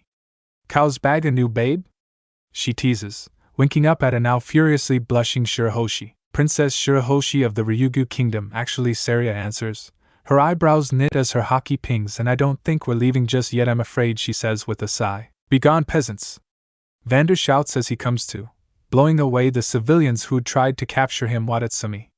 Stop them from escaping with my love, at least until she's a beautiful corpse for rejecting me. He shouts, revealing his secret weapon, the same giant blowfish Fishman the Straw Hats had encountered on the way here. The big guy looks familiar, Luffy muses, as he unconsciously shifts into a thinking pose. He was the guy with the anglerfish that tried to destroy the Sunny Chopper, explains, the one Surum fought off when we all reunited. Yes. Now, swat these pirates like the insects they are. They can't be allowed to get in my way. I won't be kept away from Shirahoshi any longer. Vander cries. You got it, boss man. Here I come. Watatsumi bellows, raising his fists in the air, and prepares to smash them. You want to handle this one, Captain? Alvida asks, looking less worried than the Fishmen crowd believes she should be. Sure. Saria, you're on Vander duty. I'll handle the big fish, Luffy decides, reactivating gear second, then leaping at Watatsumi, and landing a clean shot to his face with a gum-gum jet pistol, sending the giant flying backward and snapping one of his front teeth. You always have to make things look easy, don't you, Luffy? Sanji chuckles. My turn, Saria grins, leaping towards the Fishman, with a savage grin, only to grimace, her head tilting like she'd been struck. No, that's not fair at all. It's my turn, she hisses. You're not ready yet, gripping her head. Her jaw clenches before with a cry of fine, you lanky bastard, go ing die. She leans back almost like she's reenacting Hancock's pose, only for her features to melt and cows to stand there looking pissed off, worse for wear, but also itching for a fight. Hello, N. It's Decken, peasant. Now get out of my way, my bride awaits, Vander orders. But Cows ignores him and just walks closer. Are you deaf? I said get out of my way. Fine, have a taste of my curse for yourself, he snarls, lashing out to grab Cows and mark him, only for the taller pirate to catch his hand, interlocking his fingers to the point their palms are touching. One down, Cows grins, his bloodshot eyes annoyingly reminder Vander of Hodi, usually right after taking the energy steroids. Still think you can beat me? I'll do more than beat you. I'll mount your head over my fireplace and make love to my wife in front of it just so you can see how pointless standing in my way was. Vander cries before swinging his right hand, sure the glove meant he couldn't mark him with it, but he could still fight with that hand. Until he couldn't, and then there was none. Cows hums, grabbing Vander's gloved hand and watching as the Fishman flails. Someone's been a very bad man, touching little girls, that's just not right. I may be a criminal, but I do have some standards. Time for you to get what you deserve. Whirr! Vander screams as a rotating blade shreds through the center of his palm, all the while Cows watches him unblinkingly, before with a heave, tears the sword through his hand, leaving it a mangled mess of meat and bone. Pain not the only reason he could not longer get the appendage to work. My hand?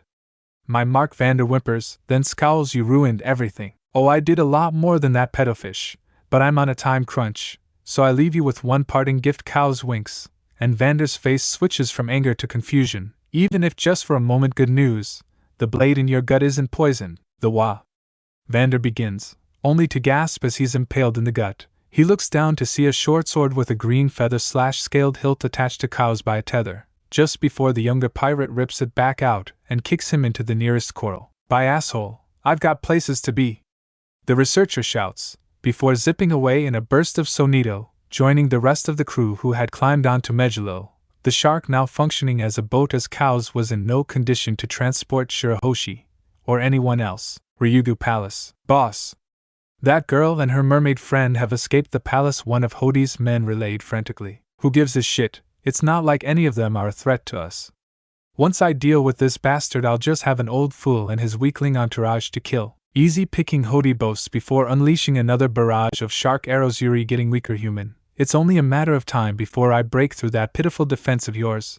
Then you'll see why it was foolish to fight a shark in the water. He laughs before blitzing past Zoro, blindsiding him as he slams the butt of his trident into Zoro's gut, pushing him back and causing the swordsman to wince and nearly lose his grip on his swords. That swordsman's as good as dead. There was never any other option when fighting a fishman underwater. You're pretty resilient, I'll give you that much, Hodi admits as he sees Zoro is still conscious even after the impact, but I'm afraid it's time to die. Your time is up. You miserable ape! Hodi bellows, before shooting forwards, just as Zoro grabs the hilt of one of his sheathed swords. One sword style, lion strike, he thinks, as he cuts down Hodi Jones. Ryugu Palace. That's not possible. How could a human cut down a fishman in the water, and not just any of us but Hodi? One of the fishmen shouts in shock as Hodi drops from the wound Zoro inflicted upon him. Kill him. He may be strong, but he's still human. He can't have much air left by now. Another orders angrily as Zoro swims for the surface. Take an energy steroid too, just to be safe, another suggests. All those within range taking out and swallowing a small, red and black pill on his command. Almost instantly the fishmen bulked up and their eyes turned an ominous red. They proceeded to rush the drowning swordsman, who, while unable to reach the surface due to their interference, was still managing to hold his own. The question was for how long. Unfortunately, it seemed the answer was that even when dosed to the gills, the new fishmen pirates just weren't strong enough to beat Zoro. As with a burst of 36 caliber Phoenix, the shockwaves bought Zoro enough time to reach the surface of the water and fill his lungs with air. Zoro, you're okay, Usopp shouts, breathing a sigh of relief. What the hell happened down there? Soon this chamber will fill with water. Come over here quickly so we may flee together, Neptune commands as the roided up fishmen began to grab his soldiers and yank them underwater to skewer HM. There's something not quite right here. My men are highly skilled and Hodi's thugs are making short work of them, the king thinks, worryingly. Long nose. Take this, it should enable you to at least retain some air, long enough to escape this place, says as he throws a smaller bubble coral to the sniper. Now, hang on to me tightly. Our escape will not be smooth sailing, that's for sure. I kind of guessed, Usopp admits with a sigh before complying, putting bubbles on the heads of the 3 devil fruit users before all 4 of them clung to Neptune. Come on, Zoro, just a little further. I really hope my back doesn't give out when I need it most, like last time, Neptune mutters to himself before diving, his remaining soldiers following suit before they reach the floor and see Hodi's army between them and freedom. Look alive, men. I shall clear a path for you. We shall retreat for now, and live to fight another day, to liberate the palace from Hodi and his thugs. Now, Merman combat, he declares, before grabbing the water behind him like it was a solid object and heaving ultramarine. He bellows as he unleashes a torrent of water that quite literally blasts the fishmen out of his way. All soldiers forward, ride the current and retreat from the palace, Neptune orders, his voice strained but firm. Old guy, shouldn't we be following them? Usopp asks. I wish I could, but old age makes wrecks of us all. My spirit is willing, but my body won't budge, Neptune wheezes as he floats to the bottom. Oh come on, the sniper whines, getting similar looks from the rest of the crew. Luckily, help was on the way, in the form of a large whale, its cries alerting Neptune to its prescience. "Hoi! Little ones, we're safe. Just need to grab his harness." Neptune grunts but succeeds, and the whale pulls them into the current, and on a fast track to freedom. "I owe you my life, dear friend, just a little further." Unfortunately, things weren't meant to be, as while Neptune and the others were fleeing, Hodi's men had fed him one of the energy steroids, reviving him and bulking him up to absurd levels, such as being able to halt the forward motion of a whale and giant merman with one hand. Seeing there was no point, Neptune released the tether, allowing Hodi to flee and join the members of his army that had been able to flee, though they all stopped when they saw Hodi had him by the tail fins. "I told you to go!" Neptune bellows, snapping some of them from their funk. "This day is not lost if you manage to escape. Bring my sons to me so we may rout this infestation from our halls." "Begone with you, boss, they're getting away. Should we go after them?" one of the fishmen asked. "No, they're not worth the effort. Soldiers who can't do the one job they were stationed here for, protecting their king, are of no threat to us." Hodi chuckles, his red eyes shining. "Speaking of, tie up the king, in case he gets any bright ideas or recovers from his injuries while in our care." "Yes, sir. I'm sorry I failed you all." Neptune apologizes to the Straw Hats, "but so long as my allies live, this battle isn't over." "Is he okay?" Chopper asks, as Cow's lies passed out on the head of Megalo, softly snoring. "Probably. He pushed his devil fruit to the limit, and then the other sides of him, well, they were different mentally. But it's all the same body, so still running on his lowered stamina," Luffy explains with a shrug, though internally trying to get everything to fit together in his own head as much as everyone else's. "I say we poke him with a stick until he wakes up," Valentina teases, which at least raises the mood amongst the crew, though Shirahoshi looked worried the blonde would actually do that. "I don't need to see the future to know such an action would get you kicked off the shark, potentially at the speed of sound," Sanji argues as he leans against Megalo's fin with Hachi. "Whether it's by Cows, Lily, Luffy, or the princess is the real question though." "Lily?" Alvida repeats. "Did we get a new crewmate and nobody tell us?" "Please be quiet. Master is sleeping." Everyone turns to see a small flower with a face growing out of Cow's chest. "Howdy. I'm Lily Carnation, Cow's new familiar. I should probably go away again. Who knows how much this portal thing messes with him." Even now the flower pouts before sinking into the ripples of silver, before its once more pristine alabaster flesh. "Bad news," I lied, Cow's grumbles as he rolls onto his side, Luffy grabbing his cloak to ensure he didn't roll off the shark. "So, while Sleeping Beauty is getting a well-deserved nap, you can actually tell us where we're going?" Alvida asks, looking out into the water curiously. "The sea forest, on Shirahoshi's request," Luffy answers. "So, over there somewhere," he adds, pointing in the general direction of right in front of them. "I figured as much." Victor chuckles. "Never been down here before, but I think I remember Lil Tato mentioning how the sea forest was a beautiful place, if a little eerie in how quiet it can be sometimes." "Nowhere we go is quiet, at least not after we arrive," Sanji scoffs, "so at least we won't have to worry about that today." "I think we're almost there." "Well, if it is, then you have good taste, princess. This place is so pretty." Luffy cheers as Megalos reaches the sea forest, making decent time too. "It is. I've dreamed of this moment for over a decade." Shirahoshi sniffles. "You have no idea how much this means to me, how much of an impact you even humoring my request has." "Thank you, no problem. A growing girl like you needs some fresh air," Luffy teases, then his eyes widen and a grin splits his face. "Plus, we'd have come here anyway. The Sunny's here," he shouts joyfully, everyone looking down to see he was right. Their ship was here in the sea forest, and looked none the worse for wear, somehow. "Frankie too, seems he finished his errands before we did," Valentina chuckles. "Plus, it's fitting that he's the first one to reach Sunny, as he's the one who would make her seaworthy again. We'd just get in the way," the ninja adds only half jokingly as Megalos swims into Frankie's line of sight. "Well, looky here, if it ain't the rest of the crew." "Well, almost." The cyborg grins, then blinks and raises his shades off his face. "We get a new crewmate, or Cow's snag himself a new girl. After the pirate empress, nothing's too big for that slippery son of a gun." Frankie laughs, especially when Shirahoshi turns deep crimson and the water starts to bubble around them. "This is Shirahoshi. She asked us to bring her here, and we weren't doing anything else, so we did," Luffy summarizes once everyone had disembarked, Valentina actually coming closer to her joke than most expected as she kicked Cows in the ribs to try to wake him up, and got slammed face first into the Sunny as a result. The researcher scowling as he pulls a thermos from his coat and downs it swiftly. "You a taxi service now?" How bored were you in that case? Frankie asks with a wink. So, it's just you here, the others are still out there somewhere? Chopper asks in concern. Robin, Artemis, Vivi, and Medusa came through a while back, maybe an hour or two, but besides that, yeah, it's just been me and Den. Frankie nods, honestly liking the quiet, as rare as it is on the Sunny. The conversations lulled when the click of sandals was heard on the approach.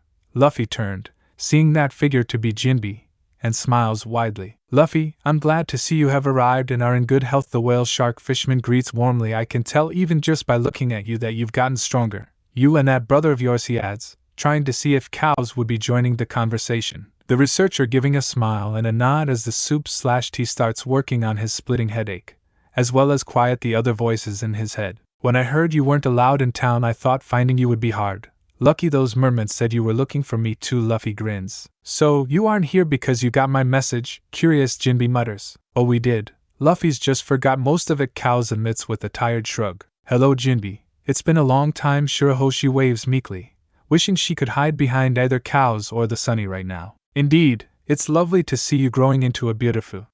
What? Shirahoshi. What are you doing out of the palace? Frankie, can you help Sanji get Hachi off this shark? He's kind of heavy, but mostly just unruly. Chopper calls from Megalo's back, the cyborg running over to catch and gently set down the injured octopus man. Hachi, what happened to you? Who hurt you? Jinbe asks as he rushes over to his friend, concern oozing from every pore. Also, what are you doing here? I heard Arlong was killed and his crew captured, so I'd assumed you were as well. Long story. Hachi wheezes. Tell you later, when my lungs don't feel like they're going to collapse. Thanks for that, Frankie. Seriously, I don't think fishmen were made for lifting or carrying. Too many extra parts throwing off the balance. Sanji sighs as he slides down the side of Megalo's, catching Chopper as he jumps down to join them. Is everything alright over there? You're being extra noisy, Den asks as he drifts over to their side of the Sunny, only for his jaw to drop. What's Princess Shirahoshi doing here? Hey, get off our ship, it's not yours, Luffy shouts in response. Relax, Captain, Den's shipwright, Tom's brother in fact. He's actually offered to recoat the Sunny for when we leave Fishman Island and actually head into the New World, Frank explains, trying to calm the grumpy rubber boy. Oh, why didn't you say so? Good luck to ya, we'll try not get in your way. Luffy shouts up, now much happier with this strange merman on his ship. If Frankie was vouching for him. Shirahoshi, I mean no disrespect, I know why you'd want to come here, but given the situation, given I broke his hand, I highly doubt Vander will be throwing any more axes at the princess. Cows interjects, already starting to look more like himself, smiling as Shirahoshi nods rapidly, attempting to confirm his statement to Jinbe. She's not scared, she's happy even. Maybe this isn't as bad as I thought it would be. Maybe Newgate's son and Neptune's daughter are just what the other needs right now, Jinbe thinks, chuckling to himself for even thinking what he had. Odoheim's grave. So, this is the grave you asked us to break you out of the palace to visit, huh? It's at least a very pretty and tasteful monument, Luffy hums, and grave sites were not exactly something he knew anything about, but he was trying to be nice to the princess. Well, it is her mother's grave. A monument to Queen Odoheim, one of the best of our people, taken long before her time. Vander's obsessive pursuit of Shirahoshi began not long after the queen's death, so it's understandable why she's never gotten the chance to pray at or even see the site until now. Jinbe explains she's spent every day between then and now, locked away in the hard-shell tower for her protection against Vander Decken's madness. I'm sure somewhere in her mind or her heart, everything she's wanted to say to her mother have piled up greatly, and she's now at least trying to let it all out, and finally grieve properly. Luffy-chin, huh? Nami. Camie. Hey guys, what are you doing here?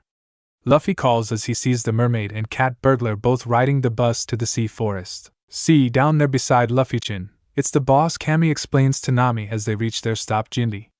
Oh, and Shirahoshi's here. What? Yeah, we kind of smuggled her out. Cows nearly exploded in the process. Luffy just barely explains while giggling. How was the banquet? Also, where are the others? He asks curiously, then frowns as something is clearly missing on his end. Nami Swan. You are returned. Sanji cheers, nodding in a way which at least tells everyone he's alright again, though there was more smoke emitting from him than there had been 2 years ago. Hachi. Camie gasps as she swims over. Oh dear, you poor thing. Hodi did this to him. Jinbe repeats after being given the information from Valentina, the blonde omitting that Hachi never verbally confirmed her suspicions. His reaction to her accusation was enough for her, so it's really come to this. To think they've even managed to infiltrate the palace and take it over. This is a dire situation, the likes I've not seen in years. Everyone's okay, right? Luffy asked swiftly, twitching with nerves. I don't know for sure, they're probably okay. But it would probably be for the best if we hurry back, Nami suggests. My father, captured and in peril. How could they do such a thing to him? Shirahoshi cries, rivers of tears flowing down her cheeks. Jinbe sighs deeply. I failed you, Luffy. Seeing the look of confusion in the boy's face, he continues, I left those messages to avoid an incident like this. But it seems it was always going to happen eventually. We shall make haste, but please humor me for just a moment. There is something I should have told Luffy about 2 years ago, when we first met, though it means even more now. I owe a debt of gratitude to the people who finally put an end to Arlong's menace. He'd caused so much harm already. I understand it was you who defeated him, though the fatal blow was that of your brothers, so I express a long overdue thank you to both of you, Jinbe says with a shallow bow, and though it pains me greatly, I must apologize as well. Don't say it, let it die with Arlong, Hachi mutters, worried for his friends, both new and old. 11 years ago Arlong was locked away by the government, and even knowing what evils he was capable of, I freed him. Jinbe's confession was interrupted by a fist to the gut, winding him and causing him to release a squeak-like wheeze. Cows! Luffy shouts. Be thankful it's me and not Sanji. Deep-fried shark is difficult to recover from the slit-eyed first mate hisses, Jinbe getting the message, though it was clear he'd waited too long, as the end of the sentence had already been filled in by most of the crew in their heads. The son Arlong had that same tattoo on his left pectoral. You were on the same crew, that's why you let him off. Nami summarizes her own thoughts, the light leaving her eyes as the memories crash upon her like a tsunami. Jinbe sighs deeply before nodding. Correct, Arlong and I were once both members of the Sun Pirates, which was where the tattoo came from. It's not exactly news, given Yasaku more or less said as much while we were on the way there, that you cut a deal with them to let out one of your guys. When you became Warlord, Sanji grunts, taking another drag from his smoke. You sure? I don't remember that part, Luffy hums, face twisted in confusion. As usual, you tune out what's not immediately relevant. Victor sighs, getting weak chuckles from Nami and Cows, though the overall mood of the area prevented it from getting further than that. Anyway, Sanji shouts, drawing attention back to himself. I'd been concerned since hearing Luffy had been in the paper with Jinbe, given as far as I could tell he'd been the real boss pulling Arlong's strings. So, I'm going to give you one chance to explain yourself and justify what happened in the East Blue. Try not to fumble around too much, as Arlong's tyranny is a bit of a personal subject on this crew, given what he did to our navigator, ruined her life and turned every waking moment until Luffy and Cows took him out into a living hell. So, with that all out in the open, you'll understand why, if it's unsatisfactory, I won't be forgiving you. The cook scowls. Jinbe, on the other hand, his eyes widen and gain a far-off look as his gaze passes over Nami, her expression still void. Damn it, Jinbe, you shouldn't have said anything. Hachi groans deeply as he sits up. Despite Camie and Chopper's protests, Nami barely forgave me, and I'd never done a damn thing to her besides being part of Arlong's gang. I even tried to be nice to her when I could, never looked down on or belittled her for being a kid or a human. I know I'm not a good person, but I tried, damn it. She was just a little kid. The octopus sniffles and coughs, his aching chest adding physical to his emotional pain. It's my fault anyway. If I'd never found the map, he trails off, eyes tearing up. Wouldn't have mattered, Hachi. Sanji would have said something eventually, and then Jinbe hiding that connection would have just made things worse, Valentina argues, and while he doesn't want to admit it, the blonde had a point. I'm sorry, Miss Nami, you've had a truly horrific experience, Jinbe begins, Val and Cows jumping Sanji before he can interrupt and ruin the moment. I did. Nami agrees in a flat monotone. It was a nightmare. Seeing my mother die in front of me, then spending almost a decade having to work under her murderer, treated by shit, and forced to lie and steal in the hopes of saving my home and buying back my freedom. I've never been happier than the day Luffy destroyed Arlong Park, and Cows ramming a blade through his smug ing face was icing, and I will never not hate that bastard. However, it wasn't until I got to Sabaody when I learned that even the strongest of fishmen were persecuted by humans, despite the great strength I'd seen growing up and boasted about by Arlong himself, she continues, a little life returning to her voice, her eyes even flicking over to Hachi before returning to match Jinbe's stare. When Camie was kidnapped, and we all rushed to rescue her, I couldn't believe what I saw. Sabaody Park, an almost mirror image of Arlong Park before Luffy destroyed it. And a part of me began to understand. We just wanted a place of our own, Hachi piped, and I'm not saying that to earn sympathy or make you forgive us. But it's true, and I need to say it while I have the chance. Oh Nami, you know it as well as I do, Arlong really hated humans, too much for someone who walked the same streets. Yes, we went too far, hurt so many people, but as far back as I can remember, we yearned for the world the humans lived in, above the sea. Arlong, me, all of us.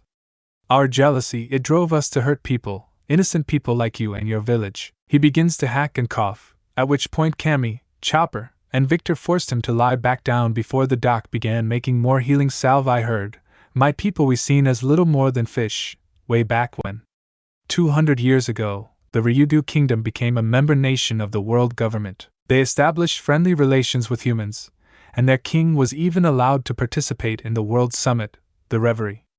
But despite all that, humans still had so much hate in their hearts. The start of the Great Pirate Era was probably the worst time in my life. It was hard to be a fishman. I remember those fears, human pirates running wild on the island. Anywhere you went seemed dangerous, so much violence. I'll never forget, Den explains to Frankie, adding his own side to the story. Our only safe haven was taken over by humans. Then came that faithful day Jinbe takes over. Whitebeard arrived on the island and saved us, brought order to the chaos, and in claiming the region as his territory, made Fishman Island a place you could live in again. However, humans continued to be prejudiced towards fishmen. You saw it at the archipelago. That's the cruel reality. Those who attain power are the most resistant to change, particularly changes that could lead to them losing even a sliver of that power. Even though the government theoretically bridged the gaps between merfolk and humans, the worst bigots and prejudiced bastards were the ones running the show from the start, who should be leading by example, and I suppose are, given the hatred still burns in the hearts of humans. I mean, there are about 20 villages in the East Blue who have a reason besides prejudice to hate fishmen, but I see your point, Cows mutters, and was ignored. Thankfully 2 individuals rose up on Fishman Island, individuals who would change the course of our history. Those individuals were Queen Odoheim and Fisher Tiger. Odoheim believed we could live in harmony with humans, and I see her light still exists within her daughter Shirahoshi. Then there was Fisher Tiger, who freed countless slaves. Hey Cows, didn't we already get told about the Tiger Man? This story seems familiar, Luffy hums. Yes, we did.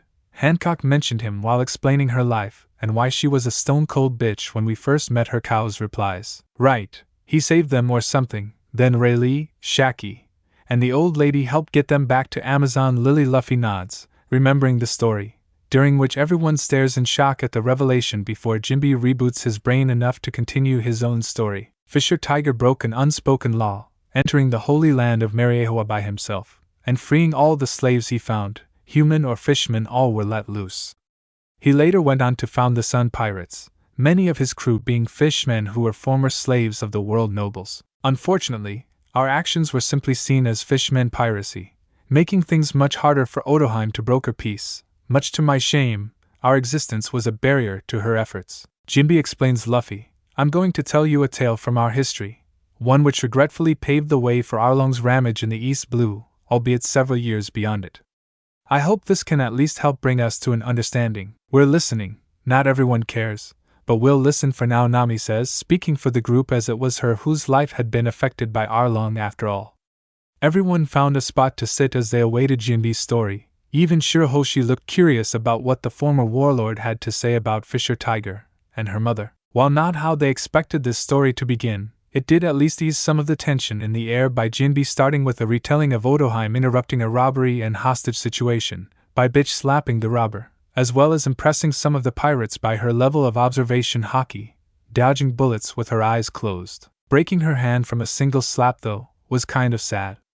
Midoriya levels of self-inflicted bone breakages there. On the other hand, she was clearly a woman with a big heart, and much like her daughter, even bigger tear ducts, given the first story ended with both her and the robber crying about their problems, before once more slapping the shit out of him for inflicting his pain onto others. Nobody in the kingdom was more dedicated or passionate than Odoheim, and that day was no different, as she was trying to convince the people that they should move from the bottom of the sea up to the surface to be part of the human world. Jinbe continues to narrate, which clearly didn't work, given you're all still 10,000 m below sea level, in a bubble, under the light roots. Sanji hums, before remembering Jinbe did say both stories end in tragedy. She intended to bring the proposition to the world government at the next reverie. But as you might expect, there wasn't a lot of merfolk or fishfolk who actually wanted to live near humans, given their experiences with the species being pirates, slavers and the cruel nobles who buy and abuse them. Her unwavering optimism though was a core aspect of her personality. That much all knew about her. Jinbe continues, with a slight smile. She's certainly unique, that's for sure. Nami hums. Sounds like quite an emotional whirlwind, going from crying like a tap to slapping people for the slightest thing. Chopper notes, clinically. Hoshi, no offense, but your mom, while a nice lady, was nuts. Luffy comments, getting a smack to the head from Nami and Cows, mostly because he set Shirahoshi off on another crying episode, which took 10 minutes to get her to stop. Wait, you went from a soldier in Neptune's army to a pirate? Sanji asks. When you grow up in the Fishman district and live knowing nothing but fighting, there's not a lot of options in your future. Jinbe argues. Kisame said the same. It's how he got recruited by Nagato. Mr. Shark's water manipulation and fighting prowess impressed him. Valentina agrees. Genjutsu at least can work as a smith in peace. All legal and shit. And those weapons of his, coupled with his liquidation techniques, means people don't give him shit for anything these days. It sounds pretty bad. Was that how things were for you too, Hachi? Chopper asks, getting a silent grimace from the octopus. It was. Jinbe answers for him. It started as an orphanage, but clearly devolved as its people grew out of control, into a lawless shantytown that few dared to enter. Back then, Fisher Tiger was the closest we had to a leader, but he'd gone off on his own adventures, and I don't blame him, as it was always barely contained chaos. I'd been his second in command while he was running the district, but went to join Neptune's army when he headed out on his travels. Despite being fishmen themselves, some even helped the kidnappers. As for the others, they all left eventually for their own pursuits and desires, until one day, the day Tiger returned, and not long after he made his move, the incident that made him infamous, climbing the Red Line single-handedly, entering the Holy City, and releasing every slave they had up there. For doing so, he became a hero forever in the eyes of our people, but also a criminal in the eyes of the world government. Before long, every ruffian in the Fishman district had assembled to fight by Tiger's side. All who accepted the sun mark that day became sworn brothers. The brand was a symbol that washed away the slave brand, and showed we all stood together, as one free people. And that was how a bunch of lowlives from the Fishman district became the feared Sun Pirates. He finishes, pride leaking into his voice as he regaled them Tiger's story. Jinbe then went on to explain how things worked with the Sun Pirates, Tiger's views and methods, fighting back, but trying to avoid his men becoming the monsters the humans saw them as, some like Arlong understandably making that aspect difficult, alongside Otohimi's attempts to lead her people into harmony with humans, something even he admits their actions made increasingly difficult. Not that the people down here needed much help to be equally prejudiced. Then came the incident. We'd been tasked with delivering one of the escaped slaves, a girl of about 11 years old, to her family. Poor thing, she'd been broken by her captivity, her face forced into a smile and willing herself to work and never show her pain or anguish. I think Koala finally made some of the more zealous of our crew realize that not everyone human is like the celestial dragons. Some are treated just as badly as we were. Tiger overrode her mark with the sun brand, and declared that there would be no more killing on our part, then cleaned her up as we made our way back to the island we were told she came from. It took a couple of years, and the little thing somehow wormed her way into all our hearts, everyone but Arlong's of course, probably because she'd been through a lot of the same stuff as we had. But we eventually made our way to Foolshout Island, her home. Fisher Tiger personally escorted little Koala to her home, but as we were getting ready to leave, we were ambushed by the Marines. We were able to rescue Tiger, but he'd taken a lot of damage in the ambush during the time it took us to get there and save him. But, after getting him to a ship Arlong commandeered as the Marines had sunk ours, Tiger had lost a lot of blood, and none of the crew were compatible. But when we tried to give him a transfusion, he refused. The betrayal had left a wound too fresh for him to allow even the blood of a human to mix with his, even to save his own life. Before he died, he made us swear we'd let the hatred die with our generation. He believed Otohime was right, but that it wouldn't be until at least the coming generation that peace would be possible. There was too much baggage, too much hate between our species for it to work out just yet, Jinbe concludes, his eyes misting over with tears. That is how the hero of Fishman Island died, not in victory, but in tragedy. And all that suffering, over a Nephilim the Fishman size. A few of the Straw Hat's tents though cows was the one who choked. What's that? Luffy asks in confusion. They're a subspecies of giant, at least according to the legends, and only beaten by the Lunarians in terms of rarity, given their almost rather than actually extinct. Victor answers. Awak has been searching for them, as he believes only someone with their constitution could handle the miraculous script he made for a giant warrior previously in his service, and one that has killed every other person he's gifted it to. The Bomberman adds, the rest of the group interested by the explanation, but confused when Jinbe scoffs. If that's true, then they must have one hell of a growth spurt come puberty, given the kid was the same size as any ordinary human her age. Jinbe elaborates. It's probably good news for Arlong and bad news for Nami that the Nephilim rumor was bullshit then, as they're known for ungodly levels of strength and stamina as well as a fiery temper, meaning she could have crushed your buddy's skull like a melon if he actually ever did try to kill her. Valentina chuckles darkly, having known about the Nephilim from her brother's experiments, as well as correspondences he had with another scientist involving gigantification experiments, of which he'd suggested them as a basis. So Tiger dies and Arlong lives, further proof we can have nice things. Now we should probably let Jinbe continue his stories before Hodi and his goons actually kill everyone in the palace. Cow states, trying to get the ball rolling again after this tangent. Thank you. As I was about to say, Tiger's death was a critical blow to the Sun Pirates, the beginning of the end, so to speak, as without his leadership we began to splinter apart, as disparate personalities could no longer mesh, most notably myself and Arlong, or at least what we stood for. I and those who wanted to follow Tiger's final decree and give the humans a chance to show their kindness as Otoheim believed, and those like Arlong who wanted to wipe them all off the map. Jinbe continues, before telling them about the incident that got Arlong arrested in the first place, and despite the circumstances. Nami and Cow's eyes met and a flicker of a smirk crosses both their faces at how easily and casually Borsellino handed him his ass. Less amusing was how Arlong was the source of the humans' refused to give blood to Tiger, and so he died, rumor that led to Fishman Island doing the inverse. From that day forward I bore the title First Son of the Sea and tried to honor Tiger's legacy as captain of the Sun Pirates, though in truth, all we seemed to be doing was fighting everyone we came across. Meanwhile, Otoheim did all she could to try and reach the harmony she envisioned, no matter the disinterest of her people. She was even known to rescue humans who were shipwrecked, as well as educate the children on the world above. Unfortunately, the rest of the public weren't quite so understanding. I suppose it's in her personality to not make it a royal decree, as in your queen tells you to sign this, so do it? Nami asks, feeling bad for Otoheim, but also seeing that the people down here were equally a bunch of assholes as the ones on the surface, which probably isn't what Jinbe was trying to induct. Explain to them. You are correct, that kind of coercion and heavy-handedness wouldn't have sat well with her, nor would it have done any good, besides make things worse, as the citizens would see it as being forced to get along with humans. Jinbe agrees, as do the rest of the crew. Before he continues his tale though, I suppose her drunken ramblings were the closest any version of her could get to your suggestion, as I don't think any of them realized just how important those signatures and giving the next generation the opportunity and the chance to mingle with humans was to her, that she'd actually break down and scream at them on the Den Mushy system over it. It was around that time that I was offered a position as one of the warlords, and I took it for the good of the crew, particularly those who were former slaves. This was a way to protect them from the government, as well as allow those who were only on the crew because of that fact to leave and reunite with their families, given I'd be able to get the ship coded and return to Fishman Island unbothered. It also would help Otoheim's plans for the future, as a fishman as one of the 7 warlords would help to improve relations between my people and the government. This is when Arlong got released from prison, and Ed off to the East Blue, isn't?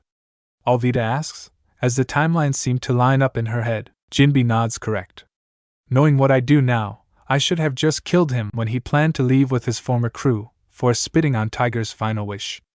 But I couldn't, he was a crewmate, a brother under Tiger. I beat him within an inch of his life, but I spared him and sent him away, never to darken my deck again. In a way you did me a favor, Serpens. I promised Arlong I'd kill him if we ever crossed paths from that day forward, but I don't know if I could have gone through with it. On that day the Sun Pirates split in 3, Arlong, Macro, and myself as the captains. Didn't we run into a Marco when we met Camie? Luffy mutters aloud. Yep, they were the ones trying to kidnap and sell her off to Duval and his slaver friend. Sanji nods, lighting a fresh smoke dumb as a rock. That one. It pains me to know that, with the only consolation being that Macro and his friends are too stupid to actually succeed in their endeavors. Jinbe groans deeply before moving on to one of the more surprising parts of his tale. A celestial dragon becoming shipwrecked on Fishman Island, the only part Shirahoshi had actually been aware of, even if only vaguely. How despite his typical behavior, Otoheim was still kind to him, even protecting him from what would have probably been a justified execution by the local populace. The Straw Hats were fairly sure they'd have just walked off if St. Charlos had crashed on the island, as well as the summoning of a horde of Sea Kings which prevented her from being killed by the aforementioned noble. He went on to tell them of how when he'd been patched up, Otoheim left for the surface with Njosgard, in order to at least try to understand him, rather than blindly hate him for being a celestial dragon, though the fact he's an arrogant jackass who saw them all as inferior creatures was probably reason enough to hate him. Things got better with her return, the world nobles even putting their weight behind her petition, setting off alarm bells in the pirates' heads, especially given Jinbe said both of the stories he was telling them ended tragically. Otoheim's return brought hope to the island, and they returned it to her, by signing every last page she had. It actually looked like things were finally going to go how she wanted, until it all went wrong, the signatures firebombed and Otoheim herself, assassinated by a human pirate. Everything collapsed at that moment, Jinbe concludes, though his head shoots up when he hears Valentina's scoff. Mighty convenient that, just as things are about to get better, and peace was on the horizon, a human just happens to get past security and kill the queen. You don't question things that fit your internal narrative, but fishmen and humans are alike in so many ways. The blonde argues someone didn't like the new road Otoheim was paving. Not like Arlong is an exception to the rules down here. A fishman killed your queen and got away with it, all because you hate humans just as much as humans fear you. Lay off him. It doesn't really matter who killed her 10 years on. Otoheim was the movement. Without her it was dead in the water, so to speak. Victor sighs, though at least trying to calm his partner who just looked pissed off. While blunter than I'd like, Otoheim thought the same. She didn't care who did it, just that it didn't cause hate to grow in the hearts of her children or her people. Jinbe begrudgingly agrees the fact Vander's attacks began not long after this was just a compounded issue. Only good thing was that it was mysteriously flying love letters rather than battle axes at this point in the endeavor. For the next decade, the royal family, even the king himself, rarely left the palace, but still spoke to their subject via the monitors. The exception of course being Shirahoshi here, who I'm sure at least some of you he glares at cows and Luffy for all the good it would do no has been in the hard shell tower to protect her from Vanderdecken's attacks. And all the while the islanders' signatures began to replenish, slowly but surely. Jinbe sighs deeply, a weight off his chest, and there you have it, how we spent the last 18 years fighting discrimination, how the fishermen pirates were formed and divided. There's no denying the awful things Arlong did to your home as well as many other islands and villages along the East Blue, and I would never try to, but still, at one time he was like a brother to me. When we got word of his violent actions, we took it upon ourselves to deal with him, but he never seemed to actually suffer any true consequences. He hid most of his horrid deeds through intimidation and bribery of any soldiers who learned of his actions. I let him live, and in doing so, his sins are also mine to bear. Jinbe states before bending the knee and bowing to the point his face just barely avoided the coral floor, and that is why, though it pains me, this is all my fault. Well, I'm not convinced. You want to earn forgiveness, words mean nothing, action is all that matters. Kill yourself, and wash away Arlong's sins with your life. Sanji declares, eye aflame as he waves his cigarette in the fishman's direction. Sanji, enough. Nami says, her tone blunt, but her voice even. While I will never forgive and forever hate Arlong for what he did, Jinbe never meant for anyone to get hurt.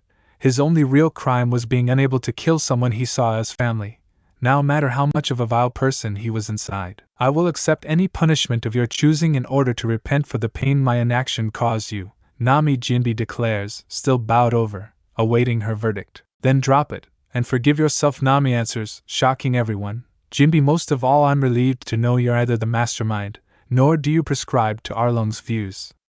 Plus you're a friend of Luffy's and that character test hasn't bitten us in the ass just yet, so I think I can believe you're a good person inside. Arlong made my childhood hell, but it was because of that I crossed paths with my new family, and found a place in this world. That pain shaped me, made me who I am today. I don't know who I'd be if things had gone another way, and I don't particularly care. I don't hate you for being a fishman, so you don't get to pity me for my past being marred by fishman brutality.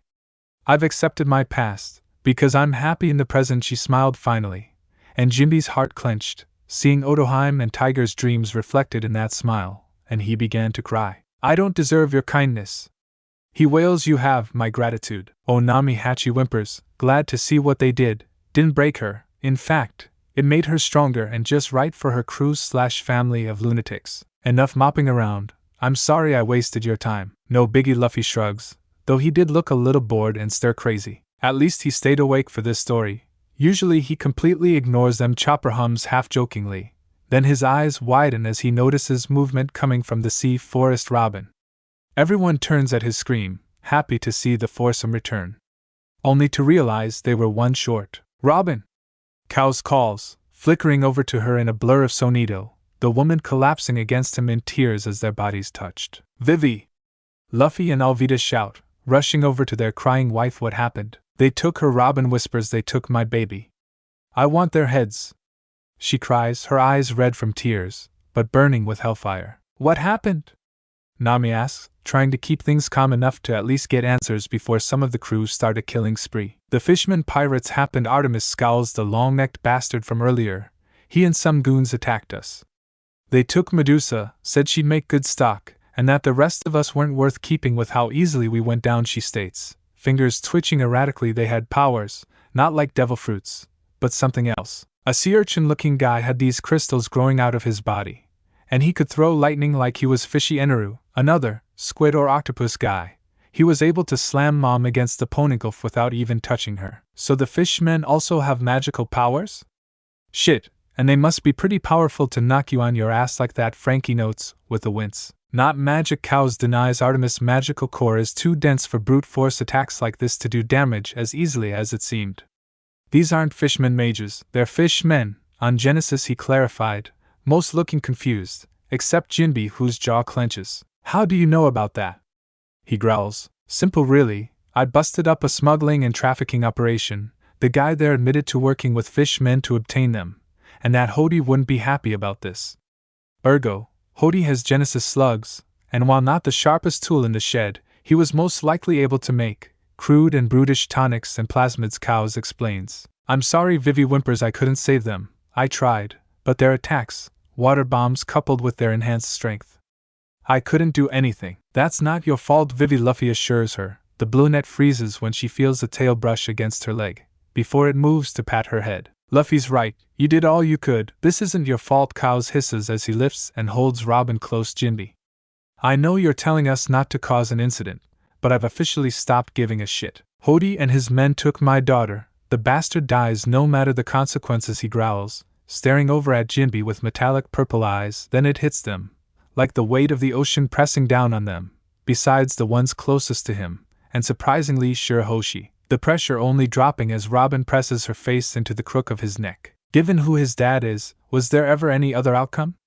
Valentina chuckles, though the spinning tomo in her eyes betrayed her anger. Helps that I don't think Luffy was going to listen to you in the first place. He sees an asshole, he's gonna punch him. Doesn't matter if the guy's a fishman or even a world noble, he's the embodiment of around and find out Kai. Haha. Val's right. We're pirates, they're already going to hate us. I'm not going to sit around and let them hurt my family just because it would look bad if I punched a fishman. Luffy agrees. Jinbe, I honestly don't care one bit about your internal, political crap. The only reason I cared about Alabastus was that Vivi asked us to help. I'm sorry if knocking Hodi into next month sets back fishman/human relations. He's getting what's coming to him. Most likely my fist if Cows doesn't get there first. Jinbe groans tiredly. Today was just getting worse and worse. In that case, we really do need to figure out what's going on and how to deal with it. We don't even know where Hodi is, how many he has under his command, and how many of them are hyped up on those Genesis plasmids you mentioned. All we do know is he's taken the king and his guards captive, overrun the palace, and may or may not have captured around 5 members of your crew and a toddler, correct? That about sums it up. Nami nods, then grimaces as that really is very little. Jinbe Hachi pipes up. If things are going as Hodi's planned, then not just the palace, but the rest of the kingdom will soon be under his control, he adds, as much as he hates to be the bearer of bad news. Jinbe blinks. Wait, you know his plans?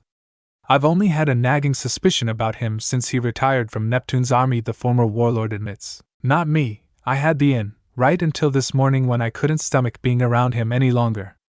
Hodi hates humans, even more than Arlong ever did, almost making him look like Jinbe, or at least just an average citizen.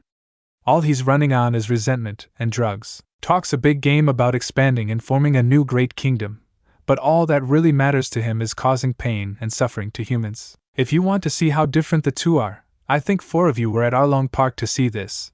But while he has no problem killing humans, and even enjoyed it sometimes, one thing Arlong would never do is hurt another Fishman. We're all brothers in his eyes. Oh yeah, he got even madder when I ducked behind one of the Fishmen and he clap-chomped the guy's face. Luffy nods. Yeah, he may have been a bastard, but he at least knew how to be a good pirate captain. Nami nods. Yeah, the one positive I can give Arlong, he did love his crew, they really were his brothers. Exactly.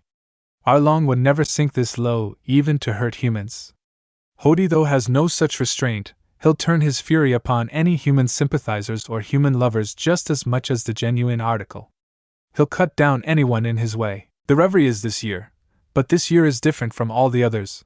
They finally obtained enough signatures for King Neptune to attend and speak amongst the others at the summit about relocating Fishman Island to the surface. Oh, no wonder Hodi's got his panties in a twist. Otoheim's dream is actually almost become a reality. Valentina coos with a mirthless smirk. Hachi's right, it's only a few months away.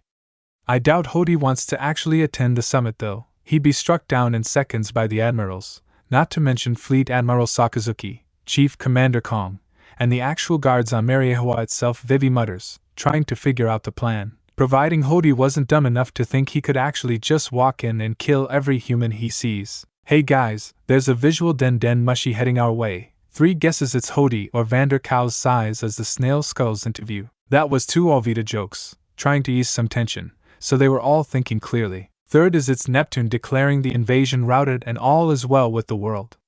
So is 0.0001% chance of that one victor supplies, as all turned to see what the snail had to show them. That's him, that's Hodi Jones. Nami scowls as the smug prick appears, projected onto the sea forest's bubble. Hello, people of Fishman Island. Am I coming through? Well, for those of you not in the know, I'm the captain of the new Fishman Pirates. My name is Hodi Jones. Found him. Now we go kick his ass. Luffy shouts, getting agreement from the entire crew. There's something every citizen of the Ryugu Kingdom needs to know. This will be destroyed and quickly. We'll rebuild it from scratch but with a new king. Like me, Hodi relays, the Straw Hats and Jinbe watching on stone-faced, while Shirahoshi frets, worried about what Hodi's declaration means for her father. I will usher in a new era for Fishman Island, grounded in a strict code of discipline. For starters, we'll cease all friendly relations with humans, so if you like get out. Yes, Fishmen are far superior to those filthy apes. It's time those weaklings learn their place. They don't deserve our help. In place of those human lovers, those loyal to the cause will move in from the Fishman district. They hate humans too and will do whatever it takes to rid our beautiful country of them, so treat them with respect. You still love her, don't you? Otoheim, our most cherished queen. She was truly selfless, and worked tirelessly to build a bridge between our people and the humans on the surface. I do respect her spirit, but do you forget the end of her tale? She was killed by the very humans she loved. Even if you approach them with pure heart and clean intentions, they'll just take advantage of you and leave you in the dirt. We have to wake up.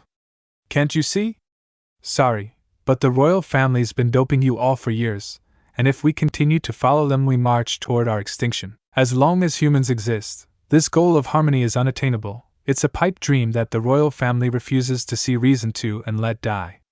See for yourself, Hodi shouts as the camera shuffles sideways, to show Neptune one more in chains. Father!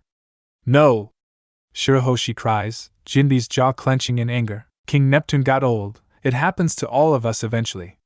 The only way to advance is to eliminate the old guard so they won't be able to hold back the march of progress anymore. You know, this might all be our fault. If we hadn't shown up the king would be fine. Nami wonders aloud though in the end, it is Zoro's fault for turning the incident into a hostage situation in the first place. She mutters that last part. Or us not being there means nothing, and Hodi still infiltrates the palace and shackles Neptune. But he'd also have the 3 princes and Shirahoshi. Valentina argues Hodi had an entire large-scale takeover planned. He must have had something in reserve to deal with the king and the rest of the royals. What did you idiots do back at the palace? Jinbe shouts in anger and panic. while Camie and Hachi tried to calm him down. I dunno, we kind of bounced our way to Shirahoshi and missed all the good stuff it seems. Luffy shrugs, to which Cows nods. Nami sighed. Of course she had to tell him Neptune's men attacked us because of missing mermaids and a fortune teller. We defended ourselves. Neptune put his back out just before fighting Zoro and everyone was tied up already when Hodi's goons opened the gate and let him in. She summarizes as best she could. I'm even more confused now, Jinbe groans, his head in his hands. Citizens of Fishman Island, the old Ryugu kingdom has more than worn out its welcome. Time to say goodbye. In 3 hours, in the Concord Plaza, the weak and worthless former King Neptune will be put to death, Hodi declares, drawing everyone's attention back to him. As Shirahoshi whimpers, the so-called Great Pirate Era began when the Navy executed a human, Gold Roger, the king of the pirates. That era has been riddled with countless atrocities done to our people by the vile humans. It's only natural that this great Fishman era begins with the execution of Neptune, one in which we reign over humans. As you may have figured out by now, I am at the Ryugu Palace, and there's something else I want to show you. The camera follows Hodi as one of his men hands him a page. This letter, from the world nobles, which Queen Otoheim risked so much to obtain. If I destroy it now, this dream will finally die. They won't send another letter, that's for sure. And also, to my left, we have a box filled with the names of every human-loving traitor to Fishman's supremacy. Just being here and seeing how many there are sickens me. Who in their right mind wants to be friends with humans? The only good humans are dead ones. There is one positive to this though. I now know exactly who I need to remove from my great kingdom in order for it to prosper. No more stepping on pictures, it's too easy to fake your hatred. Every name in this box will soon be dealt with. Starting with Dot, he ruffles through the box and pulls out a name: Togari of Coral Hill, Gotan of Waterwheel Town, Luca from Mermaid Cove, Genjetsu from Central Plaza, Garshoff from Fishbelly Hills. 5 down, thousands to go, jahahaha. Stop this at once, Hodi, Neptune demands, actually stopping Hodi at the old man's sheer gal. I won't let you terrorize my people while I still draw a breath. Well, it seems the preview has been cut short, but don't worry. In 3 hours I'll get to everyone else. Also, before I go, Straw Hat, I know you're there, listening to me. I have something that may be of interest to you. The scene flicks over to Zoro, Usopp, Kaya, Brooke, and Karu all trapped in a cage, jaws clenching and eyes narrow at the sight as you watch from whatever hole you hide in. I want you to know, this is just the beginning of my revenge for what you did to Arlong. Enjoy. Well shit, if he caught Mosshead, he might actually be strong. Sanji grimaces. They're all still alive, for now. Viv sighs, internally annoyed she even had to add that caveat. Spoke too soon, as Hodi reveals the extra step to his plan, raising the cage, before starting to flood the chamber with water. By the time Neptune has been executed, that room will be completely flooded. You lowly humans can't survive for long underwater. In fact, I've heard you think drowning is one of the worst ways to go, Hodi taunts, before pulling out Luffy's bounty 450 million berry. Your head, and those of your crew, will be the perfect warning to any human who thinks they can stand up to the might of the great Fishman era. But for now, we're tearing down the old Ryugu kingdom. We're done with the failures of the past. This is the time for revolution. 3 hours, that's all we need. Fishman Island will be reborn in 3 hours. Cielic. So we have motive, a target, and a deadline. Let's kill some shit. Cows snarls. Hebe already morphed into a jagged-looking Naginata. No, Jinbe begins, but Luffy waves him off. We already had this discussion, Jinbe. I don't care about your politicking. They kidnapped my niece and my crew. I'm kicking his ass, Luffy states. He's a filthy slaver. Tiger would gut him on principle, Valentina adds, and don't tell me he wouldn't. Luffy. Everyone turns as Shirahoshi whispers his name. Please. Save my father. Hey Shark, you can get me to the palace, right? Luffy asks, getting a bark and a nod from Megalo. Cool. I'll be back later. Don't wait up. Keep the princess alive. But bye. He grins and prepares to bounce onto the shark. No, I forbid it. This isn't your fight, Luffy, and even if you win, it will just continue the cycle of hatred. Jinbe shouts, getting in Luffy's way, until hands and claws ensnared his limbs. Try not to hurt him. He's just worried Hodi's gonna wreck the place, Luffy calls out as the former warlord is death glared by several members of the crew, most notably Robin, Cows, and Artemis, before Luffy bounces onto Megalo's head. You didn't really think you'd get in the way of rescuing my daughter, did you, son of the sea? Robin asks, her voice cold as the depths. This whole island can drown if it means I am reunited with her. That's exactly the problem. You're going to rush in and make things worse, not thinking about the consequences of your actions.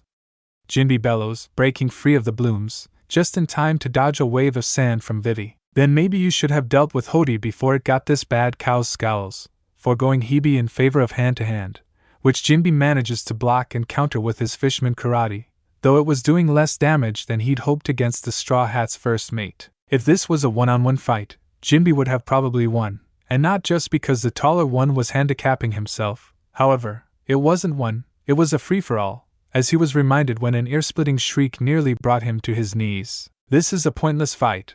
No matter how strong Jinbe is, he can't beat everyone all by himself. Nami sighs as Valentina unloads more sonic release barrages on Jinbe, before having to take to the air to avoid his counterattack of Fishman Jujutsu. All he's doing is ensuring fewer people are ready when we fight Hodi and his men. That's pride for you, Sanji scoffs. This is his mess to clean up. You heard him say it, and he feels bad for not doing anything sooner, for Hodi or Arlong.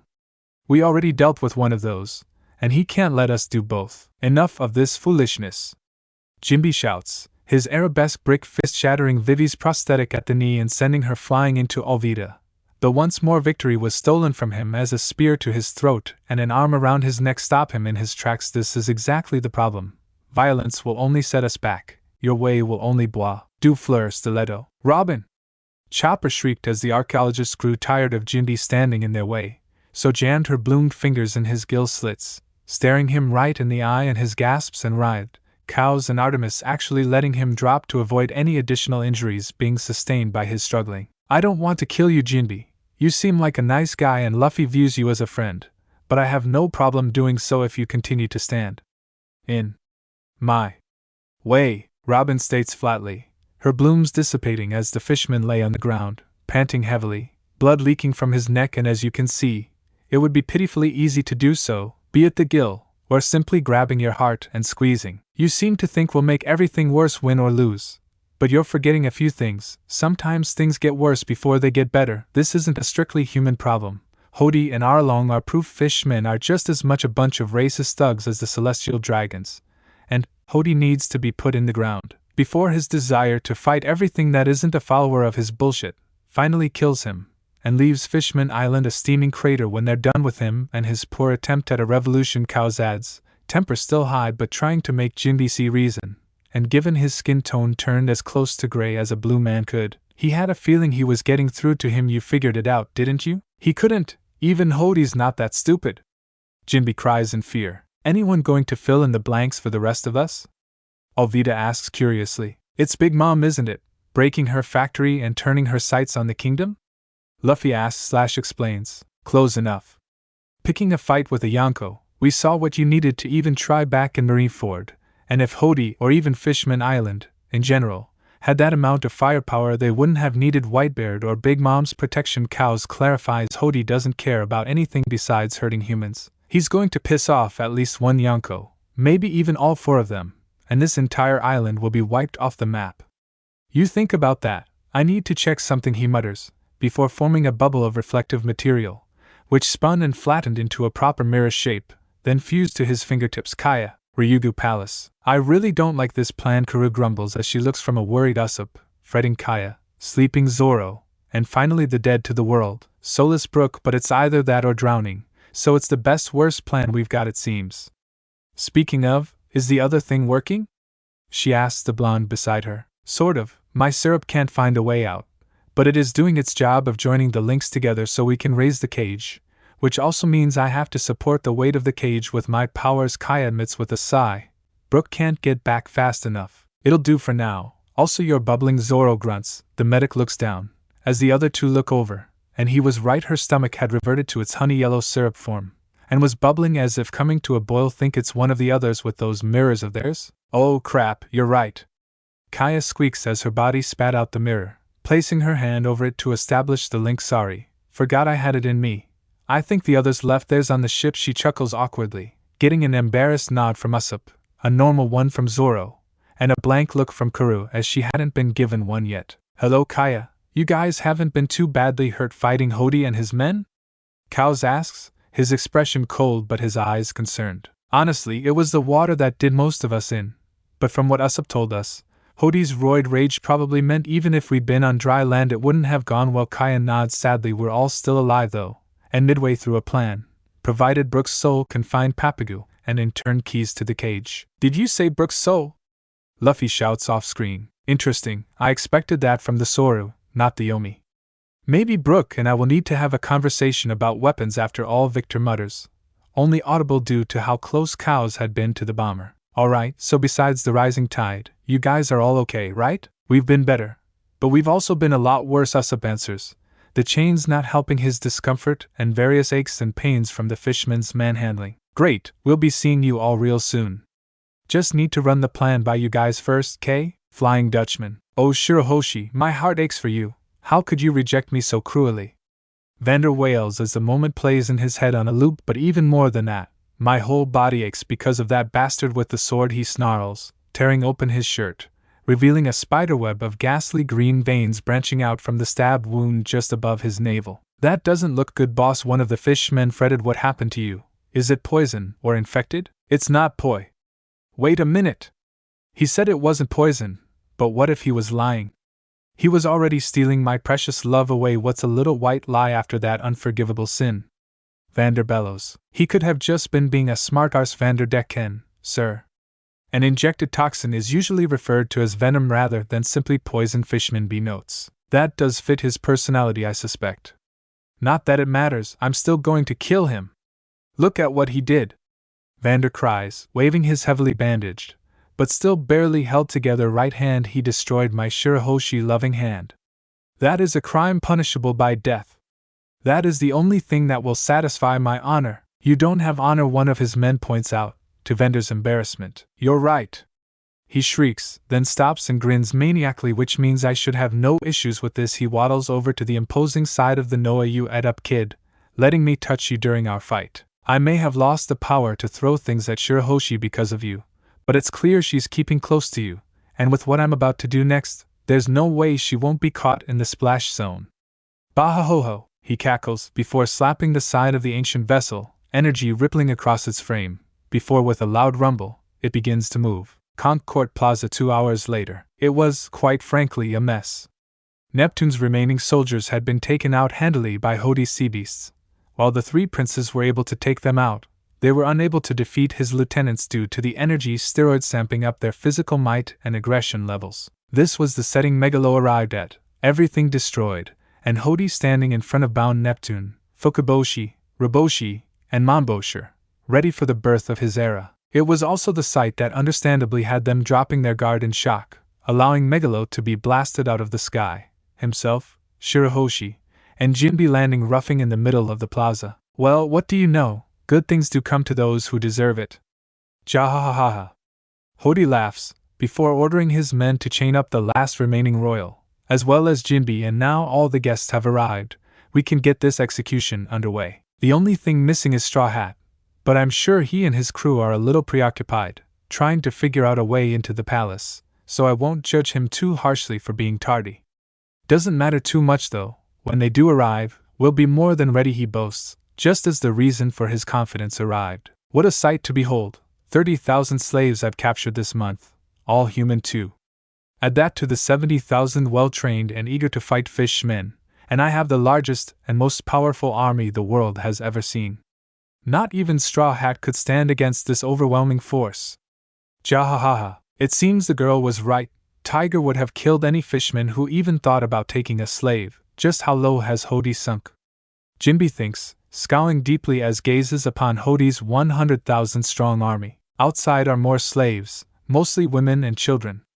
They can't fight, but I'm sure we can find a use for them. Hodi chuckles, a shiver running down the spines of every spectator at that statement, and this is just a taste of what we shall accomplish once the new era has begun. Of course, my men will need places to stay, so they'll be taking yours.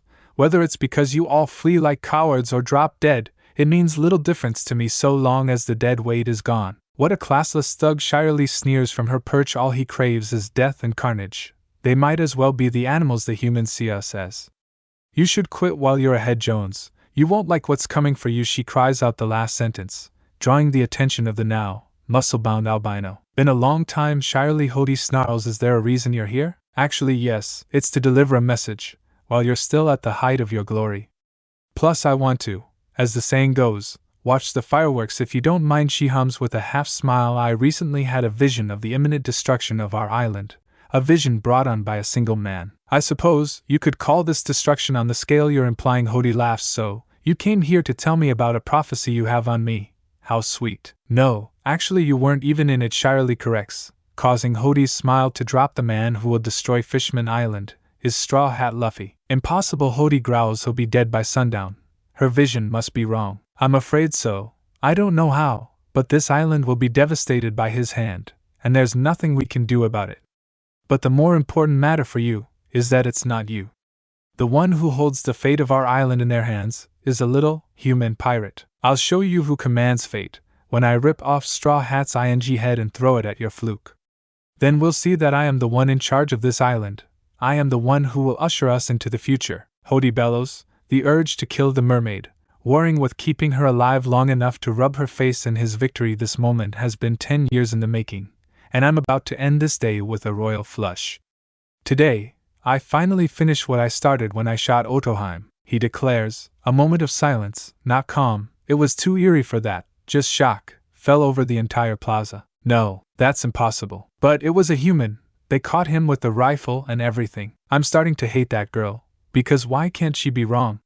Jinbe grimaces, though it's shortly lost under rage at Hodi from killing Otoheim and spitting on her legacy by not even having the balls to stand by his actions, instead using an easy patsy. A human. Oh, the human had a hand in it.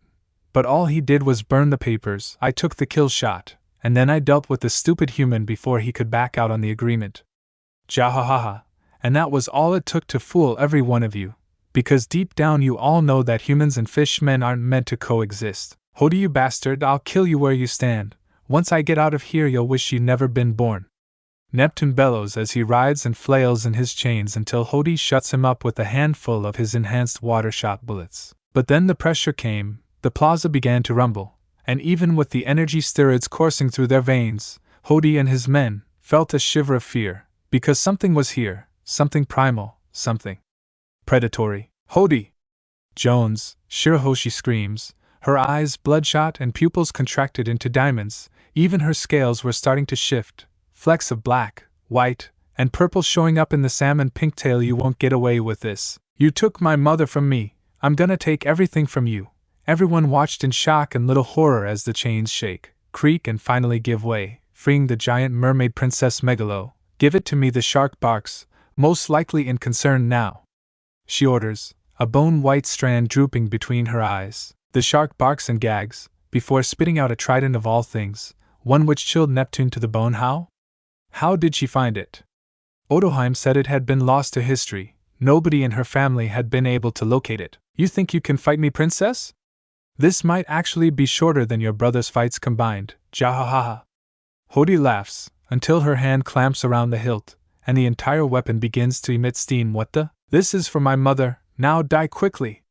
Shirahoshi cries, spinning Abasuraharu. Before tossing it right at Hodi, the roided-up shark manages to dodge just barely, but the pressure waves and wind manage to slice open his cheek and leave shallow gashes across the left side of his body. And that wasn't even counting the people who got torn to shreds as the trident flew across the plaza, before impacting and embedding itself in the wall. You missed, came a teasing voice from somewhere in the plaza. I can see that, Shirahoshi wails, pressure waves and steam billowing off her body, and you're both late. Slam. Luffy, on the other hand, didn't, as he comes rushing out of Megalo's mouth already in gear second, and kicked Hodi right in his gut wound, sending him flying right into the opposite wall. Took your sweet time there, Luffy. Jinbe grunts. Now get me out of these chains. Keep your kimono on. We'll get to you in a minute, came a disembodied voice. Mirage released Nami commands as she appeared in a haze before regaining full visibility on the main platform. I was a little busy getting the celestial dragon letter from those idiots over there. She flicks her thumb sideways to a now panicking trio of fishmen and the key to the chains. But Robin's handling that one. Click. Clang. We're free, but how? I didn't see anyone. Mombosha wonders as the royals are released. Nico Robin of the Straw Hats. Her powers would be quite useful in this situation. Neptune chuckles lowly, as he moves to sit up as best he can in his condition. You're welcome, But we're just the vanguard. Robin chuckles from her place on Jindy's back, to the whale shark's minor annoyance. Before they could ask what she meant, they got the answer, the Thousand Sunny, floating toward the plaza, being led by a whale. Gao Cannon. Because that wasn't enough of an entrance for someone as super as Frankie, he also unleashed the power of Sunny's laser cannon. Though all things considered, it was basically a warning shot compared to what was coming. Especially given it was a distraction as well as a way to clear the path for Hodi to swoop in and rescue Neptune. So, did we kill anyone with that airdrop? Valentina asks, peering over the railings. Nah, looks like they all got out of the way, which means they at least had like 5 brain cells to rub together. Victor sighs from behind her, as given the numbers in front of them, anything that thins the herd was good for them all. So it seems I'll get to see Orochimaru's sister in action after all. An electric eel merman grins as he slips into position alongside Madame Shyarly. Don't go starting without me, guys, I wanna kick ass too. Alvida shouts as she hops off the deck into the plaza proper, which had Vivi face bomb as she remains on the ship for the moment. There's like 80 to 100,000 of them. That's plenty for everyone, Sanji argues. Not if they're weak. I bet I could take all these chumps myself, Zoro boasts. But given he was the one to injure Hodi, he at least had the most experience fighting these guys out of the crew at the moment. Should we be worried about Shirahoshi? She looks unwell, Chopper frets, as well as his animal instincts telling him to stay away. There's a dark prescience in her aura, but it seems to be harmonizing with her own energy, so it's not a possession, not truly. Artemis notes, her mage sight noticing the dark cloud enveloping the princess, as well as at least metaphysical horns growing from her brows, with an angler lure smack bang between them. Here it comes. Kaya shivers, before psyching herself up and releasing her guns from her syrup. The assembled merfolk and fishmen watch as the Straw Hats gather in the center of the plaza, ready and willing to fight Hodi and his men, and they even believe they can beat them. Concord Plaza. It's Straw Hat. He's really here. They all are. That Straw Hat? He's a punk and a weirdo. I mean, who in their right mind hides inside a shark? Daruma, one of Hodi's officers, asks with a laugh. I'm more concerned about the fact he managed to spring his prisoners and get here all before Hodi could execute the royal family. Zio, another officer, this one a wobblegong fishman, hums with an auditory frown on his nearly non-existent face. It's amusing how they cling to you like a lifeline, Straw Hat. But you only delay the king's demise, and the birth of a new era, he declares. I still think that Mirrorgate power of yours is bullshit, Sanji huffs, but it saved Karu and Kaya. So I guess it's fine, the cook adds, as it seemed the Straw Hats were ignoring the new Fishman pirates. Shame we still had to wait for Papagu to show up with our gear, otherwise we could have just walked through the portal. Usopp sighs, getting nods of agreement from Zoro and Brooke. Hey guys, I have a question. Why are none of these guys at all worried that Luffy just took out their captain in one blow? Karu asks as the officers are still smirking while the regular riffraff are only mildly afraid due to the Straw Hats' notoriety, more so than Luffy's immediate actions. Because we're missing something, and hopefully whatever that is, shows itself soon, Valentina answers, spinning a kunai as she scans the plaza. I think I should hold on to this letter, at least until the princess is less. I'm going to say feral. Nami chuckles nervously as steam continues to leak from the fuming mermaid princess, as well as the color-shifting scales, hair, and what seem to be elongating fangs. Yeah, also the great white dumbass is getting up again. Time to see what's coming next. Cows nods, talons clicking as Hodi pulls himself out of the crater Luffy's punch caused him to make. I should have known Decken was going to fail. The dumbass couldn't even kill one damn princess. Well, I won't make the same mistakes. Ikaros, get the dosum, the pills. These humans are going to be the prelude to Neptune's execution when I tear them limb from limb. Hodi bellows, before sending his men away. Here you go, boss, hey. The squid fishman nods before unveiling a kind of harness-looking device with a larger tank of murky green liquid strapped to the back. With a little fiddling, it was attached to Hodi, upon which the multitude of injectors did their job, feeding Genesis into the shark's body. His muscles bulged and pulsated, as well as gaining a stony/metallic look to them. Meanwhile, the hammerhead fishman sets down a large bowl of red and black pills to his immediate right, which Hodi begins stuffing his face with as the combination of substances amps up his power. It did seem too easy when they captured you, Jinbe. I should have realized you had some kind of plan, yet you were always too much of a gutless coward to go through with it until now. Despite everything, serving under Tiger, Arlong being your brother in all but blood, both killed by humans, but you still get in bed with them, you still bend the knee. Hodi snarls as the steroids bulk him up significantly. Your soft-hearted ways, they end today.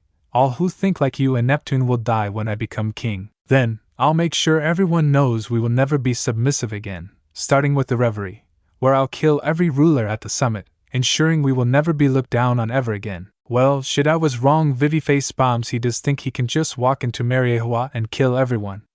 If it didn't mean we'd all be dead, I'd almost want him to try, to see how many seconds he would last against the admirals. 1 if it's Kizaru, 5 if it's Akainu Alvida bets/guesses. Jahahaha, you pirates will bow, the same as everyone else. Hodi continues, either not hearing or tuning out the Straw Hat's commentary. So, he's never heard of the Yonko then? Fair enough. Victor sighs. This moron needs a reality check. Guess it'll have to be us, he hums, pulling out his bow, ready for the fight ahead. These humans know their place. They kneel before me.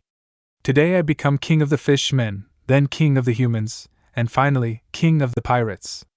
Hodi boasts, cackling madly as his form shimmers and the light roots gleam. Is that so? Luffy asks flatly. Surprisingly, the assembled fishmen, Jinbe included, as he'd been bouncy and energetic every other time they'd seen him, while the rest of the crew knew this was a shit's got real moment, and the fighting was about to start. Jahahaha, and to think there are only 18 of you, against my army 100,000 men strong. The shark fishman cackles, his army cheering all around the Straw Hats, and Jinbe, kill them now. New fishmen pirates, he orders, the mob beginning to charge at the much smaller crew of pirates. I'm not the best at math, but that means we each need to take out over 5,500 of these bastards to win this fight. Sanji hums, as he lights up a new cigarette. They have numbers, but that doesn't mean anything if they're weak. Hodi very clearly went for quantity over quality when it came to minions, Zoro argues, but also basically says 5,500 would be easy, for at least some of them. Give it a minute, things are about to drop off real quickly. Zesta sees Cows chuckles darkly as Luffy steps forward, looking like he was going to take them all on by himself. And in a way he was. As a wave of conquerors' haki floods the plaza, thousands of fishmen and pirates' slaves pass out and drop to the ground like dead weight. Those still conscious watch on in shock and horror, even Hodi and his officers. This shouldn't be possible. Not some tiny human. A conqueror, huh? No wonder he's such a big deal on the surface. Genjetsu laughs, while Shyarly drops her pipe in shock. Damn Luffy, you really tore through them. That new power of yours is amazing. Usopp cheers as he surveys the damage, guessing about half to 3/5 of Hodi's men had been taken out in that one attack. Basically 50 to 60%, or somewhere between 50 and 60,000 were just one shot by Luffy. Hearing a tongue click she knew was curiosity. Robin turns to Cows. Something the matter? No, just interesting that most of the remaining fishmen seem to either be hyped up on energy steroids, or Genesis users. Should make the rest of the fight interesting if nothing else. He smirks as he answers. Hodi. I don't care. You want to be king of a country, have fun, I don't give a shit. But king of the pirates, we're gonna have a problem there. Because is my job. Luffy declares, staring him down without a hint of fear. Screw it, leave Straw Hat for Captain Hodi, kill the rest of them. One of the remaining fishmen shout as he charged forward. Bzzz, until he's lifted into the air, his head in a bone-creaking grip, staring into metallic purple eyes that blazed with malice. Because this fishman was a sea urchin, with several of his spines replaced with a dark blue crystalline structure, and bulging, electric blue veins in his hands and forearms. So you heard Artemis, and kidnapped my youngest. Cow's hisses, his free hand drawing glyphs in the air, because he knew the fishman wasn't going to talk with Hodi over there, and he didn't have the time or patience. Don't speak, there's no point. I'm not taking prisoners today. Demon art, consumption. Vines erupt from the researcher's flesh, ensnaring and entangling the fishman before, like many other devil fruit users, a thick fluid pours from his hand, completely enveloping the sea urchin.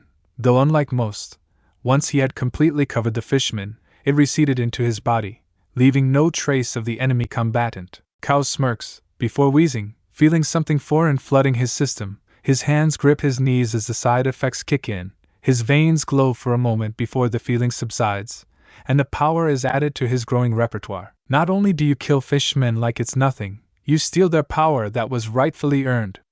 This is why I hate your kind, boy. Hodi bellows, only to be interrupted by an unlikely source. Nom. Really?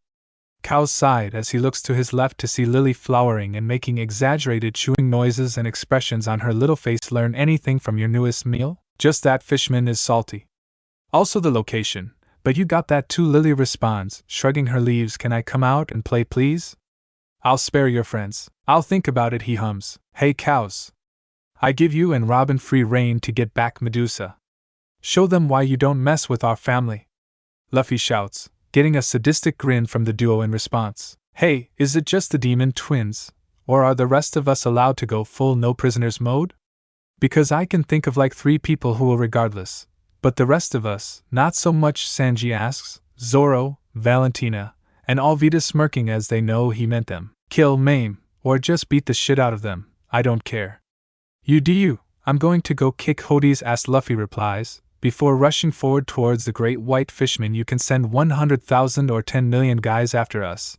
This all ends the same, with me taking you down. Don't have to tell me twice, Zoro grins as he unsheathes his sword's 108 caliber Phoenix. He cries as the pressure wave decimates another group of fishmen. Try to at least put up some kind of fight. Okay, my turn, Alvida shouts, rushing forward while spinning Brunhild Chasm Crater.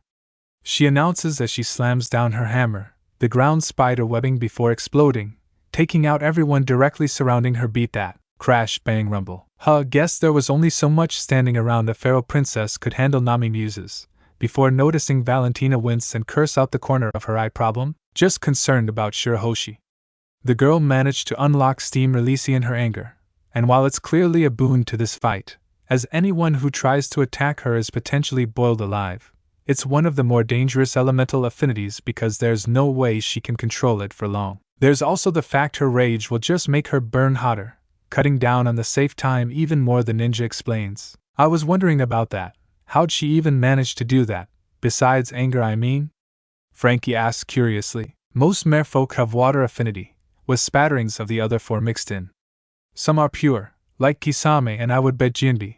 But in this case, Shirahoshi not only has fire affinity alongside her water, but she managed to get them to harmonize completely unconsciously. The anger is just amping her fire, giving it more fuel to burn, so to speak, so we need to calm her down before she burns out. Then the sooner Luffy deals with Hodi the better, Jinbi mutters with a grimace. Basically, on the bright side, she's really tearing into them, so that should mean fewer goons for Hodi to throw between himself and the captain. Victor chuckles as the giantess lays into Hodi's army, swiping them away and smashing them under her fists. Get the girl! One of the fishmen cry out as a mob of them attempt to kill Vivi, and the princess isn't impressed. Usually I'd prefer to not solve all my problems with violence, but it seems to be the only language your group speaks. Time to see if I learned the signs correctly, Vivi hums, hands smoothly shifting between about 10 hand seals before slamming her prosthetic into the ground with style. Bamboo forest spires, she shouts as, much as the title implies, a mini forest of bamboo shoot out of the ground, impaling the majority of the group. Some were near misses and only speared a limb, but the majority hit center mass and grew until they exited the mouth, back of the neck, or crown of the skull, depending on where the head was at the time, in relation to their center of gravity. Splat. These humans are all glass cannons. If you can dodge their attacks, they die in one high. One fishman boasts, having managed to smash Kaya into the ground with a hammer slam, only to get hardened syrup spikes through his throat and lungs. The Logia frowns as she reforms. Guess I need more than guns to deal with fishmen, it seems, she hums before swinging her arm back like Luffy's gum attacks, her forearm slowly expanding like a balloon at the same time as her fist turns jet black. Aim missile, she shouts as her forearm explodes, shooting the hockey-hardened fist clean through about a half-dozen fishmen before collapsing into yellow gloop. Meanwhile, Kaya reforms her arm and continues shooting at the now terrified fishmen. Idiots, CYA. Attack from the air.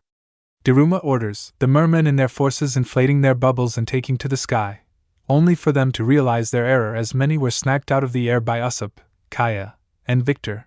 Meanwhile, any stragglers were literally kicked back to earth by Sanji, who'd developed his own version of Jippo while on Kamabaka, naming it Skywalk. Yeah, a fight like this, with so many mooks, perfect time to test out Sunny's new weapon system, yeah.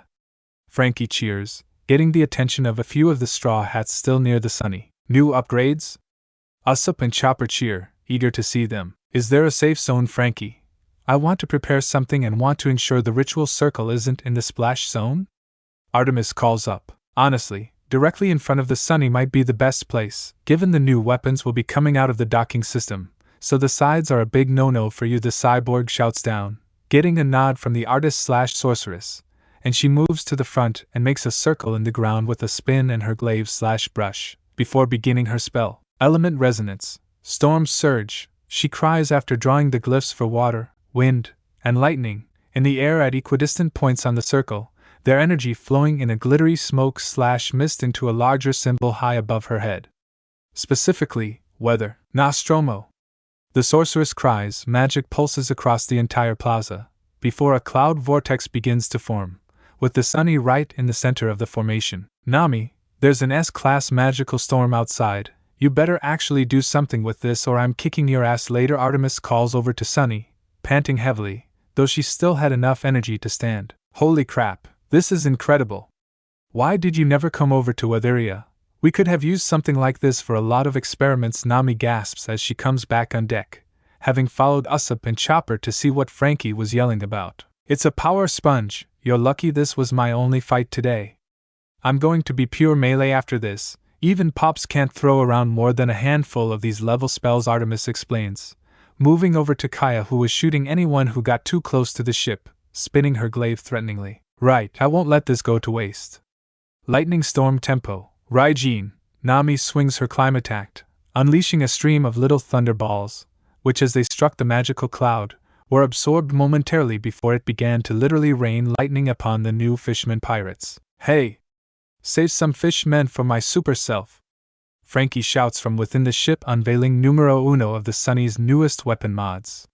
The FRU-4 Black Rhino, yeah, he declares as the side opens up at panel 4, revealing a massive and given it was Frankie, obviously tricked out motorbike, the cyborg riding it with a massive grin and devil-may-care aura to him, mowing down fishmen a little too close for comfort to his ship. You can try all you like, but this is a beast made of cold, hard steel. Come and get me, punks!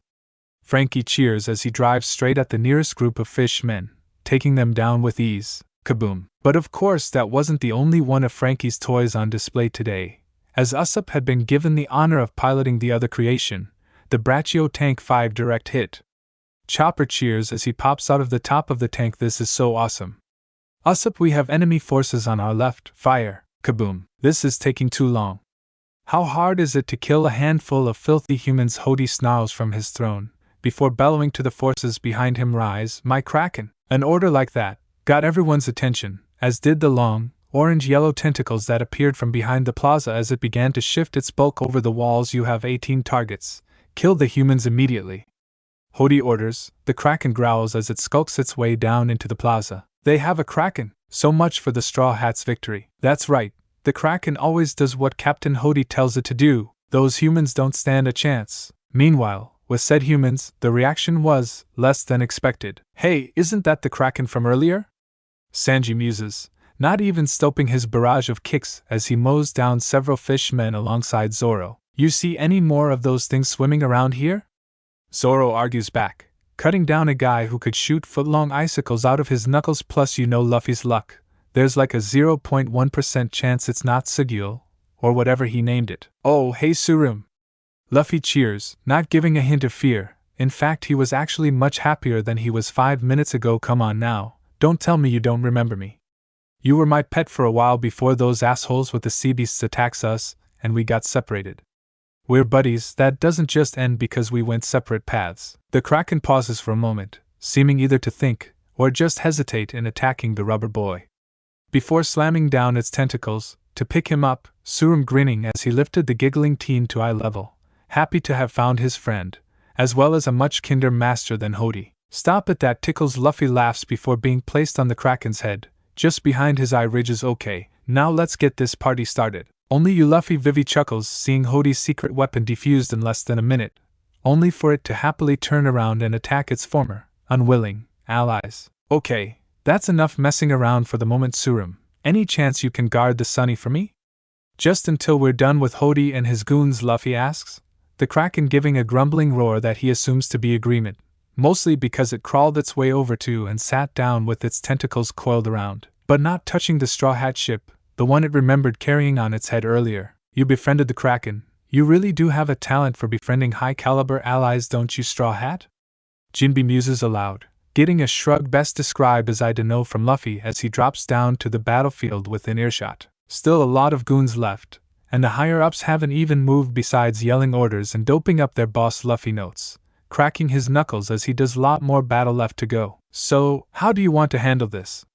Robin asks as Cows looks off into the distance. With extreme prejudice, Cows growls, before fishing a black pearl-looking object from his waistcoat pocket. No. No, no, no, no, no! This is not the time for an unsanctioned test of experimental materials. Chopper argues as he tries to get over to the duo, but he and the Brachio tank were too far away. Robin suspects that was why Cows revealed what she assumed to be a modified rumble ball, rather than just bite it like Chopper does, silently. That's why it's called a field test, to see how it works in the real world. Cows purrs, throwing up the rumble ball, and catching it in his snapping jaws. Crunch. With the drug consumed, its effect kicked in rapidly, Cows forcefully shifting into his zoned form.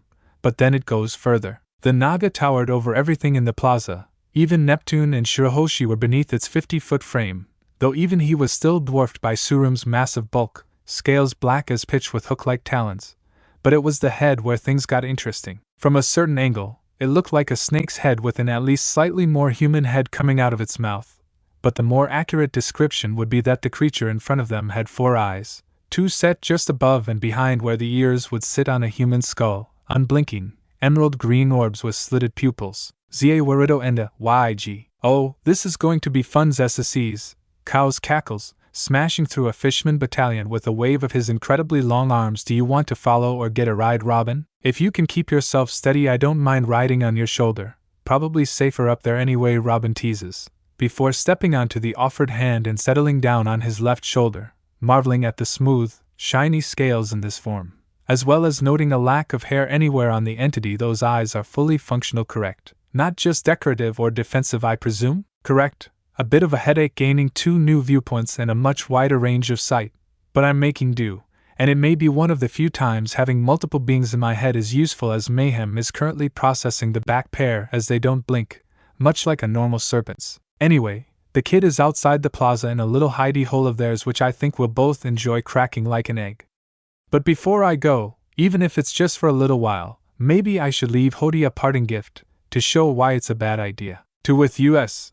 The monster point-esque Naga snarls before black lightning gathers in his hands, arcing between his talons as he draws a series of glyphs in the air before they're drawn into his body. Demon art, reincarnation. Opening his hand palm down, a mass of vines about the size of Frankie dropped and hit the ground with a wet plop, the tendrils ironically writhing like snakes before almost collapsing in on themselves and finding a more stable form. As something like skin formed around the vine golem, a familiar grin and even more familiar laugh sent shivers down the spines of several fishmen, and one straw hat in particular. Shahahaha, look who's back from the East Blue, who missed me.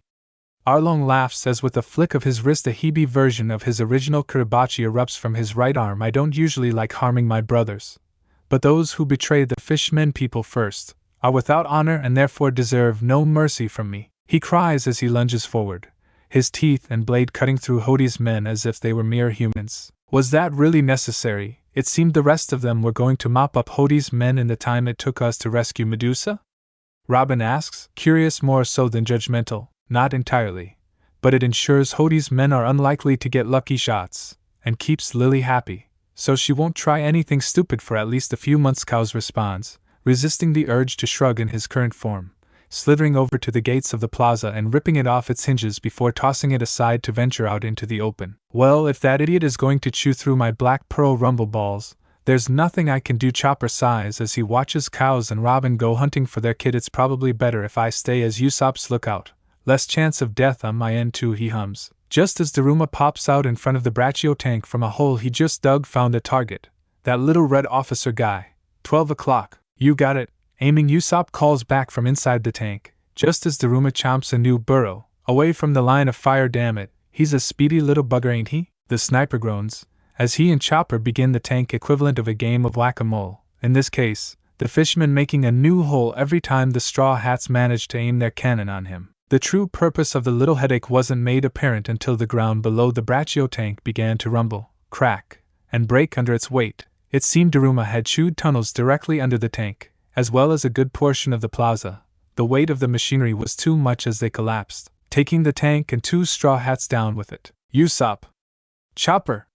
Hang on, buddies, I'll be right over.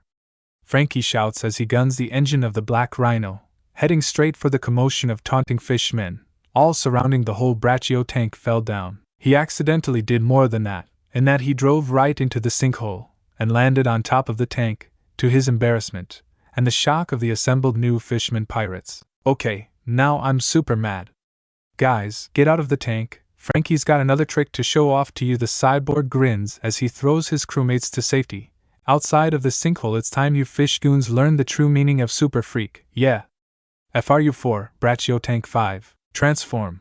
Combination, Frankie announces as the two vehicles morph and twist before pulling off a Megazord-style transformation into a giant Frankie robot. Presenting the one and only Iron Pirate General Frankie, Frankie announces from the mech's speaker system, as well as performing his usual eccentric poses, to the loud and public amusement of both Usopp, Chopper, and even Luffy, along with the more private amusement of Alvida, Artemis, and Victor. I may not have met the mad genius known as Vegapunk, but I did manage to make one of his dreams come true, even if it took me 2 years of trial and error, Frankie thinks as he runs through final checks, then leaps into battle by manipulating the shape memory alloy known as Walpo metal. I built this huge ASS robot, ain't it super? He asks as he casually bats aside the fishmen who tried to jump him, thinking General Frankie was just a massive tin can as far as defense when he even comes with his own sword. Time to give her a test run. Said test was more a deadly game of jump rope, with General Frankie spinning around with his sword about a foot from the ground and the fishmen all having to jump to avoid getting sliced. More impressive was the cannon fire, which came not from the general but from Frankie himself, opening the central chest plate of the mech to fire on his enemies with his shoulder cannons. That wasn't what I was expecting, but it does the job and it's still kind of cool. Victor chuckles. Guess I should start pulling my weight, he hums before exuding an ash cloud from his outstretched hands, aiming for a group huddled around a particular genesis using Fishman, a bulky stonefish fishman with burned or smoldering looking fingers. His right hand looked to almost be fused into the finger snap position, infernal style. Burning ash cloud. Okay, now you're just stealing my gimmick, Valentina huffs jokingly as she floats down on her umbrella given the name. I'm guessing there's more to it than a choking ash cloud, because otherwise that move already has a name. It does. I'm more just curious as to whether or not they take the bait. If they don't, then I can at least set it off prematurely with my bow, he says before pulling out the stark white bow he'd arrived with, before flaring his power and watching the weapon morph and transform, ignite the starry skies. Empress arrow, sticks and tones as ornate crystalline structures manifest, most notably wing-like protrusions on the upper half. Without even a flinch he draws the bow, nicking his finger and drawing energy from his core via the blood to form the arrow, a shimmering, red/blue, almost glassy-looking projectile. Goodbye, assholes, he smirks as he lets loose the arrow into the cloud. Boss, what do we do? One of the fishmen wheezes in the cloud. His commander grimaces but doesn't answer. This is more like a dust cloud or a sandstorm than burning ash. You think the human was bluffing? A cookie-cutter fishman hums as he flails blindly around. Unless that's not what he meant by burning ash, the stonefish thinks, looking down at his hands. He'd been one of the lucky ones to survive a combat plasmid from Hodi's stockpile of Genesis, even if due to the basic and crude refinement process he was unable to move most of his right hand. Incinerate still allowed him to almost spontaneously combust anything within 50 feet and line of sight, with a snap of his fingers. Now though, whether through dumb luck or the human bastard targeting him in particular, he was basically powerless if he was right and the burning ash meant it was highly flammable, or explosive. A suspicion that was basically confirmed when a whistling arrow shot into the ash cloud and struck his armored skin, and sparked. Kaboom! Okay, now I'm impressed, Val whistles, grinning widely at her partner's destructive upgrade. You said the ash was Teostra or something? Due to how I gained this power, it seems to be more or less a hybrid of Teostra and Lanastra scale ash. Very volatile under the right circumstances, but stable if left alone, Victor explains, which is where Styx comes in, as it has a tendency to make things explode when her arrows hit them. A perfect combo move, he chuckles. Everyone's having fun kicking these guys' asses, but we really should stop screwing around, Luffy muses, regaining his senses after the awesomeness of Frankie's giant robot, and once more returned to approaching Hodi so he could beat the ever-loving crap out of him. Don't think you can get to the boss that easily, Dosen bellows, raising his massive hammer. Not without getting past us, hey! Ikaros much cries, raising his 8 spears to pierce the little brat. Neither Fishman actually managed to hit their target though, Ikaros getting a kick to the chin, while Dosen was struck in the gut by a warhammer. Thanks for covering for Moss Head, or probably got lost again. Sanji scoffs around his cigarette. I think he's busy dealing with that octopus guy actually, but I'll take the compliment. Alvida shrugs, before a series of glyphs running up and down her right forearm glow and her weapon returns to her hand. Oh, tingly. Really need to get used to that feeling, the smooth woman mutters to herself as the hammer once more finds its place on her shoulder. I don't have time for you weaklings. Second gear. Luffy sighs, pumping with just his right arm, before he seems to disappear, only to show up right in front of Hodi, having bypassed his men just from the speed boost, and kick him in the face, sending the shark into the wall once more. Damn, Straw Hat's gonna win for sure. Doesn't matter how buff Hodi gets, you can't beat what you can't even see. We're gonna live. The cheers and joy were understandably cut off when a large shadow appeared on the horizon, that of a ship never seen moving in living memory. The ship of promise, Noah. But how? Neptune gasps, as the ship rose and was now pressed against the bubble containing Fishman Island. I don't understand. How is it moving? Who's doing this and how? Oh, today really is the end times for our people, he frets and squirms. This your cataclysm, my dear?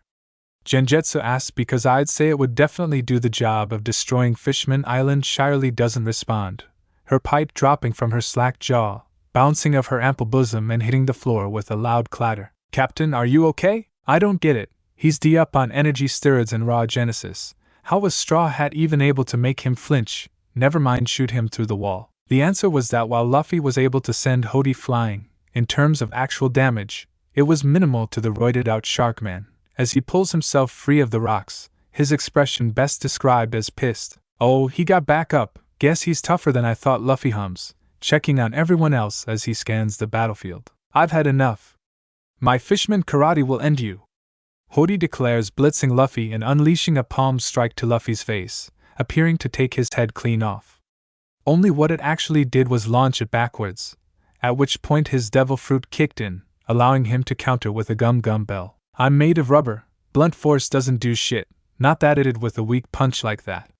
Jinbe hit harder, and he didn't need all those drugs, Luffy taunts just before his head snaps back, taking out the shell squad. Hodi ordered to block the attack with minimal effort thanks to the simple application of Haki to his headbutt. That was just the start, as haking up his limbs made blocking Hodi's side kick a breeze, as well as allowing Luffy's own spin kick to slam the shark face first into the stone floor of the plaza, sending waves of terror through the assembled fishmen, mostly because it seemed like he wasn't even trying and was still kicking their boss's ass. You little punk. Taste the sting of my shark arrows. Hodi bellows as he begins frantically swinging his arms, unleashing a barrage of water bullets, but Luffy just stands there, or at least appears to, with none of the arrows even cutting him, avoiding everything with smooth, almost lazy bobbing and weaving. Playtime's over, Hodi. Gum bullet, Luffy declares before slamming an armament Haki-coated fist into center mass, winding Hodi and sending him flying for the third time today. The joyful atmosphere was interrupted as a shadow covers the plaza. Looking up, everyone saw the Noah was now directly above them, and beginning to dip. Panic quickly spread through the crowd as they realized that if the Noah was to actually pierce the bubble and collide with Fishman Island, every one of them would be killed. What the hell is that? Nami gasps, fear welling up inside her. The Noah. It shouldn't be here, it's meant to still be in the Fishman district, Jinbe notes, with a shiver. Well, I guess now is a bad time to point out Shirahoshi won't last long enough to be crushed by the Noah before she burns out. Valentina asks, having leapt over and stabbed a merman in the neck with her vibrating kunai. There's never a good time to tell us that, but no, it's no worse than any other time, Jinbe admits with a sigh. He just can't catch a break today. Ah shit, Robin looks up as the shadow fell over the area in front of them, but also curious as to her partner's swear. Oh my, it would appear the island doesn't have long left. Do you think there's enough of us here to stain the seas red, even for a little while? She asks idly. Unlikely, the ocean's just too big, Cows argues, rolling his central eyes, before grimacing. Vander's behind this, I can feel it. I don't know if Shirahoshi felt it when he threw things at her, but I can sense his mark on me, pulsing as it draws things in dots such as that ship. Why, thump. I have a bad feeling that's my problem to deal with today. Again, Cows sighs, recognizing the giant fish weirdo from before. One of Vander's lackeys. Besides, this form wouldn't be able to get into the bunker, so I'd have had to do this eventually anyway. Sets Robin down beside the hatch he just ripped out of the side of the wall with his talons. Then let's reflect goop pool and then flow off his palm directly in front of her, the mass forming into a mirror of cows in his normal form, with a few small differences. I'm going to go out on a limb here and guess you're one of the other personalities. If so, to whom am I speaking? Robin asks. One who's been eager to cut loose for almost 2 years now. Zehahaha Cows cackles, brushing his matted black hair off his face, the feathered collar of his suit ruffling like a bird's. We're going to have a lot of fun together, Robin, because these fishmen have allowed your lover to unleash mayhem upon them. He grins, pointed teeth almost distracting her from the jet black rings in his pale, almost cataract white eyes. So long as we rescue Medusa, you can unleash all you want mayhem, Robin stresses to him, though she probably didn't need to as his smile softens for a moment when she mentions their daughter. There's enough of the core personality in each of us for things like that. She's all our kid, just like Artemis. I wouldn't plan on ever hurting them. Now, let's kill some fish people. Robin smirks and crosses her arms over her ample bust. You read my mind. Hold on tight, baby. Mama's coming. Ow, my aching head. I'm such a klutz, the giant fishman groans, rubbing the bump on his noggin. That's one of Vander's men. What at me, if I'm not mistaken. Zio identifies clearly. This is proof that whatever is happening is Vander's doing. Captain Decken, I fell off Noah and can't get back up. Please, you gotta stop the ship. I don't wanna die down here. Wadatsumi pleads/cries. Hodi! Are you okay? We have a major situation over here. One of the regular fishmen shouted in the direction of the newest crater Hodi had been kicked into by Luffy. Be quiet, I'm busy. Hodi cries as he once more pulls himself out of the rubble. I'm going to kill you, Straw Hat. Mark my words, you won't see another sunrise. Well damn, you're still awake. Guess you are tough after all, Luffy hums, a little amused. But not all that much, as this guy was just an annoying asshole, that's about it. It was then Hodi decided to look up and notice what everyone else already had. What? That fool, he's going to ruin all my hard work, the bastard, Hodi growls, just before the aforementioned bastard's voice echoes through the plaza via Den Mushy. Baha-ho-ho, baha-ho-ho. Hello, my sweet Shirahoshi, and the bastard who broke my hand and continues to keep from my beloved. But luckily I predicted you wouldn't stray far from your new guard dog, I suspect, and so using him as a beacon I send my love, one last time, baha-ho-ho. What do you say, baby cakes? Do you want me? Should someone tell him his beauty is a beast right now? Sanji asks. A little concerned Vander might get even more pissed off if Shirahoshi doesn't answer him. But then again, what can he do that's worse than trying to kill everyone with the biggest ship the blonde had ever seen? I've tried to win your heart for 12 years, princess. And now, on the day of reckoning for your kingdom, you will finally see the culmination of my love for you. By now you know about my mark fruit and its capabilities, how anything I throw won't stop until it hits its target or crashes into something sturdy enough to stop them. Unfortunately, my love rival destroyed by Shirahoshi loving hand, but like the idiot he truly is, allowed himself to be marked by me. Meaning Noah will kill everyone on Fishman Island and you have him to blame, Shirahoshi, because even when it crushes you it won't stop until it finds him too. Really drives home the point that you chose wrong, Princess Baha-ho-ho. So, he's finally at us in an unspeakable way, Zoro sighs, getting a surprised snort cough from Alvida, who was the only crewmate close enough to hear him. This really isn't my day. The Straw Hats all turn as Cows slithers back into the plaza, but if Vander is hunting me with that ship, I might as well be here to deal with the fallout, hisses lowly. Do you actually have a plan, Pops? Artemis asks, nervous but also curious. 1. I just don't know if it'll be enough for a target as large as Noah, especially as the one time I've used it on something besides myself, I was unable to even wrench control of the Sunny from that wheel-headed bastard. Nami and Valentina's eyes widen cheeky. The navigator gasps. You want to use the float fruit in the Noah?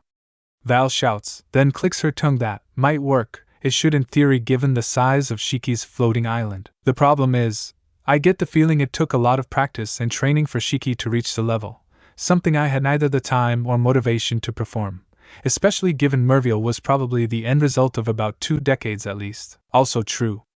But it is the starting point, and you're not going to have to do this alone. We'll need to grab a few of the others, just don't go anywhere, okay?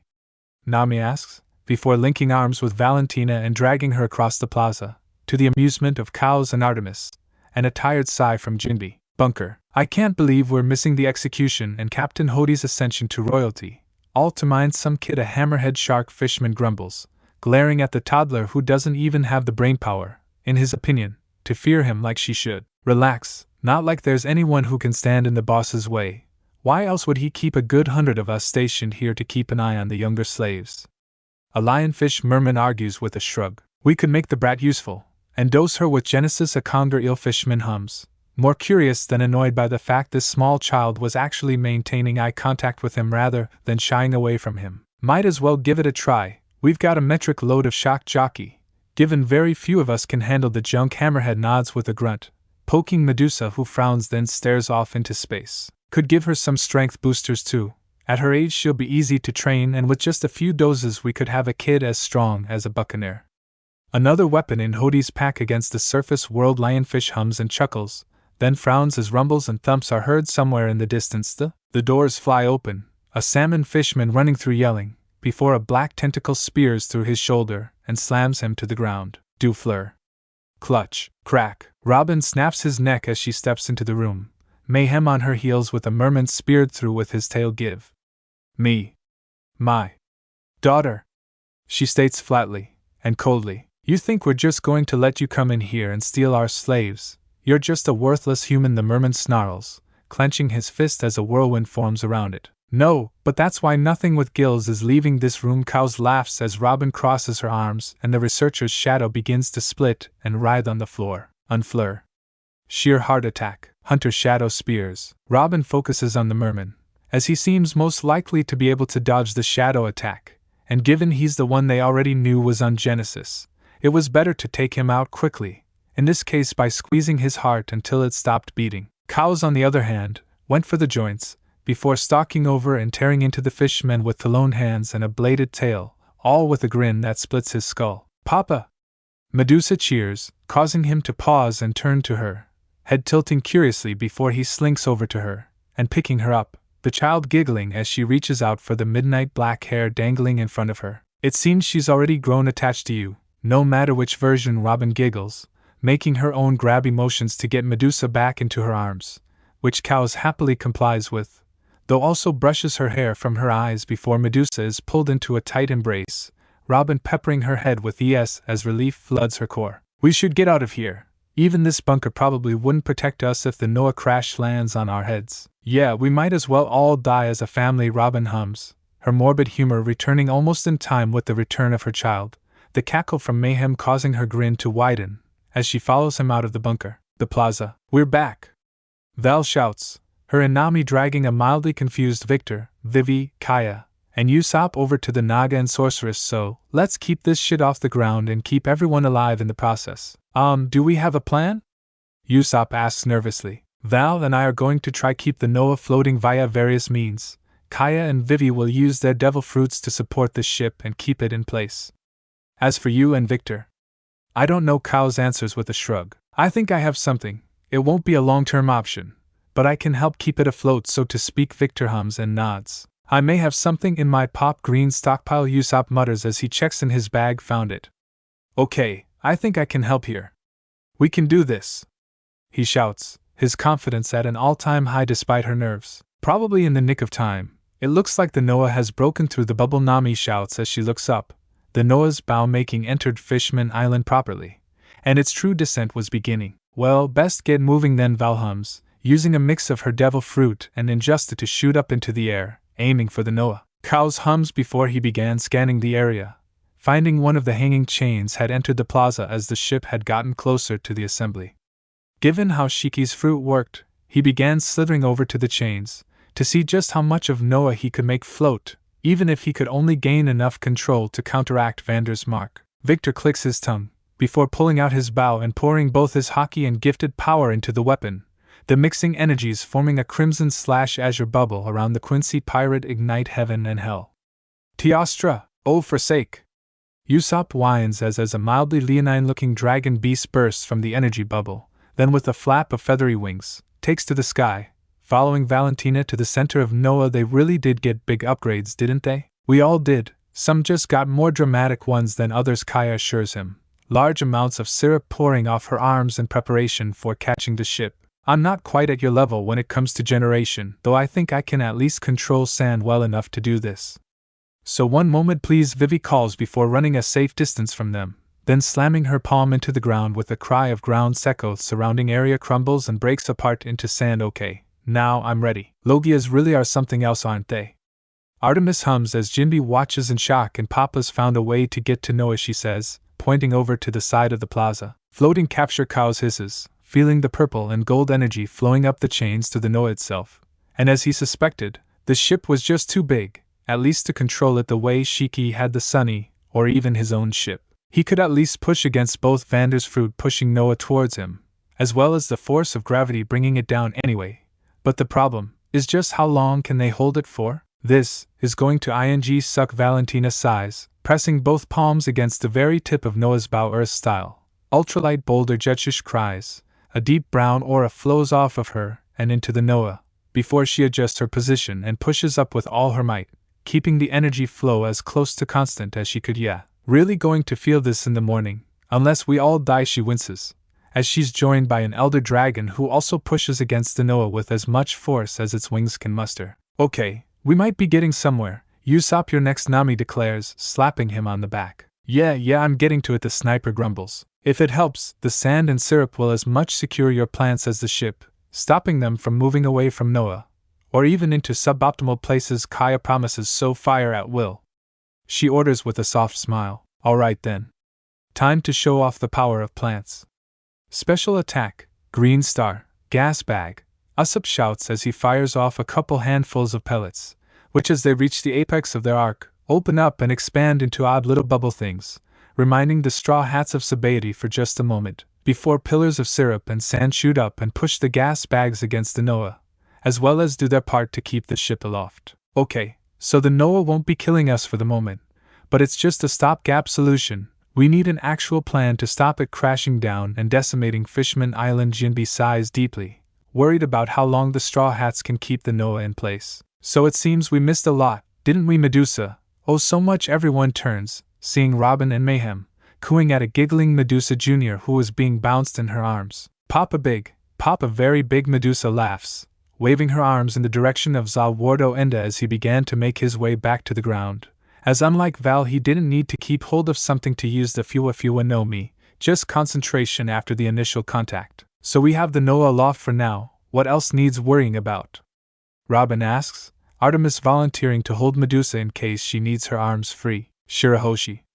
According to Valentina, she's not got long before that feral steam cloud she's unleashing starts to do irreparable damage, somewhere between 5 to 10 minutes if we're being generous, Jinbe explains, Robin turning her attention to the princess, who was looking a rather close to Gear's second Luffy pink, at least her human half was. By the way, where did Luffy go?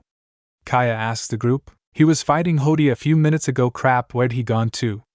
Nami pales as the great white dumbass had also vanished.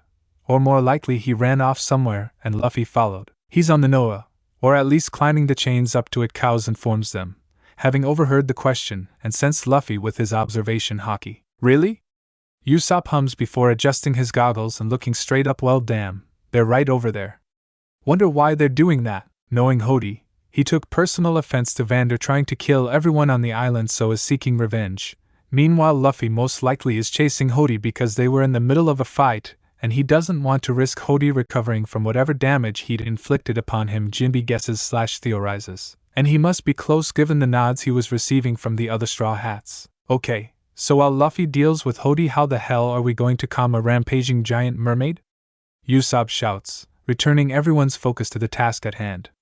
Well, almost. FSSSSS. She's right behind me, isn't she? The sniper sighs, prepared to be smashed by a feral princess. No, but it seems Cows is also steaming, which is probably a bad sign, Nami corrects, which prompts Usopp to look behind him, and yes, the giant Naga was steaming and hissing, before, right in front of all of them, he slumped forward and basically melted into silver goo, which splashed down and reformed into their researcher, currently holding himself up with Hebe in the form of a cane. That looked nothing like when Chopper transformed out of his mega form, Vivi notes, from a short distance away. Understandable, our devil fruits are vastly different. His is reptilian while mine is mammalian. Mine is a standard while his is a mythical. Chopper explains it's one of the reasons I needed to design an entirely new rumble ball for him to use rather than just give him one of my own. I also have an awakened special paramecia doing whatever the hell it likes to my body, which is probably the most defining factor, Cows adds with a half smile. I think I have an idea. It's just not a technique that I'm fully proficient in, Robin admits, volunteering to be the main component in calming Shirahoshi, though. Low-level water techniques could both help cool her off and buy us time, as well as get her attention to make stopping her easier. Is that possible, Jinbi? She asks the whale shark Fishman. In theory, I can use some low-power Fishman jututsu techniques to get her attention, plus the steam cloud will probably lessen the blows even more so. Jinbi hums and nods. We should probably get to it straight away. The princess is on a timer after all. But of course, Robin winks, before crossing her arms over her chest, preparing to use her devil fruit, Gigante Fleur. Robin's plan was to bloom a giant version of herself, which, given they just lost their giant fighter because Cow's rumble ball ran out of time, actually made a degree of sense. Side effects of this technique, though, included holy Tidim Mountains. Alvida shouts while Sanji erupts in a plume of green flames at the newest marvel for his vision, being a 30-foot-tall, giant woman, in the middle of an exposed battlefield. Do you have no shame, woman? Nami, calm down. I don't know, look anywhere else. Mom is using the most universally understood method of peace, the motherly bosom. We should all be fine, Artemis says to Medusa, grinning like a madwoman, while Cows and Robin smirk and Medusa giggles as her big sis is being a dummy. Shirahoshi, it's time to stop. Enough people are dead, you can calm down. What you're doing will kill you if you keep this up, Robin says through her bloom, attempting a gentle but firm tone, hoping to get through to the pharaoh-looking mermaid princess. It sort of did, in that the large eyes of the princess zero in on Robin's massive form, but a little lower than expected, with speeds unexpected for a fish out of water. Shirahoshi tackles the archaeologist, pinning her to the ground, and wrapping her lips around the bear of her left. Slurp, slurp, slurp, slurp. Aha, crap. Robin, are you hurt? Unbloom if the mermaid is mauling you. Usopp shouts in panic as Robin drops to her knees. It might just be 2 years on an island of women compared to an island of bugs and food, Uncle Usopp, but that's a cry of ecstasy, not pain, Artemis, but's understandable that nobody else seems to recognize it. Hold this please, she says, passing Medusa on to Jinbi of all people. Artemis, behave. Oh, she's a hungry little fishy. Robin pants heavily, as Cows carries her over to the sunny, a giggle escaping her lips moments later. Okay, that didn't turn out as we expected. So plan B, Cows claps, Hebe reforming from a cane to its Kopesh form. We had multiple versions of the plan? Brooke asks in confusion. Yes, Cows nods, grabbing Artemis by the back of her shirt, to the angry yelp of the teen in question. We go over there and hockey the shit out of her, hoping it does something. By the buzz of Sonito was all that remained of the duo 5 seconds later. Your first mate is insane, Jinbi comments, getting a nod from Medusa, still in his arms, and an expression best described as you think, from the nearest straw hats. You need help over here?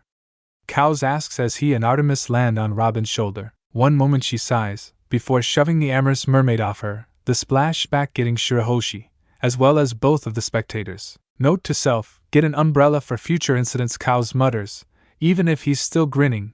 Meanwhile, Artemis is licking the milk of her hands and arms. Shirahoshi, behave, Robin orders, blooming extra arms from her back as she moves to restrain the pinkette. The end result of which was that once her arms had been pinned, and ground blooms held her tail down, did she respond with a head but damn it hisses, her grip loosening. But she manages to keep her mostly in place. You really are a stubborn little thing, aren't you, princess? Robin hums. Shirahoshi growls, leaning back for another, but Robin follows, and their lips collide in a show of surprisingly deep passion. Eyes bulge, before senses resume, and they gets heated, all teeth and tongue, as the multi-armed giantess and the princess explore each other. Shirahoshi's hands once more making their way to Robin's expansive chest and squeezing the life out of them. Are you sure we're needed here? Artemis asks, looking down to distract herself from the fact half the scene was her mother. Yes, Cows answers, pinching his nose tightly. The princess is still running on base instincts and outputting a concerning level of steam, so we need to snap her out of her mind block and get her back to normal. Now remember, don't use a crashing wave like Luffy did on the Fishman. Little, rhythmic pulses should get us what we want, okay? Got it, Pops. Artemis nods before letting her hockey flare alongside her father, each standing on one of Giant Robin's bare shoulders.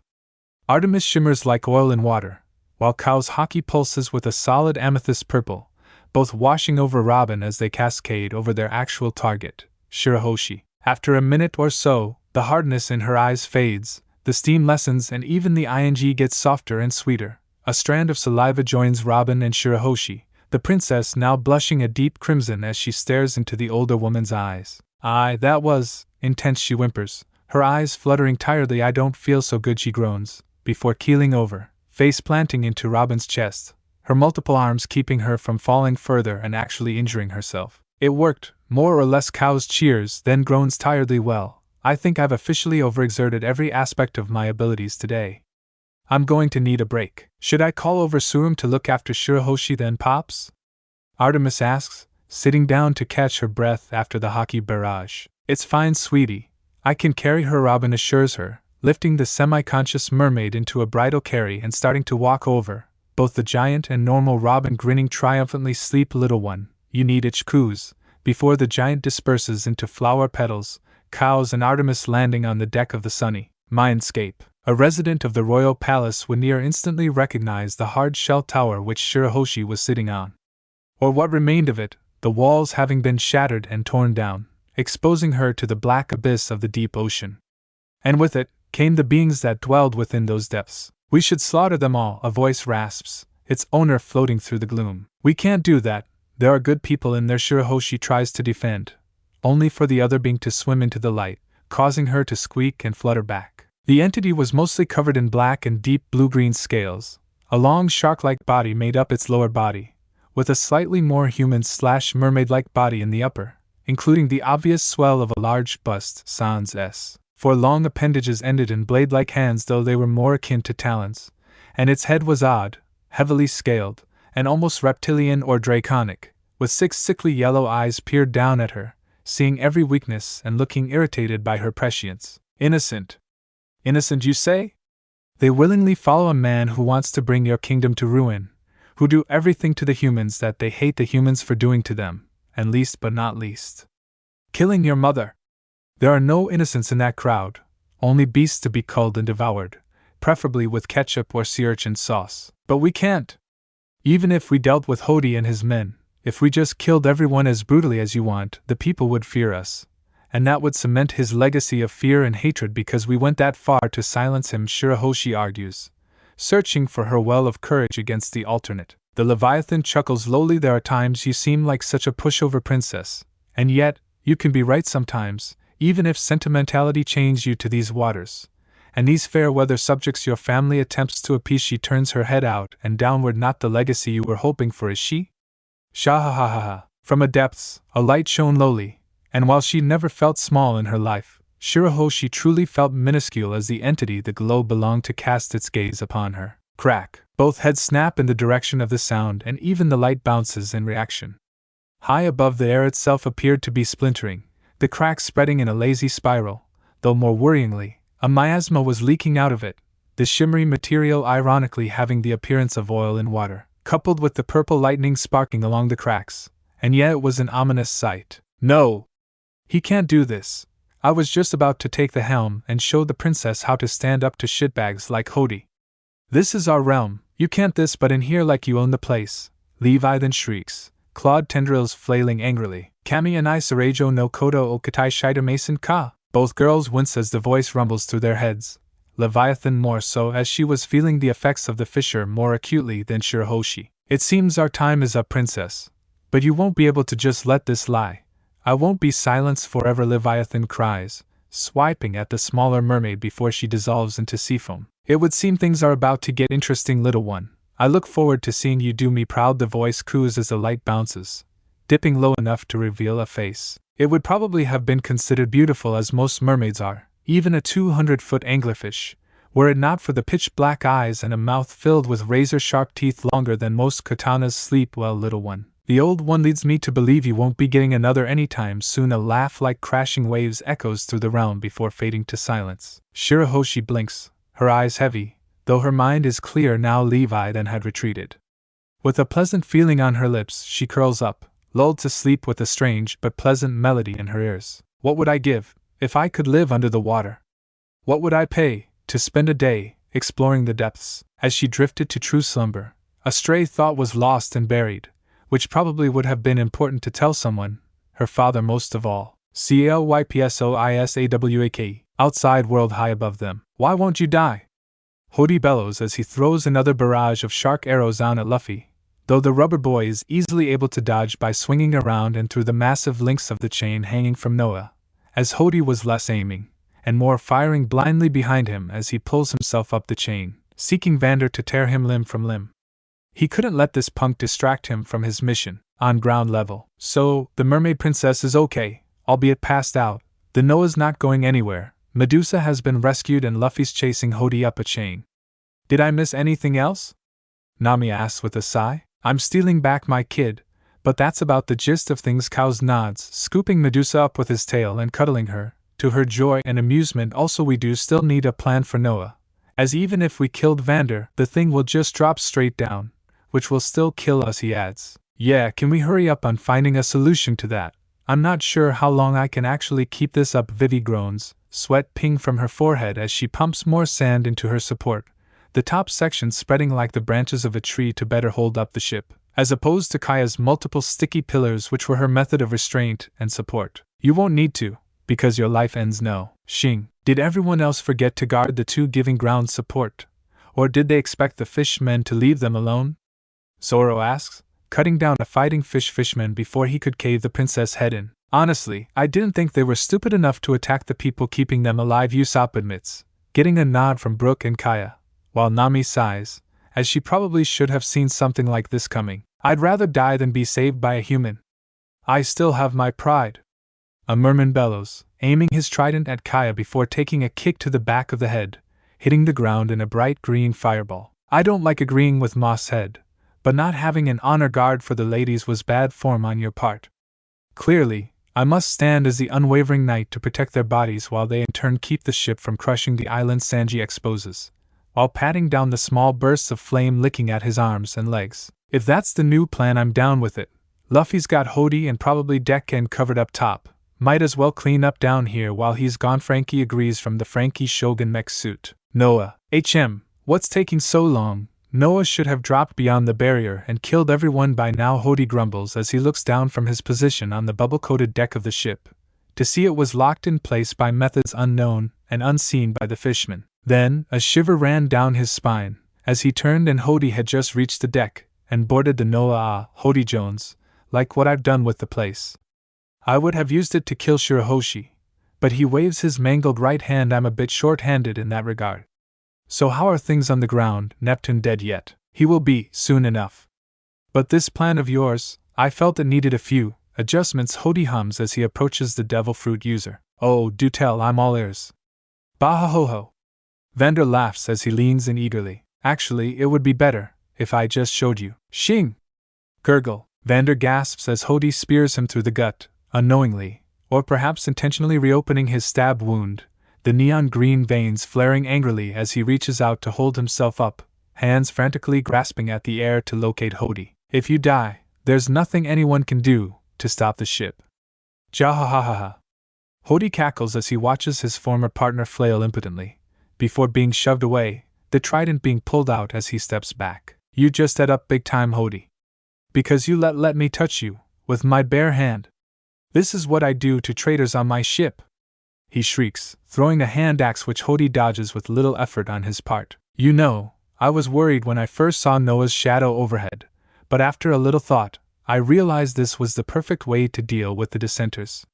Sure, Fishman Island will be destroyed, but we'd still have the Fishman District, and all the human-loving filth will be wiped off the map. Killing you just ensures nothing can stop Noah, not even those damn straw hats. Hodi monologues, knowing his prey was on death's door. It was only a matter of time. Back down below. Guys. We have a problem. Usopp screams as Watatsumi charges them, the giant having been given an energy steroid by Zio. Suram, any chance of an assist? Nami asks. The Kraken nods eagerly and surges forward to attack. Okay, we should be okay for a minute. He's already beaten that big lug before and that was underwater. Where these guys are stronger, she assures herself mostly. This confidence lasted for all of 10 seconds as Watatsumi knocked him out cold with a single punch, due to the steroid coursing through his veins. He then began stomping over to the Straw Hats, though the first enemy in his path was actually Jinbe. Hyped and doped up, he decided to just punch him to bits and be done with it. 7,000 brick roundhouse kick, Junbi declares as he not only blocks the kick, but leaves an indentation in Watatsumi's finger from his kick. Oh, whoa, whoa, whoa, whoa, whoa. Watatsumi cries as he bounces around, shaking his hand and wildly flailing, even to the point of falling onto his back, informing the pirates that at least they still feel pain while under the influence. Keep your grubby mitts away from the ladies, you bastard. Try this on for size. Sanji bellows as he launches a flying kick to the crown of the blowfish Fishman's head, and surprisingly he felt that too. It seems you straw hats have a habit of getting involved in other people's fights. So at least consent to a team-up, Junbi hums, at least trying to work with the pirates. Yeah, whatever, just don't get in my way and I'll make sure not to set you on fire, Sanji grunts, which was probably as good as he was going to get. Why did you kick me, you mean it? Watatsumi cries. Because you were in the way. What reason do I need to have to kick someone who's very obviously my enemy? Sanji replies with an eye roll, a small part of him thinking arguing with Luffy would be easier. That's not nice, even the captain wouldn't hit me for no reason. The Fishman bellows, stomping his feet like a child throwing a tantrum. Stupid brat, how about another kick to stop this whining, the cook shouts before shooting up with Skywalk, dodging the Fishman's punches with practiced ease, then kicking him right in the cheek, sending him once more crashing to the ground. Elsewhere on the battlefield, I hate to break it to you, Noodle, but you're not going to beat me with that hook blade. Our first mate has a better version of that sword, Zoro scoffs, batting away the anglerfish Fishman's repeated swings. It's Nuru, and you'll change your tune once you see the light. Nuru taunts as his headlight functions as an organic flashbang. Try dodging my attacks when you can't see a damn thing, he laughs before slashing right at him. And missing, you only see with your eyes? What a joke of a swordsman you are, Zoro mutters with an eye roll as he shreds Nuru's headlight with a spin/get lost. I don't have time for amateur hour, he shouts as he sends the anglerfish flying, landing right in front of Hayazu, who in a mix of drunkenness and the haze of the abundance of energy steroids he'd scoffed down, cut him down without even a thought. In fact, the now white-haired octopus Fishman was cutting down his own men left, right, and center in his overindulgent high of the energy steroids, his power comparable to Hodi. By best guess, given both of them overdosed to the point of the hair change. His rampage was cut short, just before he reached the sunny, by Zoro stopping his slashes cold. A one-eyed glare matched the giddy, drunken gaze, Hayazu giggling at the new challenge. Of course the anger faded in moments as a feral grin split Zoro's face. Finally, someone actually worth fighting. This is going to be fun, the swordsman laughs, especially as he could tell the octopus was just as eager to fight him. I did call dibs on the swordsman, but I lost you earlier, so at least we've been reunited. Hick, you that eager to die, human? Then who am I to stop you? Hayazu laughs, happy to fight someone actually strong enough to block his sword swings. Sunny, hey Artemis, got another one of those storms in the tank? Nami asks, getting a dead-eyed stare and the middle finger from the artist. That's a no then? Nostromo drained about 70% of my core, so no, I can't pull another one out of my ass, Nami. At least not without outside assistance, and neither Mama nor Pops would let me get close enough to the enemy to steal any of their black pills. The sorceress clarifies, I'm still going to steal some, but to see if Chopper and I can make a safer version of the drug, even if the power output is a little lower. Of course you can't take those, Artemis. It's clear that while not as immediate, these energy steroids are just like the odium of Alabasta, and Hodi, as well as all his minions who abuse the drug, will pay a heavy price in the future. Robin agrees and elaborates. Hey Nami, you don't want to fight another invisible enemy, do you?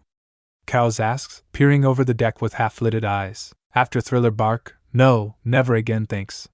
Why? The navigator responds curiously. Because one is coming this way and he just tripped over some rubble. Never mind, Brooke has this covered. Cows chuckles before shouting, hey Brooke, look down, your next opponent is right there by your foot. Oh, is he very small? If he is, I'd say let Chopper fight him, the skeleton calls back. Chopper's busy getting chased by a fish tunneler. Which is really weird, don't ask. I mean you're standing on his face. Oh. Ops. Brooke runs his hand through his afro in embarrassment as Zio reappears, Brooke's shoe in the center of his face. Hello down there. I'm sorry I stepped on you. Would you care to fight me? What's the point in having a huge, kick-ass robot if everyone's too chicken shit to fight you in it? Frankie whines, before seeing someone who does look big and tough enough not to immediately run away from the Frankie Shogun. So he charged forward and punched Ikaros right in the face. Super smash. Munch munch munch munch munch munch. Shit. Chopper curses as Horn Point burrows under the plaza, Daruma's death bite hot on his tail and with no sign of slowing down. "You done down there, Chopper. I could use some help up here," Usopp whines, sniping as many as he could. But it was clear he was going to run out of ammo before he ran out of targets. "I bet I can take this one," Dosen mutters to himself, before raising his hammer over his head, not having learned from the last time he did that. "I'll crush you into the ground, boom son," he bellows, just as his strike is blocked by another opposite blow. "How about no? Usopp, keep Vivi's ass safe, I got a shark to pound," Alvida shouts, pushing the Fishman back, her eyes flaring in anger. "I'll do my best. Keeping her and Kaya safe keeps us all alive after all," Usopp agrees, just as Chopper pops out of the ground. "The tunnel's all connected?" "Yeah, it was a pain with the fish on my tail half the time, but I got the lot. Far as I could tell the reindeer pants, it's all on you now." "Of course it is. I'm that awesome after all," Usopp chuckles and winks, before preparing a final strike. "Special attack Green Star, Skull Bomb Grass," he shouts as he fires the pellet, unleashing a raging firestorm under the feet of the Fishmen, and more importantly catching Daruma in it point blank as he was still eyeing the underground tunnel system. "Too bad for you. This isn't mine and Chopper's first time fighting a tunneler, and we even managed to take you out just by ourselves. No need for Alvida or the V's," the sniper laughs, before high-fiving Chopper. The celebration was probably a little premature, as Daruma, as well as the rest of Hodi's officers, all took a dose of energy steroid, their eyes turning red as their muscles bulged to obscene levels. It seemed things were going to get worse before they get better. "Fulak, what's wrong now?" Robin asks curiously, as Cows stares up at the Noah. "Vander, his control of the Noah, it's weakening. In fact, I think it's starting to flicker and fade."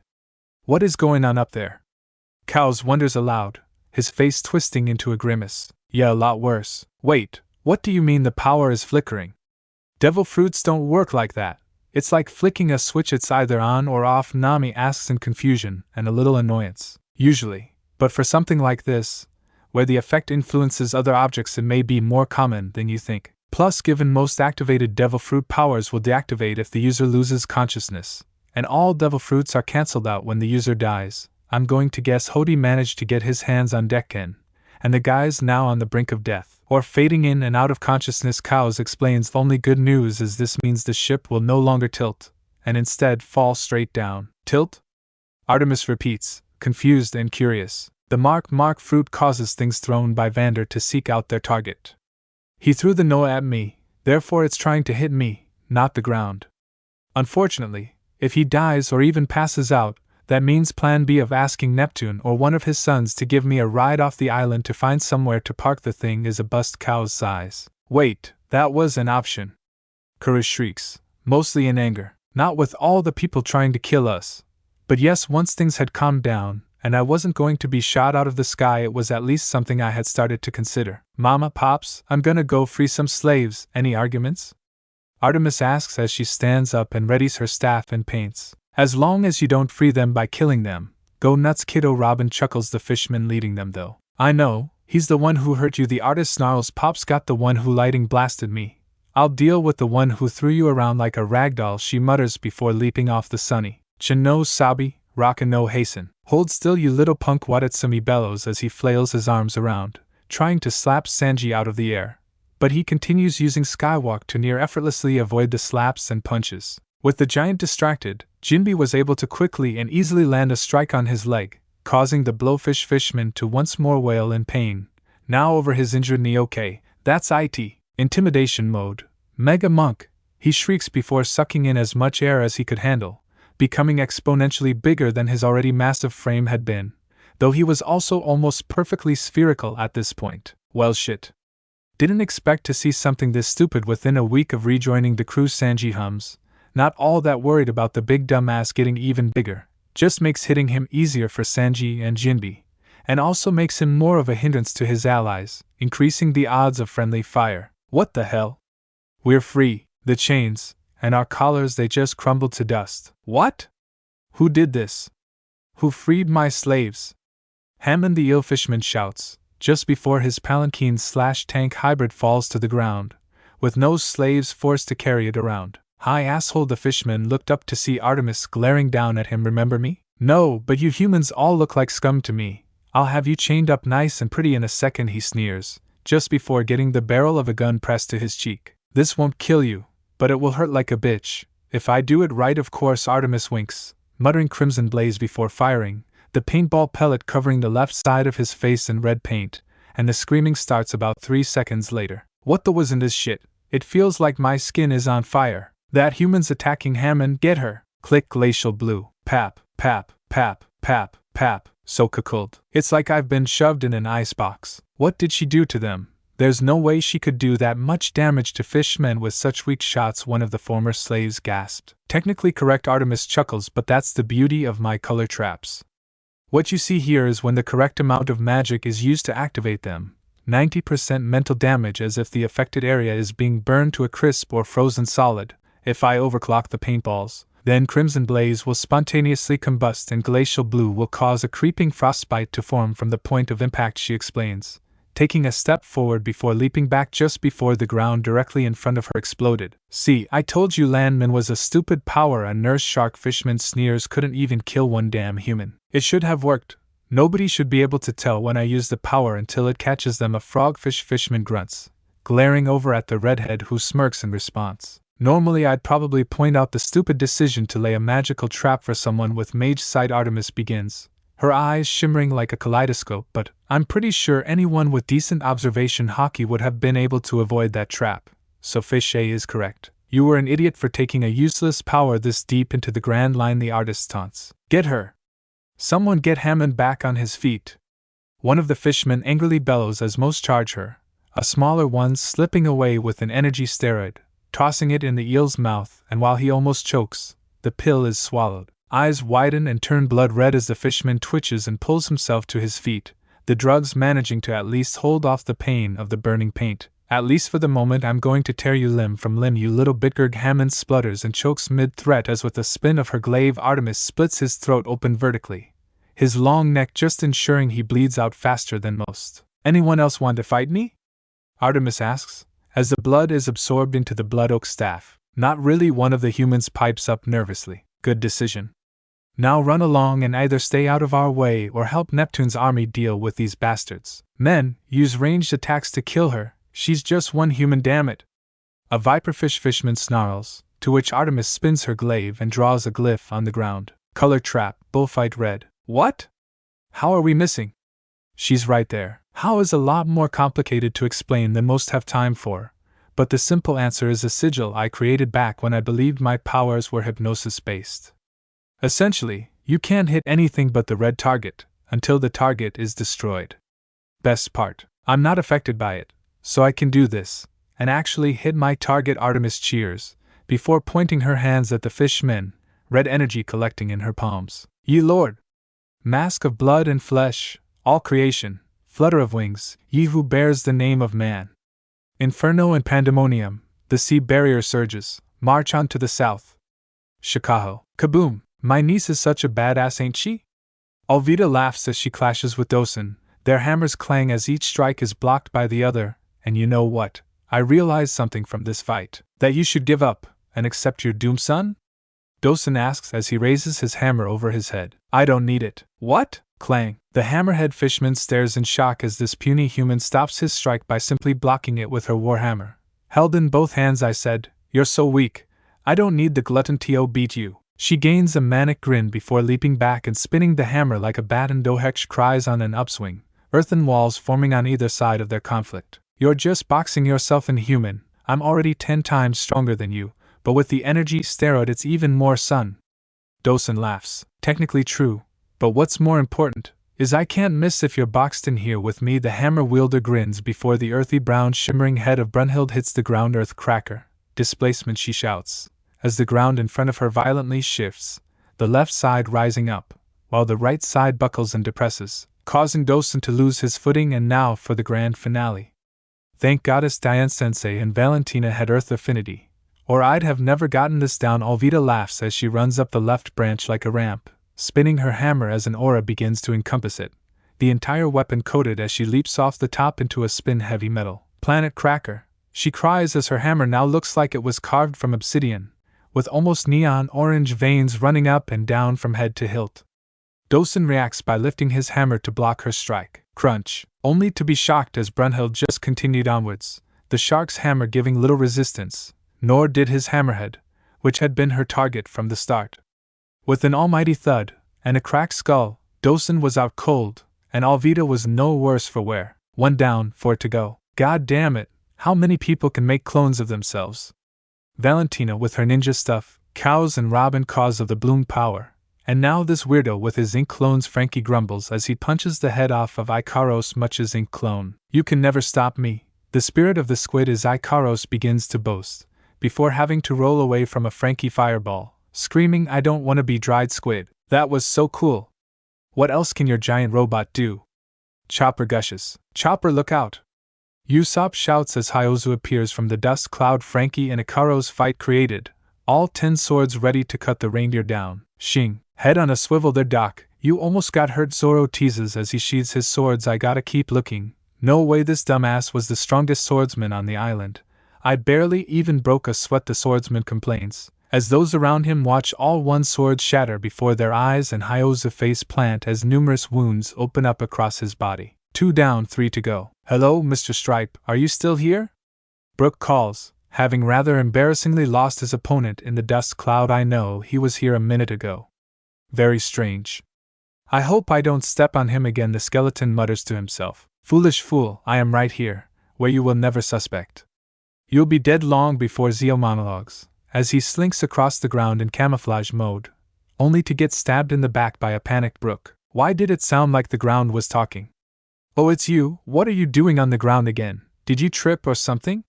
Brooke asks as the camo fades and he pulls Soul Solid out of the Fishman's shoulder blade. Foolish human, you've fallen for my trap, my bodily harm weapon crusher technique.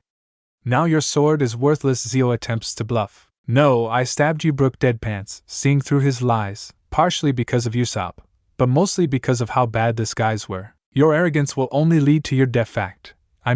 Zio slurs, stumbling over your words already? You must be starstruck, Brooke teases. That's fair. I am the Soul King after all, yo-ho-ho-ho. Shut up, you dumb head, and die. Zio sneers before vanishing. Invisibility, but I thought that patchwork guy had that devil fruit. Wait, cows never mentioned any fruits besides Vander, so this must be something else, Brooke theories as Zio circles him, churning up dust to help obscure him, before pulling out his weighted chain. Hidden flail, 66 headlock, Zio declares before throwing his chain and wrapping it around Brooke's neck. Then, as he leaps out of the dust cloud, he yanks on the chain, tearing Brooke's head clean off, and it is done. I popped his head off like a cork. Zio of the new Fishman pirates, killed a straw hat, he declares with a laugh. No, you didn't, Brooke of all people correct him, even with his head detached from his body and sitting upside down a few feet from the rest of him. I'm fine, just so you know, he says, just before the pale green energy of his soul links his skull to his spine, the body standing up as his head floats back to its correct position. You can chop me up as much as you like, it's either flesh, organs, or even bones that bind me to this world. So what is it that gives me life, you might ask? It's my soul, he confesses, to the shocked screaming of everyone who had been watching the fight, well as much as they could see through Zio's dust cloud. I mean, I killed him so hard he came back to life. I'm that awesome. Zio boasts, attempting to save face, and just looking like an idiot by those within earshot. Are you quite done? Brooke asks. None of your attacks can kill me. I'm already dead, and it's clear you don't have the power to kill me a second time. He then draws his sword also. This blade is quite special, sharpened by masters of the long-arm tribe and given a fitting name. Engrave the name Soul Solid upon your heart, he cries, as with a single swipe a streak of ice forms on the ground, as well as cutting Zio's left cheek with a single slash. It can chill you to the bone with the essence of the frozen hell. That was awesome, Brooke. You're such a badass now. You've made me a Soul King fan for life. Usopp cheers from a small distance away. Oh, thank you so much. You'll make me blush if you keep this up. Oh wait, I can't blush because I'm a skeleton, yo-ho-ho-ho. Brooke laughs, momentarily forgetting he was supposed to be fighting. Which was how Zio was able to once more camouflage and slip away into the cloud. Now where was I? Oh. Shit, I lost him again. This is really starting to get annoying, damn it. Well, with everyone else showing off how cool they got over the last 2 years, it seems we need to step it up. Chopper? Usopp asks, getting a grin and a nod from the reindeer. Alright, let's show them what we got. CYA, you won't be saying that when I bite you in half. Daruma cackles, before self-igniting and charging at them. Hey, no fair, how is a fish on fire? Usopp whines as he leaps away from the flaming shark, launching a flurry of green star pellets as Daruma does an impression of a jumping bee mixed with a coked-up bullfrog. CYA, seems I found the weak link of the straw hats. No real strength, and you couldn't hit me with over a dozen shots. You and that reindeer will be nothing more than an appetizer, Daruma taunts, laughing until he notices. Usopp smirks. You really do love the sound of your own voice, I'm ol' fish? Usopp chuckles. I'm a cookie-cutter shark fishman, you long-nosed bastard. Daruma shouts. Whatever. Still, shame for all that jumping around, you didn't notice the little trap I just set for you. Guess you're not as smart as you think you are. Oh, there you are, buddy. I wouldn't have been able to find you if you hadn't been monologuing over there. Brook chuckles as he once more locates Zio, yelling from a rocky outcrop. I'm not monologuing. I'm giving the men an inspiring speech about keeping the fires of hate alive. How even as we're killed by the forces we're facing, we must press on, ensure our hatred lives on in the next generation, so the humans will never know peace so long as our will endures, Zio declare with a laugh. So you're all flash and no substance? Well, I already feel less guilty for kicking your ass than the skeleton mutters to himself. Gwauer. Well crap, when I said keep the goons off me I didn't think you'd pull that out, Usopp yelps as Chopper's monster point trudges through the plaza, slapping aside any fishmen in his path. Oh Usopp, I know what I'm doing, Chopper laughs, surprising Sniper and Fishman alike. You didn't think I'd make cows his own personal rumble balls and not upgrade my own, did you? It took 2 years of trial and error, but I now have full control. The mega-sized reindeer monster bellows in triumph. These little fishies are nothing. I'll handle them, you deal with the frogfish. I'm a shark, you furry bastard. Daruma screams. Luffy, are you there? Cows calls into a summon mirror. I'm alright, just got on the Noah.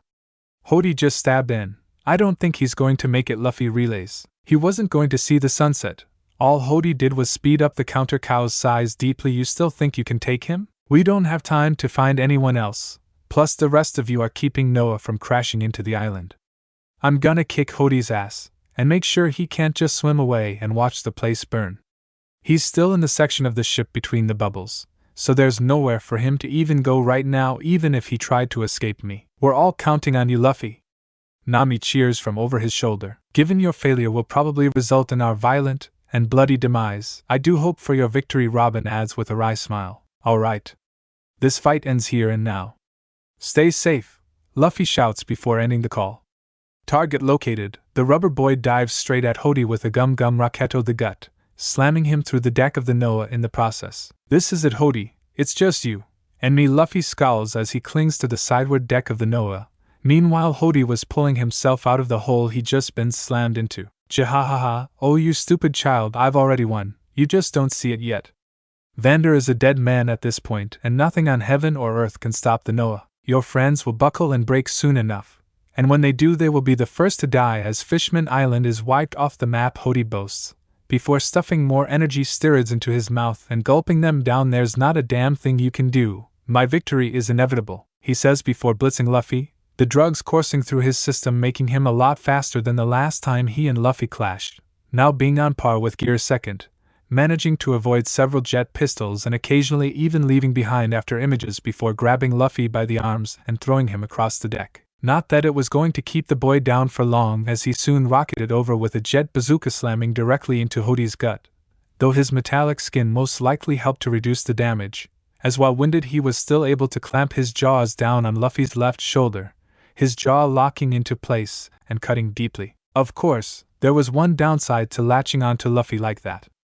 At point-blank range, even Kid Luffy couldn't have missed Hodi's hulking frame. Armament active! Gum Red Hawk, Luffy cries as he throws back his arm, fist turning black as armament hockey envelopes it, before reeling it back in at high speed, the limb erupting in flames just before impact, which when they struck Hodi sent him skidding across the deck, though his teeth remained embedded in Luffy's shoulder blade. Ah! He screams as the next set grows out of his mouth. Jahahaha, don't worry, boy. If those don't hurt enough, I've got plenty more of them for you, he taunts as Luffy pulls the teeth out of his shoulder and tosses it aside. Damn it, how amped up does that shit make him? Red Hawk should have taken him out no problem, Luffy thinks with a grimace. You still don't get it. This power was granted to me as we were chosen by heaven to destroy you pitiful human scum, Hodi showboats, as he laughs maniacally. No mortal can best the power of the divine. I've surpassed the strength of man and fishman. Nothing in this world can stand against me. That's a lot of crap. Chosen by heaven, you're an addict who's bought into his hype. If you were so strong, you wouldn't need the drugs to beat me. Arlong was also a bastard who talked smack about Fishman's supremacy. But he at least had real strength to back up his words. All you've got is borrowed power, and it'll run out all too quickly, Luffy shouts back. Something about Hodi just rubbing him the wrong way, especially here and now. Doom-da-da-da. Plaza, you really think that little punk can beat Captain Hodi? We were chosen by heaven. Our cause has always been the right path for this world. You will die knowing you were just a pebble in our way, Zio boasts, as he swings his chains threateningly. Try to enter the circle and you'll be shattered to pieces. And die once again. Oh, I already did. And I cut you, Brooke states, beginning to sheath his cane sword behind Zio. To the Fishman's shock, oh, and one last thing, this will be very cold. Song of Scratches, Blizzard Slice, he says just as his blade clicks into place, a streak of ice practically splitting Zio in two, dropping him to the ground with a thud. 3 down, 2 to go. Kia, got ya! Daruma shouts as he leaps straight for Usopp, only for plant things to shoot out of the ground and ensnare him. No, I got you. This is my green star, human drake. These plants have arm and leg-shaped roots and latch onto anything that passes overhead. Like a leaping frogfish, Usopp explains with a grin, then launches another green star directly underneath the flailing Fishman, shooting him up into the air, and that was Trampolia. The name gives away what it is. And now, time for the grand finale. Green star, Impact Wolf, he declares as one more star is fired, a wolf-shaped plant forming with the original pellet, now a bright red bulb on the end of its nose. Once said bulb touched Daruma, it went off with the force of an impact or rejectile, taking the Fishman out of the fight. 4 down, 1 to go. Hello, Miss Vivi. The princess prides herself on not jumping out of her skin when the deep, gravely voice purrs behind her, hands flat against her tower of sand and sweat ping down her neck. Turning her head to the left, she sees the blue skin and distinctive nose of Arlong the Saw. Hello, Lily? Vivi says with an uneasy tone, though relief flows when the shark's grin widens. Is there a reason you're here? I'm kind of busy keeping the Noah from crushing all of us, she states a little more forcefully than she'd have liked. But she was straining her newly gained devil fruit powers to their limit due to deathly motivation. Sue her. I'm done playing with these bastards. And had my filled, the demonic flower states with a soft laugh, and so I thought you'd have a better use of this body than I do now. I've had my fun and want to return to master. It won't cause issues with the sand? Because right now this thing is the main reason the Noah is where it is, Vivi stresses to Lily. Not a chance. It'll flow through the structure and form a support lattice, like rebar. Even if it looks like the end result of a strangler fig infestation, Lily, the plant golem cackles, while Vivi rolls her eyes. Okay, I trust in the fact you also want to live, and because anything that makes my day easier is a blessing. So go for it. Goodbye, princess. See you hopefully in better times, Lily hums, before pressing both hands to the pillar and relinquishing control, the illusionary shell collapsing before the mass of vines shoot into and burrow through the sand pillar, reinforcing and stabilizing it enough Vivi could spread out the sandy tendrils at the tip even further across the Noah's bow. So the squid spears don't work. I'll just have to get creative, Ikaros snarls as he drops his spears and removes his helmet, revealing his hair was also styled into an arrow-like spear, which began to glow a bright white. This spear is more than powerful enough to tear through your pit like paper. This battle will be won in one shot. By me, hey. Well shit. Frankie, Cows relays via Den Mushy. What now? The cyborg frowns, adjusting his goggles to deal with the blinding light. Don't ask me how, but that spear is radiating holy energy. What? How does that even work? Also, why holy magic? He's a terrible person, Frankie asks in confusion. It doesn't work that way, it's inherent and internal. Like elemental affinity, your magic tilts to light or dark. The nicest man in the world could be capable of using the darkest magic, and as we see here, someone with nothing but hate in their heart, who doesn't even know what a good deed looks like, can manifest holy light. Genesis probably helped jumpstart the process though. Okay, any idea how to deal with it? Dodge, or stop him from firing his attack. I don't know what a magical attack of that level would do to your mecha, Cows advises. You got it, I'll find a super solution ASAP. Frankie nods before opening up the hatch on the front of the Frankie Shogun and jumping out. You won't make dried squid out of me, ika. Ikaros chants as he charges at Frankie, who clasps his hands together and stands his ground. You asked for this? Frankie. Radical beam. The cyborg bellows as he fires a laser beam from his cupped hands, blowing up the area around as well as the squid Fishman himself, taking him out before he was anywhere near close enough to even cut him. And then there were none. Well, there's still Hodi. Hey Jinbe, bored yet? Sanji asks, puffing on a cigarette. Hey, quit ignoring me, you think I got this puffed up just for you.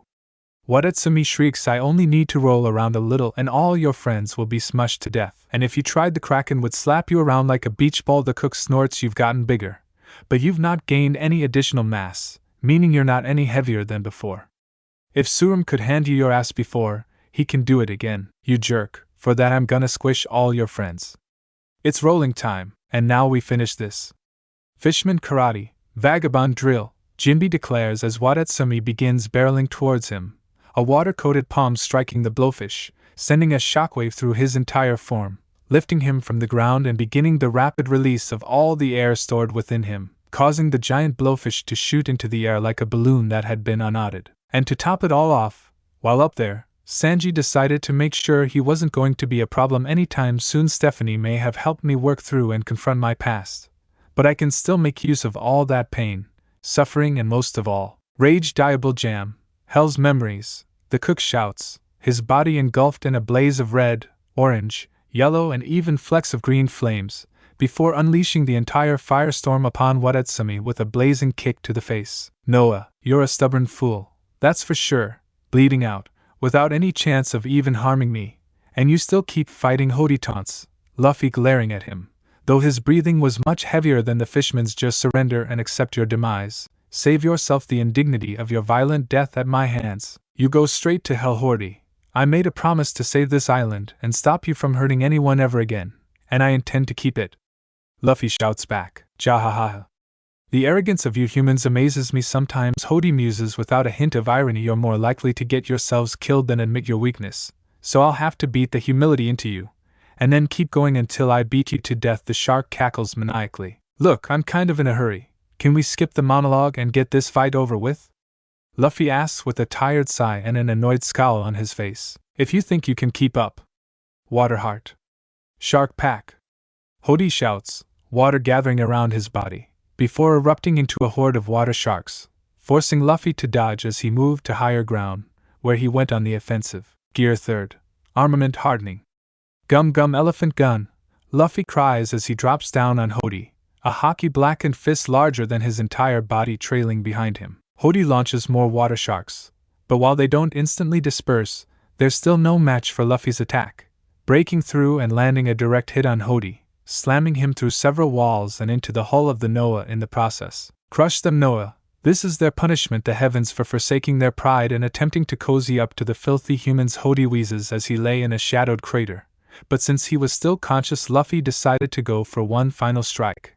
Letting his arm deflate, he throws it back, pumps as much hockey as he could handle into that arm and thrusts forward, the flames coating his arms, cycling through the entire spectrum, settling on red, but flashing white for a second just at the point of impact. Gum gum red WHIT hawk. Hodi gasps as, unlike last time, he actually could feel the attack, his metallic skin providing no comfort or resistance against the rubber boy's attack. He could feel his blood boiling, his insides melting or charring, and he passes from this world, his dreams unfulfilled and his vision filled by a screaming, pissed off rubber monkey boy. Fishman Island. He did it. Straw Hat Luffy beat Hodi was announced over the island-wide Den Mushi system, the border guards having been ordered by Neptune to monitor the situation on the Noah and relay anything important. Was there ever any doubt? Cow's chuckles, getting a jab to the ribs by Nami, even if she agrees that Hodi stood no chance against their captain. Now we just need to deal with the Noah. Any suggestions? Robin asks, as a mirror hums, so she answers it. Hodi's down, but the ship is still on a collision course. Would breaking it help? Luffy asks, panting as he does. It wouldn't do us any favors with the fishmen, but possibly it would lessen the load Vivi, Kaya, Val and I have to hold up. Cow's hums, though given they are holding it up it may be too late for that to even matter. Good enough for me. Gear 3rd armament. Elephant Gatling, Luffy shouts as the connection cuts out. Can he do it? Kuro asks fearfully, staring up at the imposing ship. He has to, or we're all dead. Robin responds flatly, before looking down to comfort a fretting Medusa. Don't worry, sweetie, Uncle Luffy's gonna win. He always wins. I can't let them do this. There has to be another way. Anything but destroying the promise to Jiboy. Shirahoshi! Wake up! Crystal blue eyes snap open as the princess sits up from her resting place on Surum's tentacles. Father? Is that you? Yes, it is I. I need you to do something very important, my daughter, for the good of Fishman Island and our future. You must use the power of Poseidon, and summon the Sea Kings to assist us in our time of need. Save our kingdom and preserve the ship of promise. Please, as much as I want to keep seeing you as an innocent baby, you're a grown woman now, with a will and strength all her own. Now is the time to show us what you can do. Neptune bellows, though there was conflict raging in his eyes. He didn't want to do this, but it was the only way. I don't know if I can. Shirahoshi frets, her hands shaking until she takes a moment to look around, seeing the Straw Hats and Jinbe braving it all to save her people. She couldn't just lie there, she couldn't disappoint them. But I'm going to try. You won't survive, princess. Shut up, Sea Kings. Please, I beg of you, stop the Noah's descent, and return it to its resting place on the seafloor. Protect Fishman Island. Shirahoshi commands, her prescience blossoming and billowing, its influence felt all across the island. And then the shadows came. Each chain was grabbed and pulled by the strong jaws of a massive Sea King, the only things in existence to which even the Noah is dwarfed. Their combined might, working in tandem, lifted the ship of promise from its pillars of sand and syrup, and began to pull it back into the sea. It's over, we're going to live! Usopp cheers, before running over in panic as Kaya collapses from exhaustion, Alvida scooping up her wife before the same can happen to her. Val? Cows asks, with his finger on his ear. I know the ninja sighs as her calm snail relays the request. Come on, Vic. We gotta collect the captain before the Sea Kings take him out to sea too, she explains to the currently Teostra-looking pirate, who nods and flies them both onto the Noah's main body, where the swearing starts. Just outside the plaza. Sir, I've just received word from the palace guards. They've located the missing mermaids, but the treasury has been emptied and the commission from Hodi's attack. The catfish minister informs Neptune, who frowns behind his beard and sighs. While unfortunate, we have much bigger things to worry about. Just moments ago we came close to annihilation. Some lost wealth is nothing compared to that, the king responds. But they got the Tom Mata box too. Shit. That is a slightly bigger problem, but for now, we should set about informing the citizens that we've located the mermaids, and that the Straw Hats had nothing to do with their disappearances. It's the least we can do after all this. Clear their names of an accusation we threw at them without evidence. Neptune groans. We'll worry about the treasures at a later time. Plaza, thank you for creating those barrier walls, Miss Alvida. It should keep these ruffians contained until the royal family can decide their punishments. Jinbe compliments, though Alvida wasn't paying too much attention as she was busy fretting over Vivi. A little later, there is one fact which you should all be made aware. The mermaids have been located, safe and sound, and just as importantly, the Straw Hats had nothing at all to do with their capture, the catfish minister announces over the Den Mushy system, to the joy of the assembled crowds around the plaza, most of all, as they'd seen what the Straw Hats did for their country. We are not proud to, but must admit that mistakes were made in our investigation, and we were too quick to accuse the Straw Hats of wrongdoing, so we apologize from the bottom of our hearts for the trouble we've caused by these accusations. With the Straw Hats, I must say that afro looks stunning on you, Frankie. It's almost as cool as mine. Brooke chuckles as Frankie swaps out his hairdo after the battle. Nah, it's even more super. 'Cause it's on me, the cyborg laughs. You okay, Chopper? You're looking kind of out of it? Usopp asks in concern as the reindeer sways and toddles around almost drunkenly. I'll be fine, just give me a minute, or wait for the ground to stop shaking, Ops. Thank you, Robin, he sighs as he trips over, only for Robin to catch him with her blooms. Think nothing of it, we're all getting tired after that fight, and both of our Zoans were using experimental treatments to give it their all, she chuckles, watching the reindeer blush and flail, even with him on his back like a turtle. I'll be fine, it's just using Monster Point tires me out. I won't be walking anywhere for a few hours, sorry. Zoro, any chance you can carry the little guy? You're probably the least injured out of everyone here, Cows suggests. The swordsman shrugs but sits beside Chopper as Robin's blooms dissipate, letting him sit on his lap. Yeet! Crash! Were you assholes trying to hit us? Nami screams into the air, getting the middle finger from a done with this shit Valentina as Victor lands, and she hefts herself and Luffy off his back so he could return to human form. Holy shit, that's Hodi and Decken. Straw Hat really did take him out. Literally, it looks like his chest is caved in. Melted too, wonder how he did that. Well, at least with them gone, and the other officers chained up, the crisis has finally been dealt with, right? Someone in the crowd wonders aloud. We have a big problem. I think Hodi managed to nick an important vein or something because the bleeding isn't stopping, and even if I wasn't running on fumes, I'm not sure I could close the wound in time, Valentina informs and admits, as she and Victor lay Luffy down as gently as they could. Shit! Chopper, do something! Usopp shouts, just ahead of Vivi and Alvida. Can someone get my bag? I've got some hemostatics. Also a hand to take a look at the pata. Thanks, Zoro, Chopper says as he's lifted up and held over Luffy. Meanwhile, Artemis retrieves his backpack and supplies. Yeah, I can treat the wound, but like she said, he's lost a lot of blood and might not be able to last much longer, he explains gravely. Shit, and Type F's not exactly something we're flush with, Sanji mutters irritably. All we need is one person to donate some blood. We can even do it here. Honestly, it would be not just quicker but more effective to do it right here, right now, Chopper states, as the rest of the crew shout up to the crowd, as well as inform the arriving royals about the situation. The problem was, nobody was doing anything, just staring down awkwardly at them. Guys, that's not going to work. I don't agree with it, least of all now. But there's actually a law against giving blood to humans, Papaga informs them, and then feels like the Noah had landed on his head from 5 different sources. We just saved their collective asses from Hodi and his men, not to mention the Noah crushing them, and they're just going to let my husband die. Alvida snarls, anger flowing off her like a monsoon. We could check the humans, they should be at least thankful about being freed from slavery enough to donate a little, Nami suggests, though her heart wasn't in it. We can just stab them until we find Type F. Artemis cheers.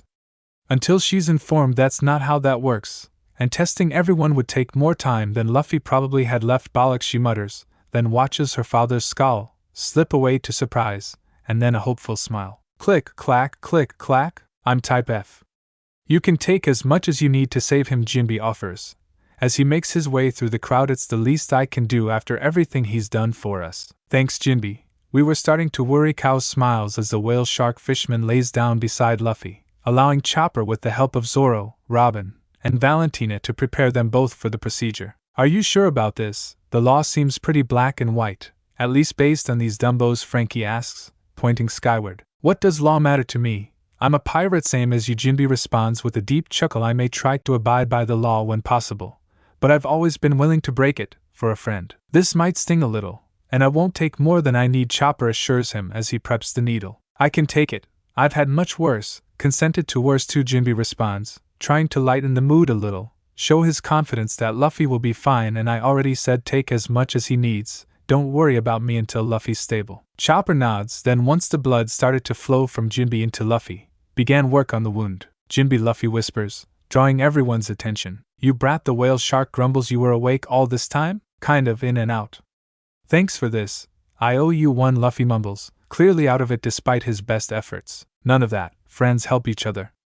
It's just a little blood, not worth forging a debt over, Jinbe argues, getting a low chuckle from the rubber boy. You're right, but I still appreciate that you did it, despite everyone telling you not to. This is a wonderful moment, especially for you, sweetie, Robin hums, holding Medusa so she can see what's happening, that no matter what our differences, we all bleed the same red blood. Hey, Jinbe, Luffy croaks, opening his eyes to side glance at the shark, who nods lightly. I want you to join my crew. Thanks for watching this video. You really enjoy this video?